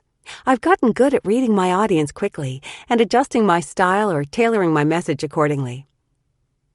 While seen as far less important than gravitas and communication, appearance turns out to be absolutely essential to EP as a bar to hurdle first in order to be assessed in other, more substantive areas. Kalinda, the real estate analyst, remembers her first meeting with the woman who would eventually sponsor her. "She told me, 'Go get your nails done, wear some makeup, figure out a hairstyle. You need a makeover because you look like a little kid, and I'm not going to trust a little kid to do a grown-up's job.'" Kalinda, who prided herself on her grasp of intricate financial data and her preparedness, was taken aback. This was what she needed to do to break through to the next level? But she took her superior's advice and polished her look. Less than 3 months later, she was given a managerial role. "Part of it was timing," Kalinda says, "but definitely senior leaders' perception of me changed. They already knew I could handle more responsibility. It's just that now they could see I was ready for the next step." Feedback failure. Knowing what gives rise to executive presence or destroys it is half the challenge. The other half is in knowing how to apply the lessons to your role in your workplace. That's where a sponsor comes in. Sponsors, unlike mentors, will level with you, giving you unvarnished feedback on your executive presence because you're walking around with their brand on. The degree to which you are seen as having what it takes directly impinges on your sponsor's reputation as a leader. But either because most women and people of color lack sponsors, or because their sponsors aren't living up to their duties, they're not getting this critical feedback. That was the disturbing finding of CTI's research. A partner at one of the Big Four accounting firms told us about a young woman on his UK team whose appearance, she was curvy, blonde, and provocatively dressed, communicated something other than gravitas. Indeed, one client found her look so distracting that he asked that she be removed from the team. "It doesn't help to have the trolley-dolly image," the client admonished the team's leader. The leader, vexed at her and his own inability to confront her about her appearance, took her off the account. But he did ask someone in HR to enroll her in a course on presentation skills and client interaction. To her credit, the young woman made the connection between image and impact and transformed her look. "She's a different person now, a real rising star in the team," this partner commented. "I should have had the courage to give her feedback before." This story shows not only how honest feedback can make a career-changing difference, but also how leaders struggle to impart this advice, particularly if the would-be Pygmalion leader is male and the object of his concern is female. Women are much more highly scrutinized for how they look and dress than their male peers, but are 32% less likely, according to CTI research, to get any feedback from male superiors. Men, we've learned, will readily toss off correctives to guys they barely know, as in, "Your breath's a bit off. You might want to have a mint." But will avoid confronting a female with much-needed guidance, even if she's an important member of their team. There are reasons for this reluctance, of course. Male executives don't wish to make comments about a woman's appearance for fear those comments will be misconstrued as sexual harassment. It's wiser to ignore a hiked-up skirt than be sued for commenting on it. Yet senior females, our research shows, are no better than senior men at being forthcoming. Only 39% of female survey respondents told us they'd ever gotten EP advice from a same-sex supervisor. When women do get feedback, it's often distressingly contradictory, with criticism leveled from all sides. Unkempt nails detract from female EP, survey respondents told us. But they also found overly done nails to be unleader-like. Too much makeup undermines a woman's credibility, but respondents also faulted women for wearing too little or no makeup and looking like they're not trying. Being too assertive, and seen as a bitch, was problematic for women, but so was not being assertive enough, and being seen as a shrinking violet. The contradictions went on and on. Being too bossy undermines a woman's EP, but so does being too passive. Tooting her own horn detracts, but so does self-deprecating behavior. It's little wonder that 81% of women who do receive feedback tell us they have trouble finding the sweet spot. Staying on that knife edge between too little and too much seems to be extremely difficult. A stricter code for people of color. On the face of it, minority professionals fare better than women when it comes to getting EP feedback from their superiors. One senior executive who is of African descent recalled how, early in his career, a white sponsor told him his wardrobe needed to change, from the cut of his suits to the style of his shoes, going so far as to tell him where he needed to shop to correct it. "It was ear-burning, eye-opening stuff," he said, "but it fundamentally recalibrated the way I look and operate. You can't win membership in the tribe if you don't get that kind of feedback." Yet this kind of feedback surfaces a deeper problem for professionals of color. 56% of them feel they're held to a stricter standard than their white peers. So in order to conform, they feel they're obliged to suppress more of themselves or deny their own cultural dictates. "I look at CEOs of Fortune 500 companies and they all look the same, even the women," says Amita, a practice leader at Moody's who is of Pakistani origin. "They are all groomed to perfection. They have the same hairstyle and speak the same. You can fit them all into a box." Uma, a vice president at a major multinational, said she was criticized for her Indian accent. Unable to correct it, she has de-ethnicized her look. "I wear pearls and pearl earrings," she told me, explaining that Indians don't usually wear pearls because they're considered dead things. But compromising one's authenticity is what is required, she says, to be considered for any top job. Men and women from East Asia are often told to assert themselves in meetings, even if it means interrupting the boss, a dictate that flies in the face of East Asian cultural norms, which emphasize deferring to those more senior in the room. But in Western corporate conference rooms, a passive or deferential communication style is seen as anathema to leadership. Ichiro, a former Cisco exec, recalls a promotion decision he had to make between two senior engineers, one Indian, one Vietnamese. He wound up choosing the Indian, even though the Vietnamese candidate was the better engineer, because in meetings with senior leadership, the Indian pushed back, airing his opinion, identifying challenges, and noting where he anticipated needing help. The Vietnamese, in contrast, merely nodded assent when a leader tasked him with a problem. "You didn't get the sense that he was as firm on things, that if there were a problem, he would raise his voice to bring it to your attention," Ichiro explains. "It's a requirement at this level to argue with senior executives. If you don't, you're not just perceived as ineffective, you cannot be effective. You have to have influencing skills." Hispanic professionals also agonize about how to honor cultural gender norms while meeting corporate expectations.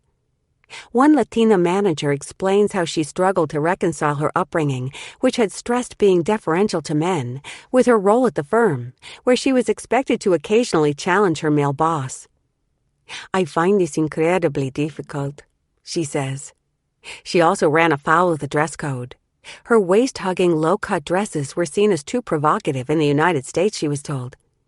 "In Buenos Aires, a woman who doesn't flaunt her femininity will have a harder time getting promoted," she reflected. African Americans struggle to overcome, as one black accountant phrased it, historically embedded notions of being aggressive, angry people who will blow up. A large man, he described taking pains to alter his appearance so that he would come off as less intimidating, going so far as to wear glasses instead of contacts, which he preferred, and never rolling up his shirt sleeves. Another black executive described how, early in his career as a network television producer, he'd often come back to his desk to find a book or an article on how to be a better black man. For example, how to be a more involved father, a more supportive husband, a better team player at work, or essentially, as he put it, how to be more white. While he knew it was well-intentioned, it had a chilling effect. He stopped talking about his interests, background, and family and kept to himself. But then his boss called him out for not being a team player. "You're too much on the fringes," said his manager. "People won't trust you. You've got to make an effort to join the tribe." In a clumsy attempt to be empathetic, he added, "I can tell you this because, as a Jew, I know what it's like to be black." Attaining executive presence situates African American professionals in a classic double bind. If they conform, they're Oreos. If they don't, they may never win the trust or acceptance key to winning sponsorship. They're forced to constantly deal with the tension between fitting in and standing out, torn between adopting white norms of dress, speech, and behavior and honoring their own heritage and cultural norms. Some make a conscious choice, giving up parts of their identity in order to hasten their ascent at work. Others tentatively reveal aspects of their real life and hope their EP doesn't take a hit. One tax consultant described years of feeling torn between two worlds, unable to reconcile his work self with his identity as a black man and a leader in his community. Only since becoming active in the Black Affinity group at work has he felt those worlds beginning to merge. "It's a place to bring my passion, the same passion I bring to my church," he added. "The tension's still there, but I'm doing better." Cracking the code or codes.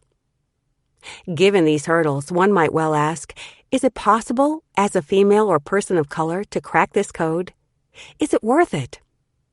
Make no mistake, However casual your office, however small your firm, however unorthodox your industry, to get the plum assignments, to be put on the best projects, to be given access to the inner circle where the real decisions are made, you've got to be perceived as leadership material.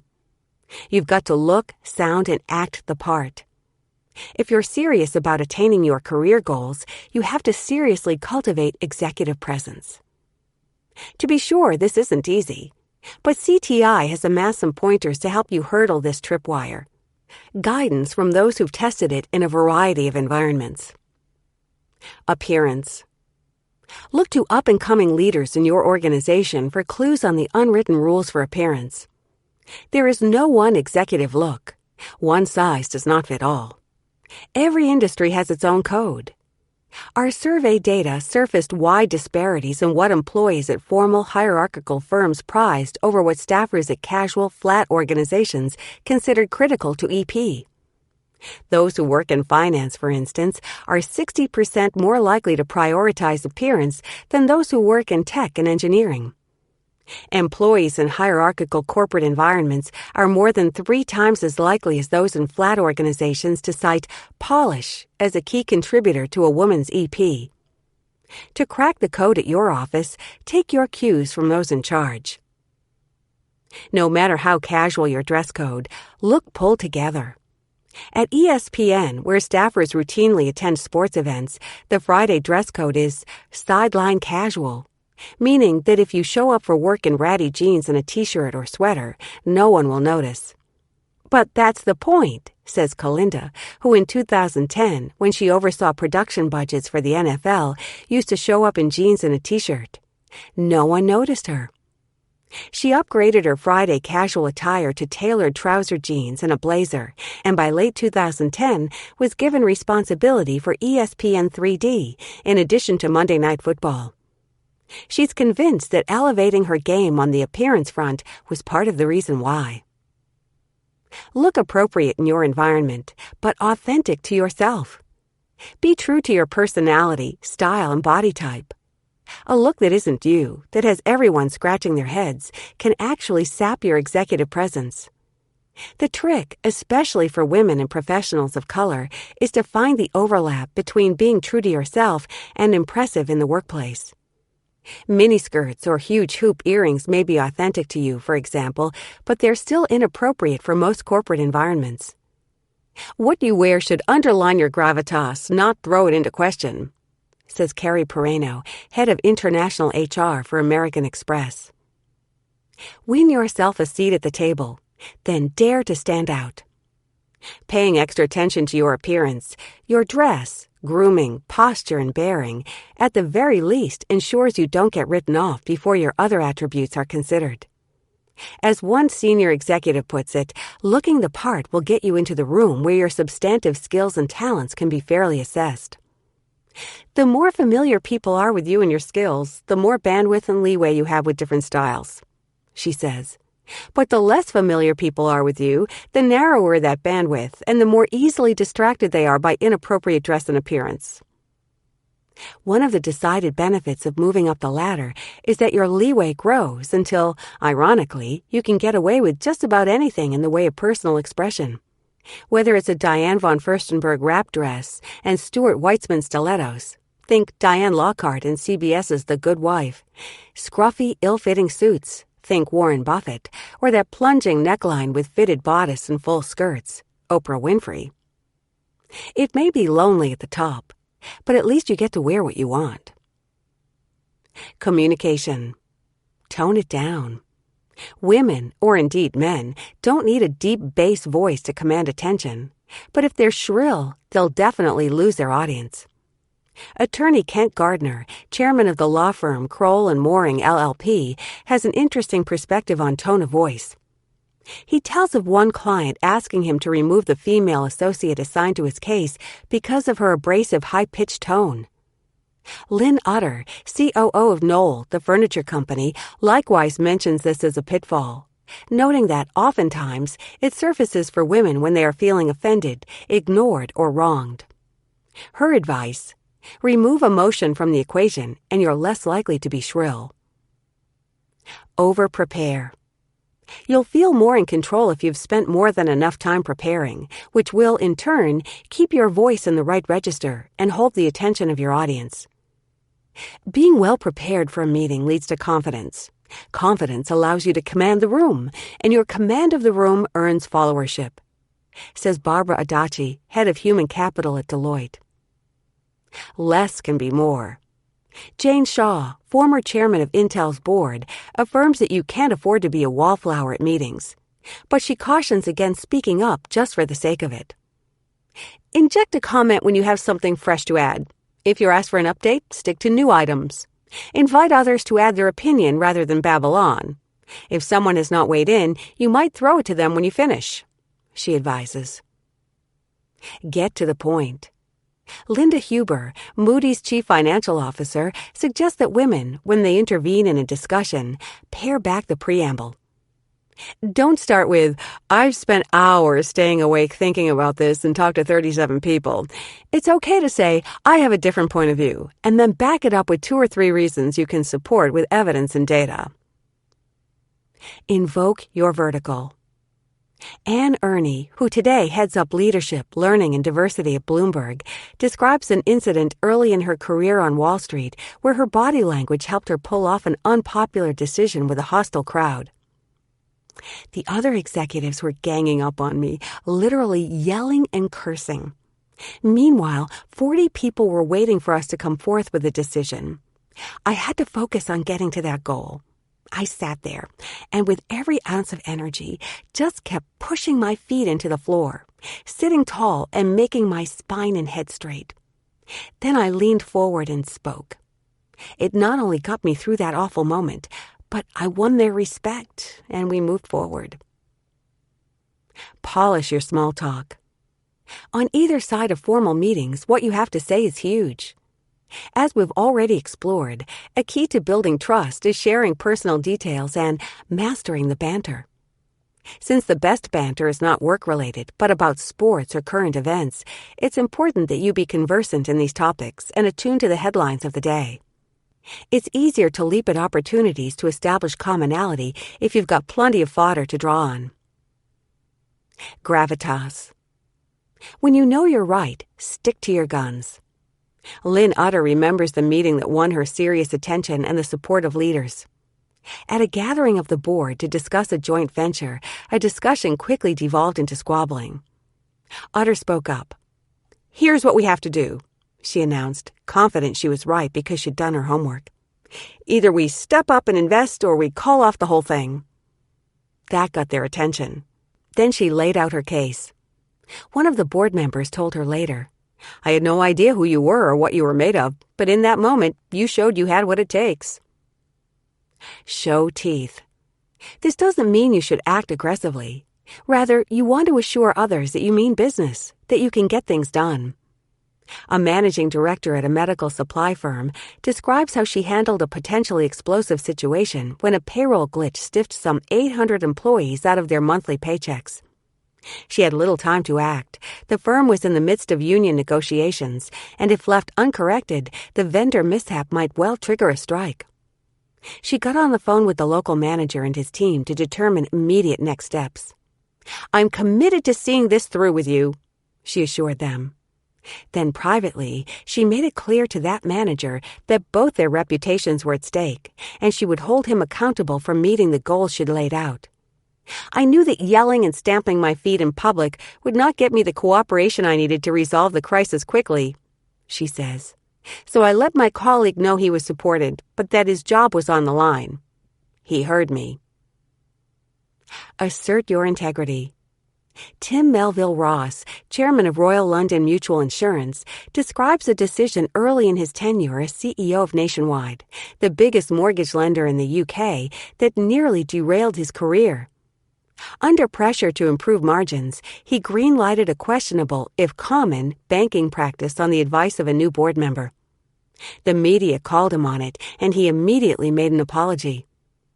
"You can afford to make a few mistakes, provided you acknowledge you erred publicly, and provided you put them right," he says. Putting it all together.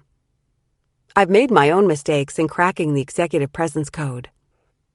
When I was in my late 20s, I joined the Barnard College faculty as assistant professor of economics. I reckoned it was okay to be young and fun because I was working on a college campus, not Wall Street. So I grew my hair to my waist and wore long, flowing ethnic skirts. My favorite was handmade and had a rather loud patchwork quilt pattern. I didn't understand that looking as though I was on my way to Woodstock got in the way of establishing authority on the job. At 28, it was a stretch to convince anyone I was a professor and not another student. The last thing I needed was to compound the problem by dressing like one. A few years later, I veered in the opposite direction. In a new job where my dealings were with a council of corporate CEOs and labor leaders, 99 men and 1 woman, I decided I needed to look super serious. So out went the flowing skirts and in came the gray suits. Small, slight, and brown-haired, I succeeded only in fading into the woodwork, a problem exacerbated by my communication style. One habit I had taken from academe was a preference for lengthy, nuanced arguments supported by a ton of compelling facts. But what had won me a Teacher of the Year award on campus did not go over well in the conference room. CEOs, I belatedly understood, have short attention spans and need terse, pithy feedback. Not until I was well into my 3rd career as an author and an advocate did I hit my stride. The tremendous media exposure that came with the publication of my first blockbuster book put me on a steep learning curve. There's nothing like watching a rerun of an unsuccessful appearance with Oprah or Charlie Rose to etch into your mind what's wrong with how you looked, what you said, and how you said it. I was forced to try out new approaches. I learned to wear simple jewel-toned dresses with close-fitting black jackets, or the reverse. I added into the mix a pair of fabulous high-heeled shoes or boots. Hair was shoulder-length and straight, no flips. Makeup was subtle. More important, I learned how to tell short, powerful stories. Sure, I continued to do a ton of research and produce compelling evidence for whatever position I was taking. But I learned that a narrative connects to hearts and minds in a way that a barrage of facts does not. It took me until age 40 to put this together, and the journey was rocky. What I couldn't have known at 17 was that the right look was only the beginning. But what I might have known earlier, had someone given me the guidance, was how much executive presence would figure into success. Without it, I would not be perceived as a powerhouse, whatever my credentials and experience. Perhaps perception shouldn't count for so much. But to ignore the importance of looking and acting like a leader is to imperil your chances of becoming one.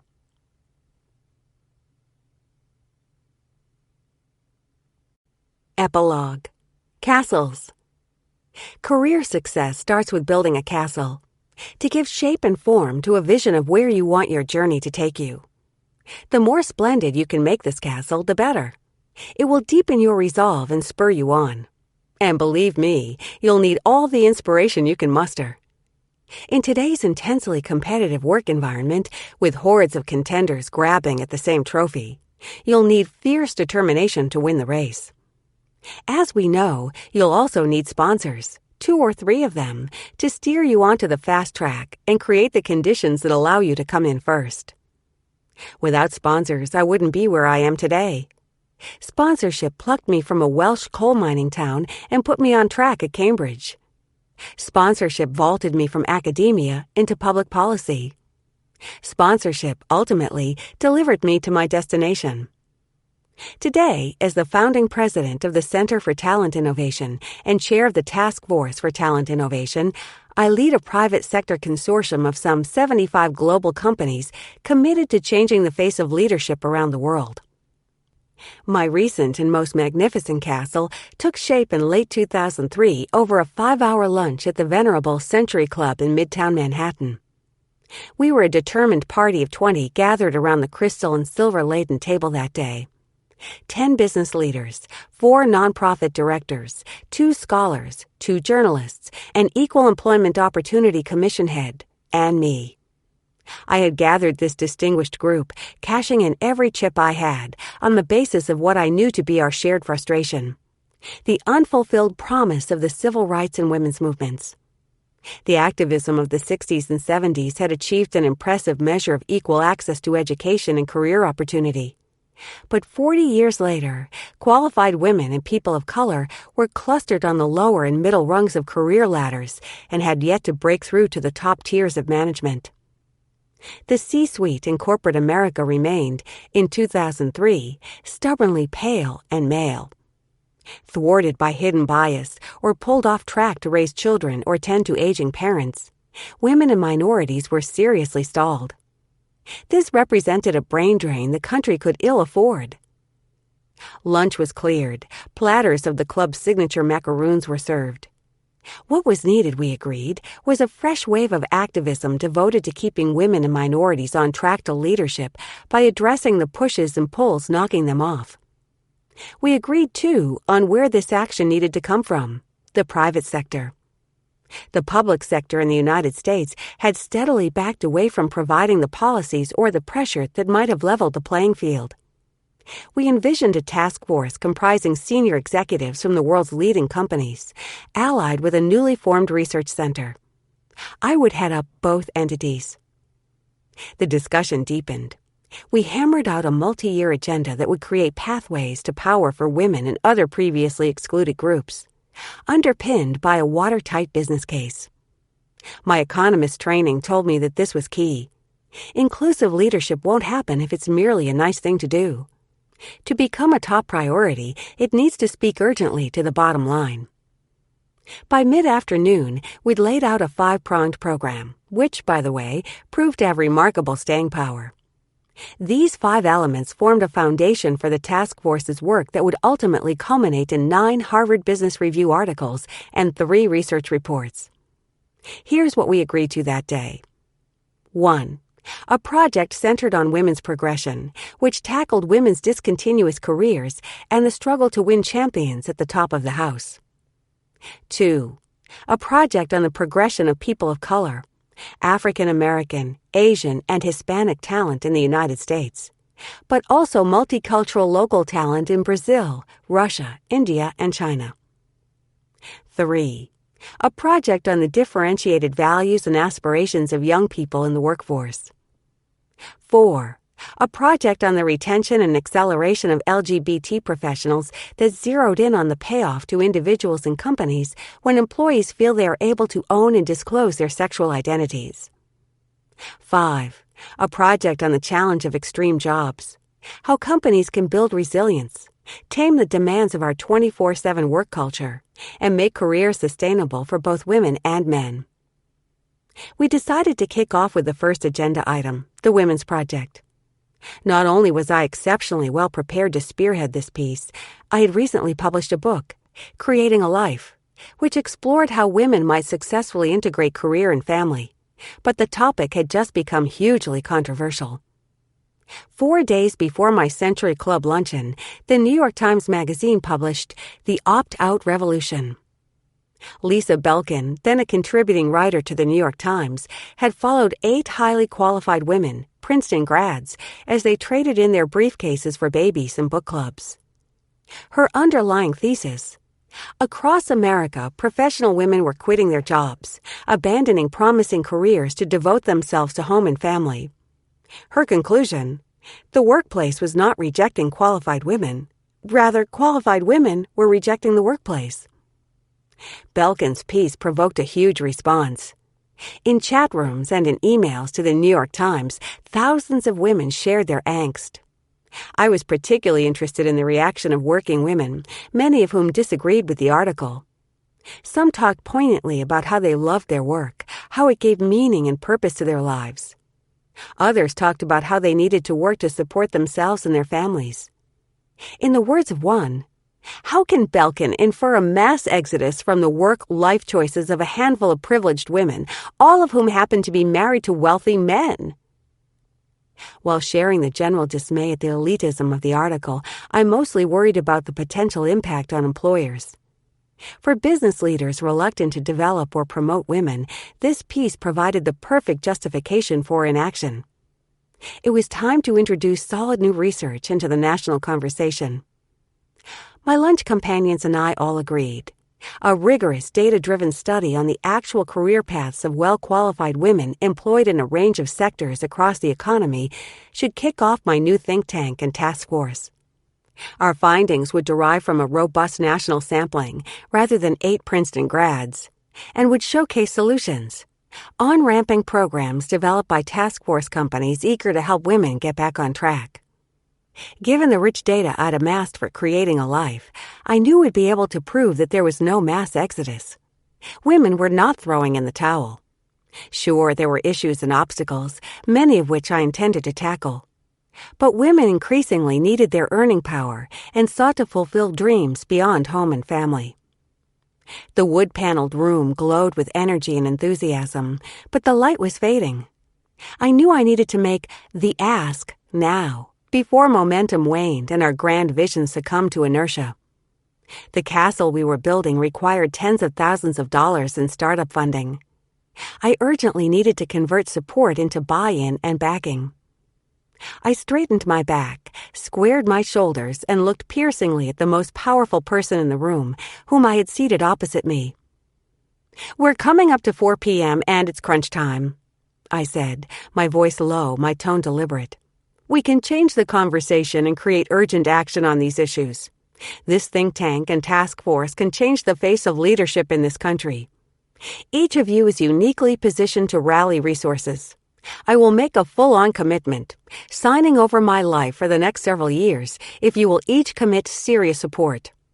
What I need right now is seed money from you, your organization, or other heavy hitters you can sign up for this cause." When I walked out of the Century Club that afternoon, I had 6 pledges of financial support and the beginnings of a powerful board of directors. I had asked, in essence, for sponsorship. I asked these movers and shakers to take a bet on me, to put their resources and their clout behind my vision and invest in my venture. They came through. The Hidden Brain Drain Task Force, later to be renamed the Task Force for Talent Innovation, officially launched in February 2004. I didn't get sponsorship because I asked for it. No one gets it that way. I got it because I'd earned it. In early 2004, I was reaping the fruits of a harvest I'd sown over many years. I didn't have a 7-point plan. That awaited the writing of this book. But by learning from my early mistakes and becoming much more intentional, I'd put in place the most critical elements. I'd built a castle and embraced my dream. I'd learned how to exude EP. I'd targeted the right leaders and gotten myself in front of them. I'd figured out for that every get, I needed to give. I gave 110% and stood firm in my loyalties, thereby establishing a two-way street. I discovered my special currency, the value added that was all my own, but that would effectively burnish and expand on what others brought to the table. And I absolutely led with a yes. I learned to lean in with everything I had. Embracing the dream. It took a while, but I arrived at a vision and doggedly built my castle. After Barnard and the Economic Policy Council, I struggled to stay on the career track. 5 children and a needy family in Wales meant that I took my share of off-ramps and on-ramps. But I did write some powerful books, demanding endeavors that truly honed a vision. When the Bow Breaks, The War Against Parents, which I wrote with Cornel West, and Creating a Life, among others. I'd also testified in Congress on behalf of parenting leave and helped Bill Clinton pass the landmark Family and Medical Leave Act. By the early 2000s, I was ready for the big push. As I recounted earlier in this chapter, I had become totally vested in the idea of founding a task force and research center that would propel women and other previously excluded groups into leadership. I was convinced that the world would be a better and more prosperous place if there were more diversity at the top. Nailing executive presence. Gravitas wasn't an issue. A PhD in economics and 10 years in academe meant I was able to convey intellectual horsepower. I'd also cracked the code on communication. A decade of grueling book tours had knocked me into shape. It wasn't a process I'd care to repeat. I made myself watch endless reruns of a particularly tepid, boring interview I'd done with Charlie Rose. forcing myself to see, through the winces, why I was so yawn-inducing.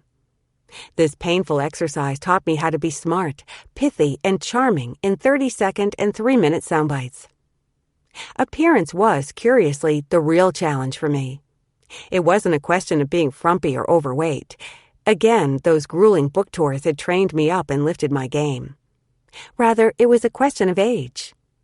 When you're a woman of a certain age, how do you signal to the world that you have the spark, chutzpah, vigor, and vitality to kick off a hugely ambitious multi-year project? I've discovered that for a middle-aged female, nothing signals vitality more than toned arms with a discreet ripple of muscle. That's right, making a fabulous first impression boils down to biceps. And my upper arms are fantastic. Not quite up to Michelle Obama's standard, but close. I'm a swimmer and relentless about it. However jammed my schedule, I get to a pool 4 times a week for my allotted laps. To save time, I've perfected the art of not getting my hair wet. Blow-drying long hair can take an impressive 40 minutes. I wear a 1950s-style swim cap with thick rubber guards and purple petals, which looks quite ridiculous. But who cares? I love my exercise regime. It soothes my soul and tones my body. So these days, my professional wardrobe centers on slim-cut dresses, high-necked but bare-armed. Sure, I often team these dresses with a well-cut jacket or a graceful scarf because the no-sleeve look is not always appropriate. But it's the rare business meeting that doesn't allow me to unsheath those biceps and prove I'm up to the task before me. Targeting the right leaders. When I began to identify potential backers for my castle, I knew I needed a mix. Prominent figures from the policy or scholarly world, certainly, but also powerhouses from the private sector. I did, after all, need major funding. I'd learned my lesson from my Barnard days. This time around, I wasn't seeking friendly but ineffectual mentors. Instead, I was targeting people who had the capability of backing me in my new venture. I started with Carolyn Buck-Luce, a senior partner at Ernst & Young. We'd met socially some 3 years previously. She was the wife of the minister at my church. Not only did we like one another enormously, we immediately clicked, but she was an ideal potential sponsor. Carolyn was a prominent private sector woman, precisely the kind of leader I needed on my side. She shared my passion for women's progression and believed in my value and my worth. Understanding the give as well as the get. Converting Carolyn's support into major sponsorship meant I had to figure out what I brought to the table. What was my currency? What did I have in my back pocket that was useful to the powerful people from whom I was asking favors? What was the quid pro quo? After much soul-searching, I came up with a notional list. I had some unusual assets at my disposal. My intellectual capital, speaking skills, and global expertise were valuable and in demand. Perhaps I could offer them up to burnish the brand of a leader by volunteering, for example, to give a talk at a corporate conference or at a client event. I also commanded rare access. I couldn't conjure up Super Bowl tickets or seats on a private plane, but given my world, I could offer dinner at my home with celebrity scholars, invitations to special events at the Council on Foreign Relations, the UN, and Ivy League universities, and most importantly, access to journalists and the media. Once I'd determined my currency, I deployed it passionately and put it to work to help potential sponsors. Carolyn was a case in point. Although she had an enormously demanding day job, she headed up E&Y's global life sciences practice. She wanted to be more involved and better known as a champion of professional women. Her track record inside E&Y was impressive. She'd spearheaded a speakers series for women called Issues on Your Mind, and was a co-founder of Ernst & Young's Tri-State Women's Professional Network. Understandably, she now wanted to increase her visibility externally and become recognized as a leading advocate for women nationwide. I was able to provide serious assistance, which ranged from helping her become a published author to ensuring she played a leadership role in my increasingly successful task force. Looking back at that 2004 to 2007 period, I see that our trust-filled alliance exemplified the reciprocity between sponsor and protege. It was a veritable embodiment of the two-way street. During the critical startup phase, Carolyn garnered significant financial support for the task force from E&Y and others. In addition, she leveraged her connections and clout, helping me recruit female executives from companies where she had an in and I did not.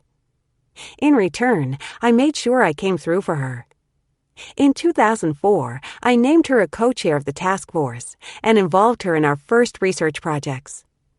I also secured her appointment as an adjunct professor in my gender and policy program at Columbia University. These successes transformed her external brand. She became a significant voice on the national stage. Establishing a two-way street. What made this sponsorship relationship so powerful was its deep level of reciprocity and seamlessness. Initially, Carolyn sponsored me. In 2004, I urgently needed someone to bet on me, and she did. I then came through in major ways. Indeed, for a while during the 2005 to 2007 period, I was the sponsor and she the protege. Together, we exemplified the transformative power of the give and the get. All parties benefited: E&Y, the task force, Columbia University, Carolyn, me. Carolyn opened the door for me at E&Y, ensuring it became a significant funder of the task force. But E&Y reaped rich rewards. The research we crafted together underpinned some important talent initiatives at E&Y and helped it brand itself as an employer of choice for women, a fact that went straight to the bottom line. The E&Y leader who took over from Carolyn, Billy Williamson, saw the firm's involvement in our work as one of its best HR investments. Similarly, when I showcased Carolyn in the task force or sponsored her at Columbia University, I never doubted the excellence she brought to the table. Her insider knowledge of how to implement transformative change within organizations made her a natural catalyst in private sector groups. She also proved to be a standout professor, consistently earning some of the highest ratings in my program. Coming through with loyalty and performance. In short, Carolyn and I weren't in the business of simply swapping favors. Rather, we were doing what sponsors and protégés have always done for one another. She extended my reach with her own. I built her brand by leveraging mine. We both knew unequivocally that we were the real deal. We could unreservedly vouch for one another's value. Now in its 10th year, the task force numbers some 75 global organizations that range from Goldman Sachs to GE to Google, and from the International Monetary Fund to the CIA. As proud as I am of our growth and the vote of confidence it represents, I'm even more gratified at the impact we've had and the action we've driven. We have moved the dial. We've empowered companies as well as individuals and moved thousands of diverse candidates up the ladder and into leadership. On the strength of our reports, books, and articles, my Task Force for Talent Innovation and its associated research center, the Center for Talent Innovation, has promulgated dozens of new best practices that have changed the game, not just for women and people of color, but also for Gen Y hires and members of the LGBT community. Our legacy has burnished the brands of each of us who gathered at the Century Club table that day. In its operation as well as its origin, in its vision as well as its mission, the task force is sponsorship writ large. It positions each of our members, senior women and men in our participating companies, as advocates for a diverse group of their high-potential men and women. As those individuals break through to leadership, they in turn extend their sponsorship to up-and-comers in the pipeline below. This dynamic has long seeded the C-suite with white men. With our intervention, sponsorship will now propel women and people of color into upper management. The fight for equality that began in the 60s and 70s might at long last claim victory. A final note. Looking back on my journey, I'm struck by the importance of castles and the importance of making them as magical as possible. In 2004, as I honed my vision for CTI and the task force, I thought I'd built a pretty good castle. It certainly served me well, turbocharging my resolve as I learned to unleash the power of sponsorship.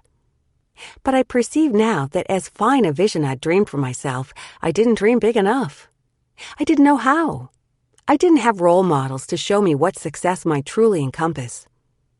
In the wake of the extraordinary interviews I did for this book, I'm newly conscious of how widespread this problem is, especially for women.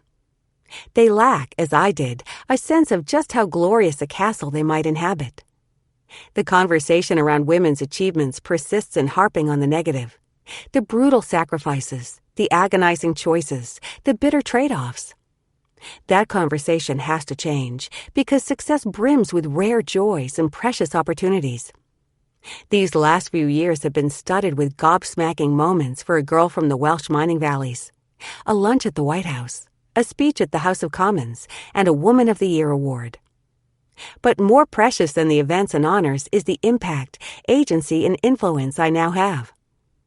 The reason I was at that White House luncheon was to consult with the Council of Economic Advisors on a new strategy for women in President Obama's second term. I feel immensely proud as well as humbled by my newfound power. So I say to you, dream big. Build a magnificent castle.